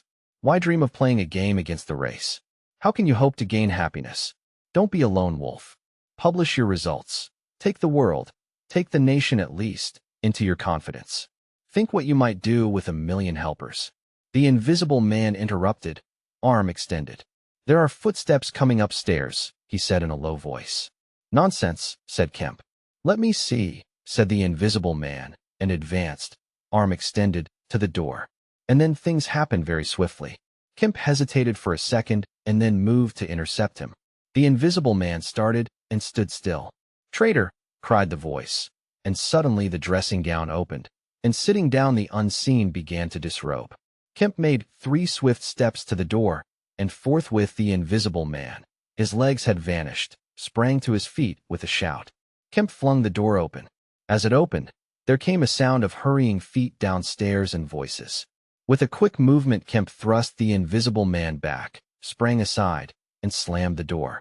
The key was outside and ready. In another moment, Griffin would have been alone in the Belvedere study, a prisoner, save for one little thing. The key had been slipped in hastily that morning. As Kemp slammed the door, it fell noisily upon the carpet. Kemp's face became white. He tried to grip the door handle with both hands. For a moment, he stood lugging.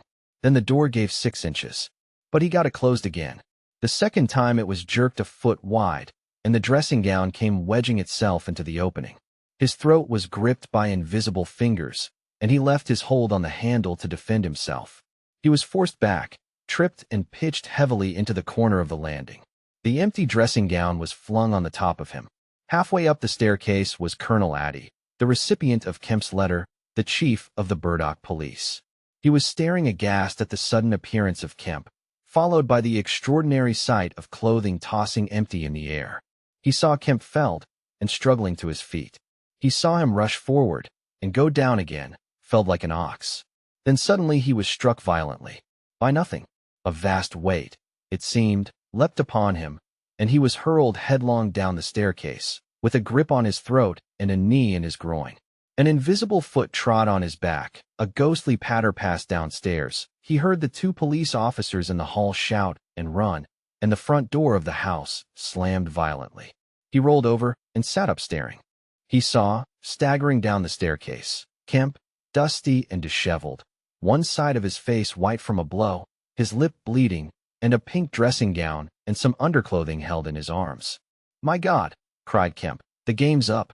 He's gone. Chapter 25. The Hunting of the Invisible Man. For a space, Kemp was too inarticulate to make Addy understand the swift things that had just happened. They stood on the landing, Kemp speaking swiftly, the grotesque swathings of Griffin still on his arm. But presently Addy began to grasp something of the situation. He is mad, said Kemp, inhuman. He is pure selfishness. He thinks of nothing but his own advantage, his own safety. I have listened to such a story this morning of brutal self-seeking. He has wounded men. He will kill them unless we can prevent him. He will create a panic. Nothing can stop him. He is going out now, furious. He must be caught, said Addy. That is certain. But how? Cried Kemp, and suddenly became full of ideas. You must begin at once. You must set every available man to work. You must prevent his leaving this district. Once he gets away, he may go through the countryside as he wills, killing and maiming. He dreams of a reign of terror. A reign of terror, I tell you. You must set a watch on trains and roads and shipping. The garrison must help. You must wire for help. The only thing that may keep him here is the thought of recovering some books of notes he counts of value. I will tell you of that. There is a man in your police station, Marvel. I know, said Addy, I know. Those books, yes. But the tramp says he hasn't them. But he thinks the tramp has. And you must prevent him from eating or sleeping. Day and night the country must be astir for him. Food must be locked up and secured, all food, so that he will have to break his way to it. The houses everywhere must be barred against him. Heaven send us cold nights and rain. The whole countryside must begin hunting and keep hunting. I tell you, Addie, he is a danger, a disaster. Unless he is pinned and secured, it is frightful to think of the things that may happen. What else can we do? Said Addie. I must go down at once and begin organizing. But why not come? Yes, you come too. Come, and we must hold a sort of council of war, get Hops to help, and the railway managers. By Jove, it's urgent. Come along, tell me as we go. What else is there we can do? Put that stuff down. In another moment, Addie was leading the way downstairs. They found the front door open and the policeman standing outside staring at empty air. He's got away, sir, said one. We must go to the central station at once, said Addie. One of you go on down and get a cab to come up and meet us, quickly. And now, Kemp, what else? Dogs, said Kemp. Get dogs. They don't see him, but they wind him. Get dogs. Good, said Addie. It's not generally known, but the prison officials over at Halstead know a man with bloodhounds. Dogs. What else? Bear in mind, said Kemp, his food shows. After eating, his food shows until it is assimilated, so that he has to hide after eating. You must keep on beating. Every thicket, every quiet corner. And put all weapons, all implements that might be weapons away. He can't carry such things for long. And what he can snatch up and strike men with must be hidden away. Good again, said Addie. We shall have him yet. And on the roads, said Kemp, and hesitated. Yes, said Addie. Powdered glass, said Kemp. It's cruel, I know. But think of what he may do. Addie drew the air in sharply between his teeth. It's unsportsmanlike. I don't know. But I'll have powdered glass got ready. If he goes too far. The man's become inhuman, I tell you, said Kemp. I am as sure he will establish a reign of terror, so soon as he has got over the emotions of this escape, as I am sure I am talking to you. Our only chance is to be ahead. He has cut himself off from his kind. His blood be upon his own head. Chapter 26. The Wicksteed Murder. The Invisible Man seems to have rushed out of Kemp's house in a state of blind fury. A little child playing near Kemp's gateway was violently caught up and thrown aside, so that its ankle was broken, and thereafter for some hours the Invisible Man passed out of human perceptions. No one knows where he went nor what he did. But one can imagine him hurrying through the hot June forenoon, up the hill and on to the open downland behind Port Burdock, raging and despairing at his intolerable fate, and sheltering at last, heated and weary, amid the thickets of Hinton Dean, to piece together again his shattered schemes against his species.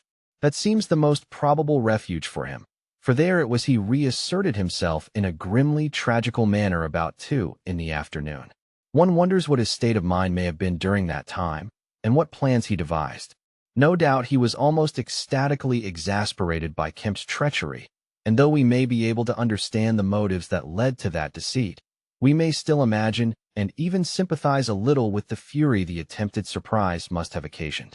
Perhaps something of the stunned astonishment of his Oxford Street experiences may have returned to him, for he had evidently counted on Kemp's cooperation in his brutal dream of a terrorized world. At any rate, he vanished from human ken about midday, and no living witness can tell what he did until about 2:30. It was a fortunate thing, perhaps, for humanity, but for him it was a fatal inaction. During that time a growing multitude of men scattered over the countryside were busy. In the morning he had still been simply a legend, a terror. In the afternoon, by virtue chiefly of Kemp's drily worded proclamation, he was presented as a tangible antagonist, to be wounded, captured, or overcome, and the countryside began organizing itself with inconceivable rapidity. By 2 o'clock, even he might still have removed himself out of the district by getting aboard a train, but after 2 that became impossible. Every passenger train along the lines on a great parallelogram between Southampton, Manchester, Brighton, and Horsham traveled with locked doors, and the goods traffic was almost entirely suspended. And in a great circle of 20 miles round Port Burdock, men armed with guns and bludgeons were presently setting out in groups of 3 and 4, with dogs, to beat the roads and fields. Mounted policemen rode along the country lanes, stopping at every cottage and warning the people to lock up their houses and keep indoors unless they were armed, and all the elementary schools had broken up by 3 o'clock, and the children, scared and keeping together in groups, were hurrying home. Kemp's proclamation, signed indeed by Addie, was posted over almost the whole district by 4 or 5 o'clock in the afternoon.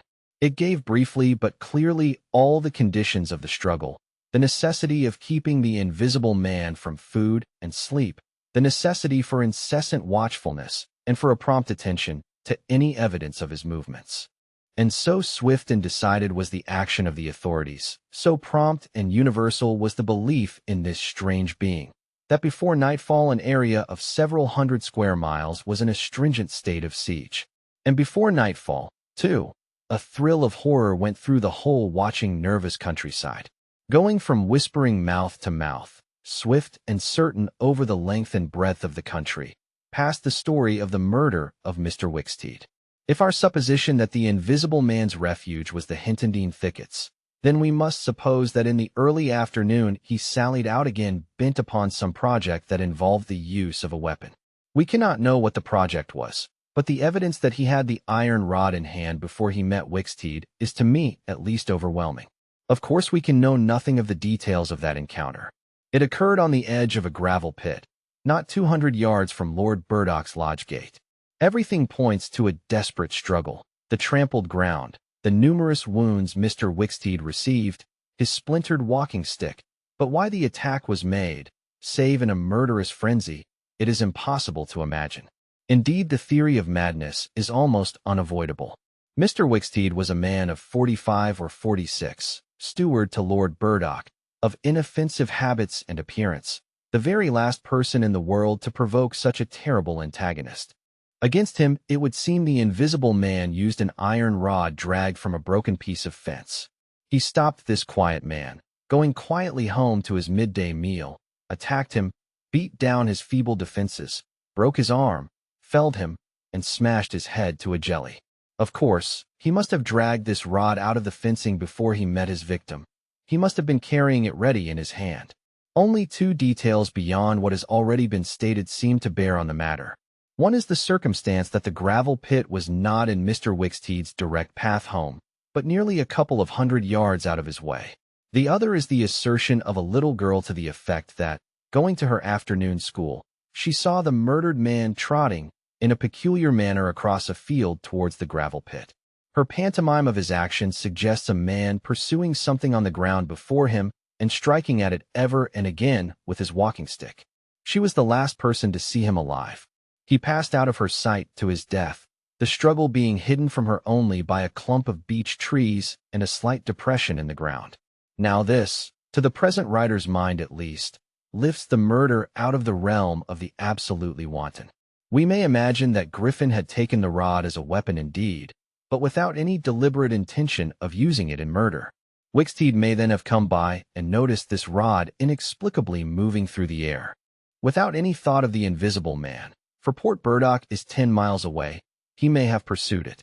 It is quite conceivable that he may not even have heard of the invisible man. One can then imagine the invisible man making off quietly in order to avoid discovering his presence in the neighborhood, and Wicksteed, excited and curious, pursuing this unaccountably locomotive object, finally striking at it. No doubt the invisible man could easily have distanced his middle-aged pursuer under ordinary circumstances, but the position in which Wicksteed's body was found suggests that he had the ill luck to drive his quarry into a corner between a drift of stinging nettles and the gravel pit. To those who appreciate the extraordinary irascibility of the invisible man, the rest of the encounter will be easy to imagine. But this is pure hypothesis. The only undeniable facts, for stories of children are often unreliable, are the discovery of Wicksteed's body, done to death, and of the blood-stained iron rod flung among the nettles. The abandonment of the rod by Griffin suggests that in the emotional excitement of the affair, the purpose for which he took it, if he had a purpose, was abandoned. He was certainly an intensely egotistical and unfeeling man, but the sight of his victim, his first victim, bloody and pitiful at his feet, may have released some long-pent fountain of remorse which for a time may have flooded whatever scheme of action he had contrived. After the murder of Mr. Wicksteed, he would seem to have struck across the country towards the downland. There is a story of a voice heard about sunset by a couple of men in a field near Fern Bottom. It was wailing and laughing, sobbing and groaning, and ever and again it shouted. It must have been queer hearing. It drove up across the middle of a clover field and died away towards the hills. That afternoon the invisible man must have learnt something of the rapid use Kemp had made of his confidences. He must have found houses locked and secured. He may have loitered about railway stations and prowled about inns, and no doubt he read the proclamations and realized something of the nature of the campaign against him. And as the evening advanced, the fields became dotted here and there with groups of 3 or 4 men, and noisy with the yelping of dogs. These men hunters had particular instructions in the case of an encounter as to the way they should support one another, but he avoided them all. We may understand something of his exasperation, and it could have been none the less because he himself had supplied the information that was being used so remorselessly against him. For that day at least he lost heart. For nearly 24 hours, save when he turned on Wicksteed, he was a hunted man. In the night, he must have eaten and slept, for in the morning he was himself again, active, powerful, angry, and malignant, prepared for his last great struggle against the world. Chapter 27. The Siege of Kemp's House. Kemp read a strange missive, written in pencil on a greasy sheet of paper. "You have been amazingly energetic and clever," this letter ran. "Though what you stand to gain by it I cannot imagine. You are against me. For a whole day you have chased me. You have tried to rob me of a night's rest. But I have had food in spite of you. I have slept in spite of you. And the game is only beginning.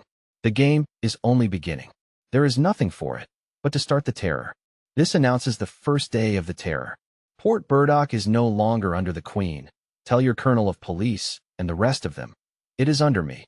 The terror. This is day 1 of year 1 of the new epic, the epic of the Invisible Man. I am Invisible Man the first. To begin with, the rule will be easy. The first day there will be one execution for the sake of example, a man named Kemp. Death starts for him today. He may lock himself away, hide himself away, get guards about him, put on armor if he likes. Death, the unseen death, is coming. Let him take precautions. It will impress my people. Death starts from the pillar box by midday. The letter will fall in as the postman comes along. Then off. The game begins. Death starts. Help him not, my people, lest death fall upon you also. Today Kemp is to die. Kemp read this letter twice. It's no hoax, he said. That's his voice. And he means it. He turned the folded sheet over and saw on the address side of it the postmark Hintondine and the prosaic detail 2D. To pay. He got up slowly, leaving his lunch unfinished. The letter had come by the 1 o'clock post, and went into his study. He rang for his housekeeper and told her to go round the house at once, examine all the fastenings of the windows, and close all the shutters. He closed the shutters of his study himself. From a locked drawer in his bedroom, he took a little revolver, examined it carefully, and put it into the pocket of his lounge jacket. He wrote a number of brief notes, one to Colonel Addy, gave them to his servant to take, with explicit instructions as to her way of leaving the house. There is no danger, he said, and added a mental reservation, to you. He remained meditative for a space after doing this, and then returned to his cooling lunch. He ate with gaps of thought. Finally he struck the table sharply. We will have him, he said, and I am the bait. He will come too far. He went up to the belvedere, carefully shutting every door after him. It's a game, he said, an odd game, but the chances are all for me, Mr. Griffin, in spite of your invisibility. Griffin contra mundum, with a vengeance. He stood at the window staring at the hot hillside. He must get food every day, and I don't envy him. Did he really sleep last night? Out in the open somewhere, secure from collisions. I wish we could get some good cold wet weather instead of the heat. He may be watching me now. He went close to the window. Something rapped smartly against the brickwork over the frame and made him start violently back. I'm getting nervous, said Kemp. But it was 5 minutes before he went to the window again. It must have been a sparrow, he said. Presently, he heard the front door bell ringing and hurried downstairs. He unbolted and unlocked the door, examined the chain, put it up, and opened cautiously without showing himself. A familiar voice hailed him. It was Addy. Your servant's been assaulted, Kemp, he said round the door. What? Exclaimed Kemp. Had that note of yours taken away from her. He's close about here. Let me in. Kemp released the chain, and Addy entered through as narrow an opening as possible. He stood in the hall, looking with infinite relief at Kemp refastening the door. Note was snatched out of her hand. Scared her horribly. She's down at the station.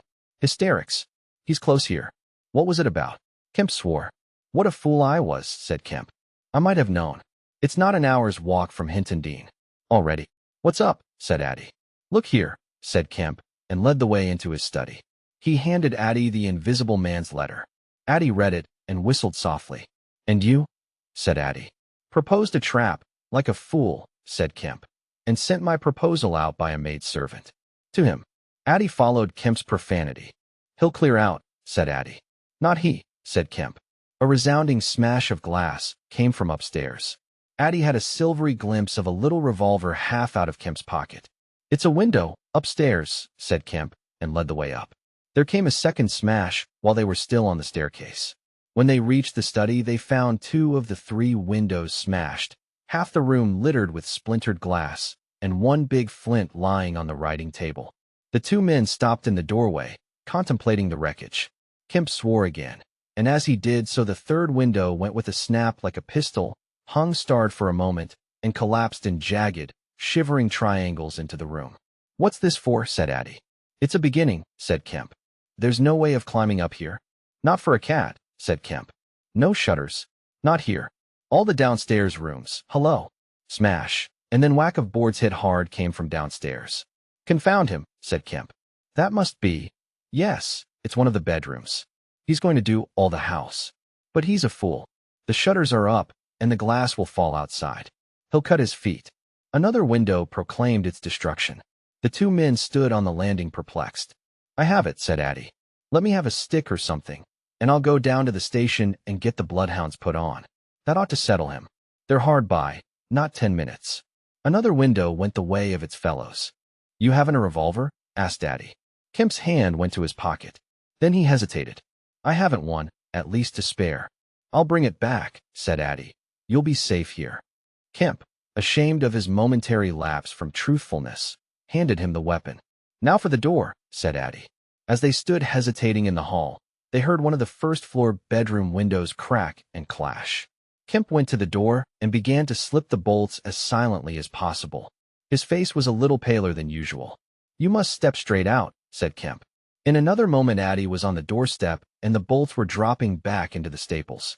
He hesitated for a moment, feeling more comfortable with his back against the door. Then he marched, upright and square, down the steps. He crossed the lawn and approached the gate. A little breeze seemed to ripple over the grass. Something moved near him. Stop a bit, said a voice, and Addie stopped dead and his hand tightened on the revolver. Well? Said Addie, white and grim, and every nerve tense.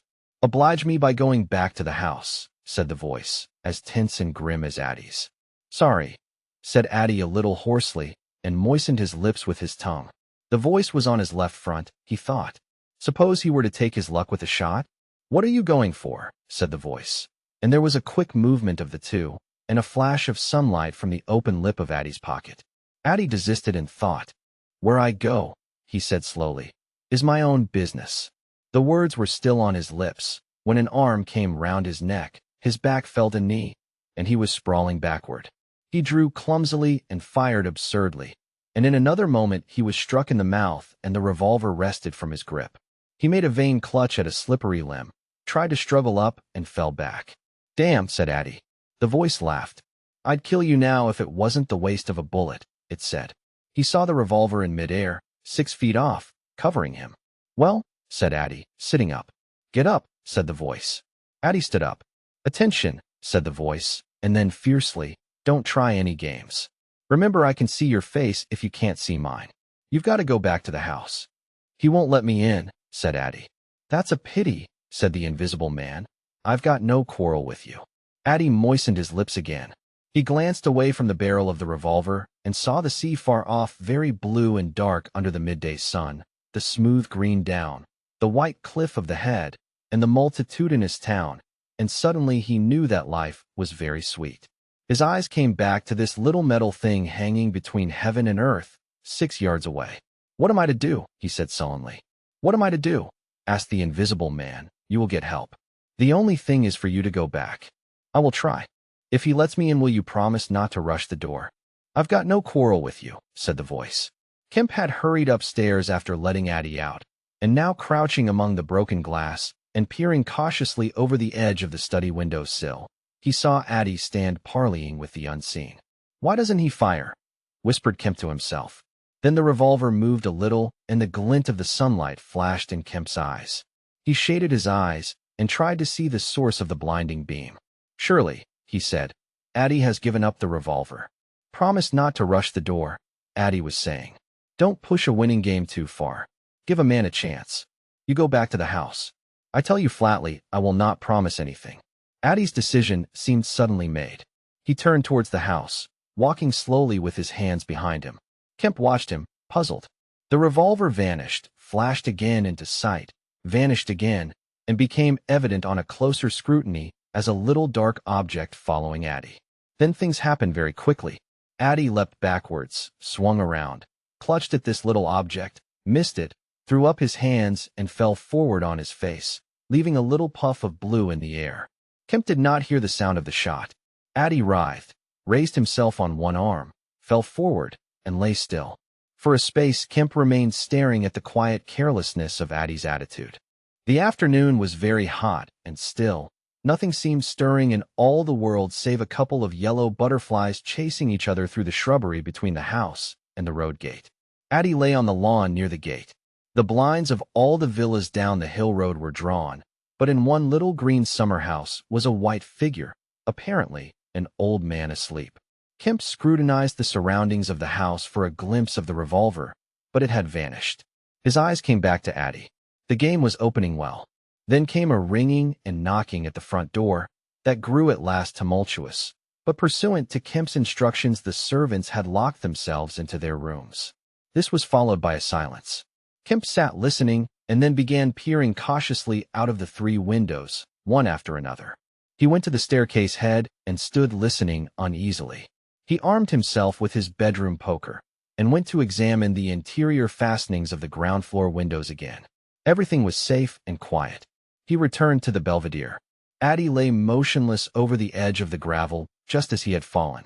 Coming along the road by the villas were the housemaid and 2 policemen. Everything was deadly still. The 3 people seemed very slow in approaching. He wondered what his antagonist was doing. He started. There was a smash from below. He hesitated and went downstairs again. Suddenly the house resounded with heavy blows and the splintering of wood. He heard a smash and the destructive clang of the iron fastenings of the shutters. He turned the key and opened the kitchen door. As he did so, the shutters, split and splintering, came flying inward. He stood aghast. The window frame, save for one crossbar, was still intact, but only little teeth of glass remained in the frame. The shutters had been driven in with an axe, and now the axe was descending in sweeping blows upon the window frame and the iron bars defending it. Then suddenly it leapt aside and vanished. He saw the revolver lying on the path outside, and then the little weapon sprang into the air. He dodged back. The revolver cracked just too late, and a splinter from the edge of the closing door flashed over his head. He slammed and locked the door, and as he stood outside, he heard Griffin shouting and laughing. Then the blows of the axe, with its splitting and smashing consequences, were resumed. Kemp stood in the passage trying to think. In a moment the invisible man would be in the kitchen. This door would not keep him a moment, and then a ringing came at the front door again. It would be the policeman. He ran into the hall, put up the chain, and drew the bolts. He made the girl speak before he dropped the chain, and the 3 people blundered into the house in a heap, and Kemp slammed the door again. "The invisible man," said Kemp. "He has a revolver, with 2 shots left. He's killed Addie. Shot him anyhow. Didn't you see him on the lawn? He's lying there." "Who?" said one of the policemen. "Addie," said Kemp. "We came in the back way," said the girl. "What's that smashing?" asked one of the policemen. "He's in the kitchen, or will be. He has found an axe." Suddenly the house was full of the invisible man's resounding blows on the kitchen door. The girl stared towards the kitchen, shuddered, and retreated into the dining room. Kemp tried to explain in broken sentences. They heard the kitchen door give. "This way," said Kemp, starting into activity, and bundled the policeman into the dining room doorway. "Poker," said Kemp, and rushed to the fender. He handed the poker he had carried to the policeman and the dining room one to the other. He suddenly flung himself backward. "Whup," said one policeman, ducked, and caught the axe on his poker. The pistol snapped its penultimate shot and ripped a valuable Sidney Cooper. The second policeman brought his poker down on the little weapon, as one might knock down a wasp, and sent it rattling to the floor. At the first clash, the girl screamed, stood screaming for a moment by the fireplace, and then ran to open the shutters, possibly with an idea of escaping by the shattered window. The axe receded into the passage and fell to a position about 2 feet from the ground. They could hear the invisible man breathing. "Stand away, you two," he said. "I want that man, Kemp." "We want you," said the first policeman, making a quick step forward and wiping with his poker at the voice. The invisible man must have started back, and he blundered into the umbrella stand. Then, as the policeman staggered with the swing of the blow he had aimed, the invisible man countered with the axe. The helmet crumpled like paper, and the blow sent the man spinning to the floor at the head of the kitchen stairs. But the second policeman, aiming behind the axe with his poker, hit something soft that snapped. There was a sharp exclamation of pain, and then the axe fell to the ground.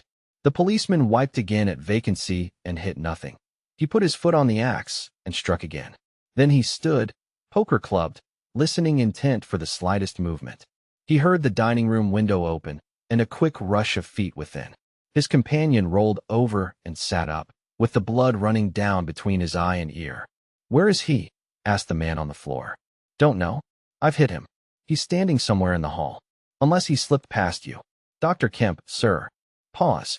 "Dr. Kemp," cried the policeman again. The second policeman began struggling to his feet. He stood up. Suddenly the faint pad of bare feet on the kitchen stairs could be heard. "Yap!" cried the first policeman, and incontinently flung his poker. It smashed a little gas bracket. He made as if he would pursue the invisible man downstairs. Then he thought better of it and stepped into the dining room. "Dr. Kemp," he began, and stopped short. "Dr. Kemp's a hero," he said, as his companion looked over his shoulder. The dining room window was wide open, and neither housemaid nor Kemp was to be seen.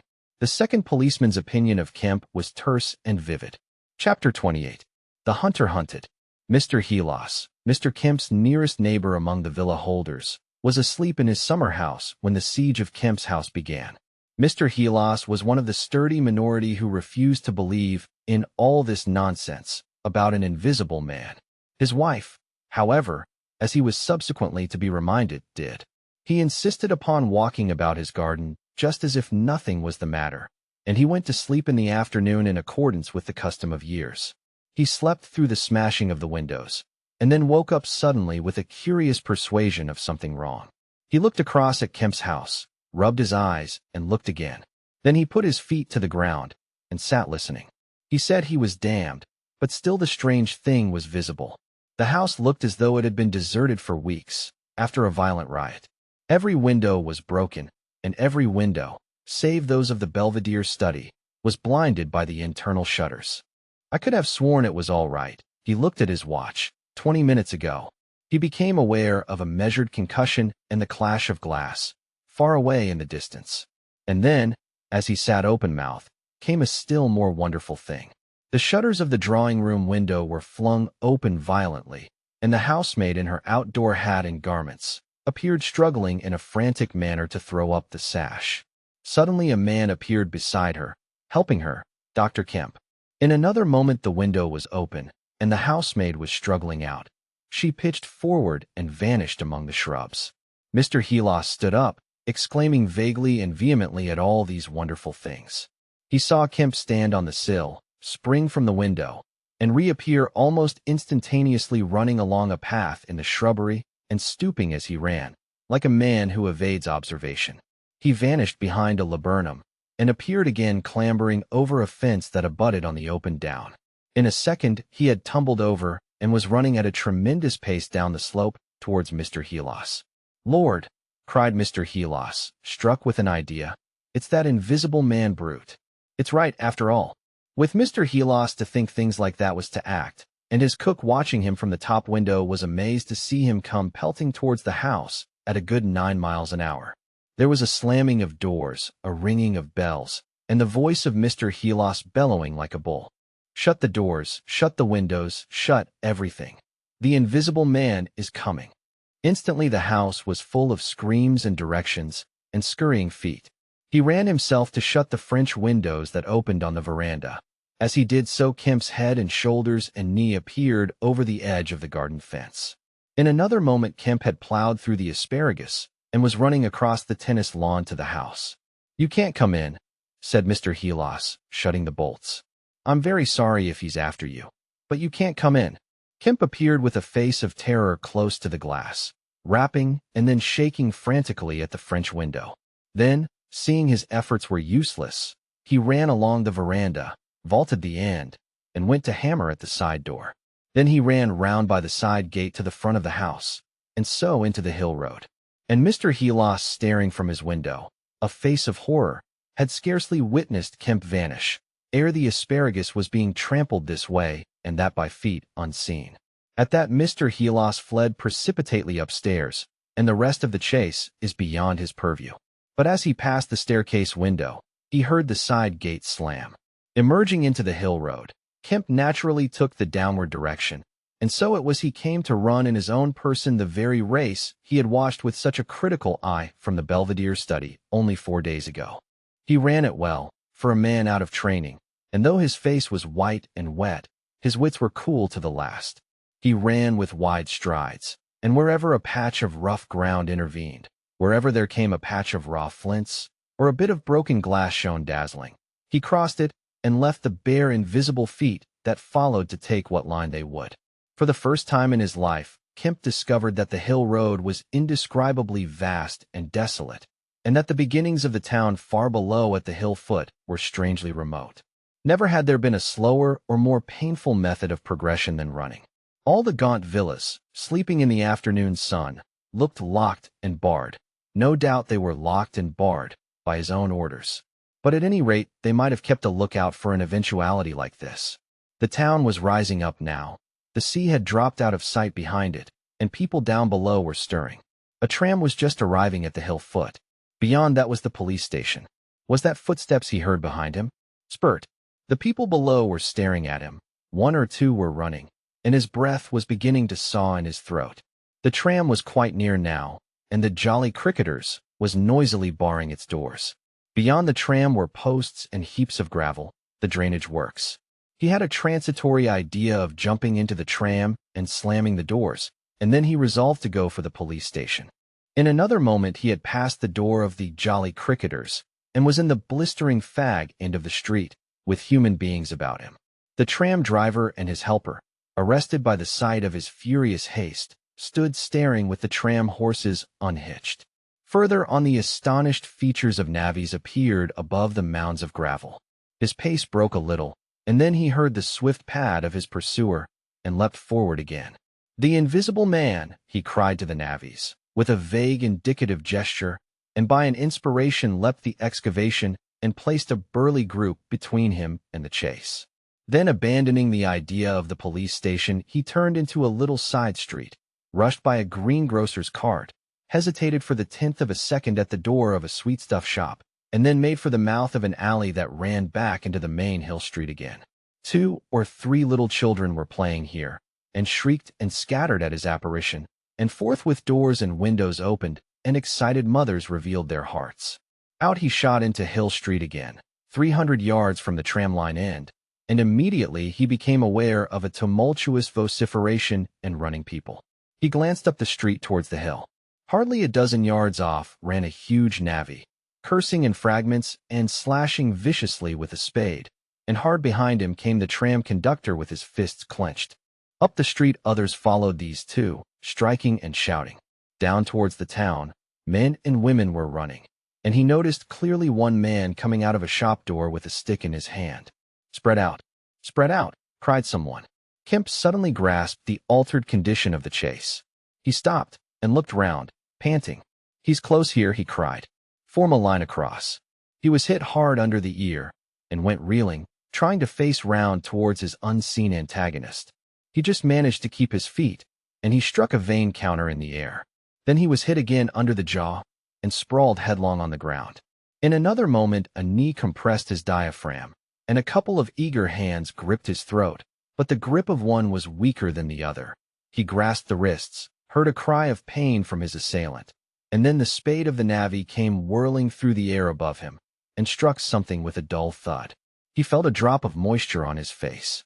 The grip at his throat suddenly relaxed, and with a convulsive effort, Kemp loosed himself, grasped a limp shoulder, and rolled uppermost. He gripped the unseen elbows near the ground. "I've got him," screamed Kemp. "Help! Help, hold! He's down! Hold his feet!" In another second, there was a simultaneous rush upon the struggle, and a stranger coming into the road suddenly might have thought an exceptionally savage game of rugby football was in progress. And there was no shouting after Kemp's cry, only a sound of blows and feet and heavy breathing.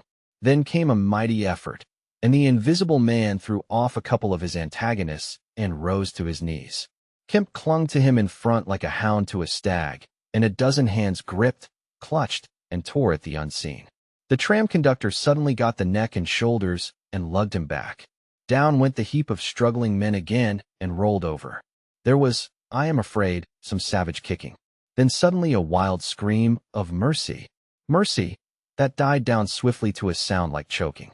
"Get back, you fools!" cried the muffled voice of Kemp, and there was a vigorous shoving back of stalwart forms. "He's hurt, I tell you. Stand back."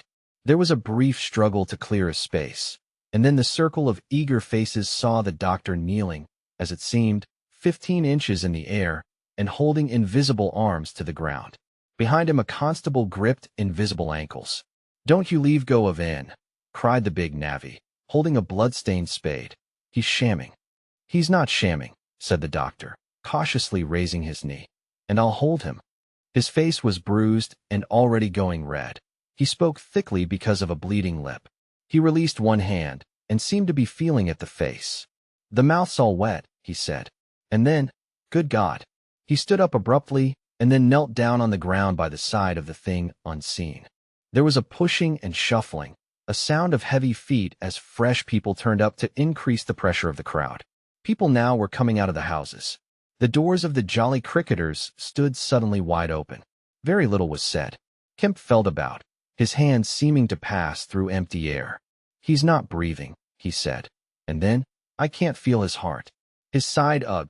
Suddenly, an old woman, peering under the arm of the big navvy, screamed sharply. "Looky there," she said, and thrust out a wrinkled finger. And looking where she pointed, everyone saw, faint and transparent as though it was made of glass, so that veins and arteries and bones and nerves could be distinguished, the outline of a hand limp and prone. It grew clouded and opaque even as they stared. "Hello," cried the constable. "Here's his feet, showing." And so, slowly, beginning at his hands and feet, and creeping along his limbs to the vital centers of his body, that strange change continued. It was like the slow spreading of a poison. First came the little white nerves, a hazy gray sketch of a limb, then the glassy bones and intricate arteries, then the flesh and skin, first a faint fogginess, and then growing rapidly dense and opaque. Presently they could see his crushed chest and his shoulders, and the dim outline of his drawn and battered features. When at last the crowd made way for Kemp to stand erect, there lay, naked and pitiful on the ground, the bruised and broken body of a young man about 30. His hair and brow were white, not gray with age, but white with the whiteness of albinism, and his eyes were like garnets. His hands were clenched, his eyes wide open, and his expression was one of anger and dismay. "Cover his face," said a man. "For God's sake, cover that face." And 3 little children, pushing forward through the crowd, were suddenly twisted round and sent packing off again. Someone brought a sheet from the Jolly Cricketers, and having covered him, they carried him into that house. And there it was, on a shabby bed in a tawdry, ill-lighted bedroom, surrounded by a crowd of ignorant and excited people, broken and wounded, betrayed and unpitied, that Griffin, the first of all men to make himself invisible, Griffin, the most gifted physicist the world has ever seen, ended in infinite disaster his strange and terrible career. The epilogue. So ends the story of the strange and evil experiments of the Invisible Man. And if you would learn more of him, you must go to a little inn near Port Stowe and talk to the landlord. The sign of the inn is an empty board safe for a hat and boots, and the name is the title of this story. The landlord is a short and corpulent little man with a nose of cylindrical proportions, wiry hair, and a sporadic rosiness of visage. Drink generously, and he will tell you generously of all the things that happened to him after that time. and of how the lawyers tried to do him out of the treasure found upon him. When they found they couldn't prove whose money was which, "I'm blessed," he says. "If they didn't try to make me out a blooming treasure trove. Do I look like a treasure trove?" And then a gentleman gave me a guinea a night to tell the story at the Empire Music Hall, just to tell him in my own words, barring one. And if you want to cut off the flow of his reminiscences abruptly, you can always do so by asking if there weren't 3 manuscript books in the story. He admits there were and proceeds to explain, with asseverations that everybody thinks he has but bless you, he hasn't. The Invisible Man, it was took him off to hide him when I cut and ran for Port Stowe. It's that Mr. Kemp put people on with the idea of my having him. And then he subsides into a pensive state, watches you furtively, bustles nervously with glasses, and presently leaves the bar. He is a bachelor man. His tastes were ever bachelor, and there are no women folk in the house. Outwardly he buttons, it is expected of him, but in his more vital privacies, in the matter of braces for example, he still turns to string. He conducts his house without enterprise, but with eminent decorum. His movements are slow, and he is a great thinker. But he has a reputation for wisdom and for a respectable parsimony in the village, and his knowledge of the roads of the south of England would beat Cobbett. And on Sunday mornings, every Sunday morning, all the year round, while he is closed to the outer world, and every night after 10, he goes into his bar parlor, bearing a glass of gin faintly tinged with water, and having placed this down, he locks the door and examines the blinds, and even looks under the table. And then, being satisfied of his solitude, he unlocks the cupboard and a box in the cupboard and a drawer in that box, and produces 3 volumes bound in brown leather, and places them solemnly in the middle of the table. The covers are weather-worn and tinged with an algal green, for once they sojourned in a ditch, and some of the pages have been washed blank by dirty water. The landlord sits down in an armchair, fills a long clay pipe slowly, gloating over the books the while. Then he pulls one towards him and opens it, and begins to study it, turning over the leaves backwards and forwards. His brows are knit, and his lips move painfully. Hex, little two up in the air, cross, and a fiddle-de-dee. Lord, what a one he was for intellect. Presently he relaxes and leans back, and blinks through his smoke across the room at things invisible to other eyes. Full of secrets, he says. Wonderful secrets. Once I get the haul of them, Lord, I wouldn't do what he did. I'd just, well. He pulls at his pipe. So he lapses into a dream, the undying, wonderful dream of his life. And though Kemp has fished unceasingly, no human being save the landlord knows those books are there, with the subtle secret of invisibility and a dozen other strange secrets written therein. And none other will know of them until he dies. And with this, the story comes to an end. Thank you for watching and listening. Please share your thoughts in the comments section below. We would love to know how you enjoyed this story.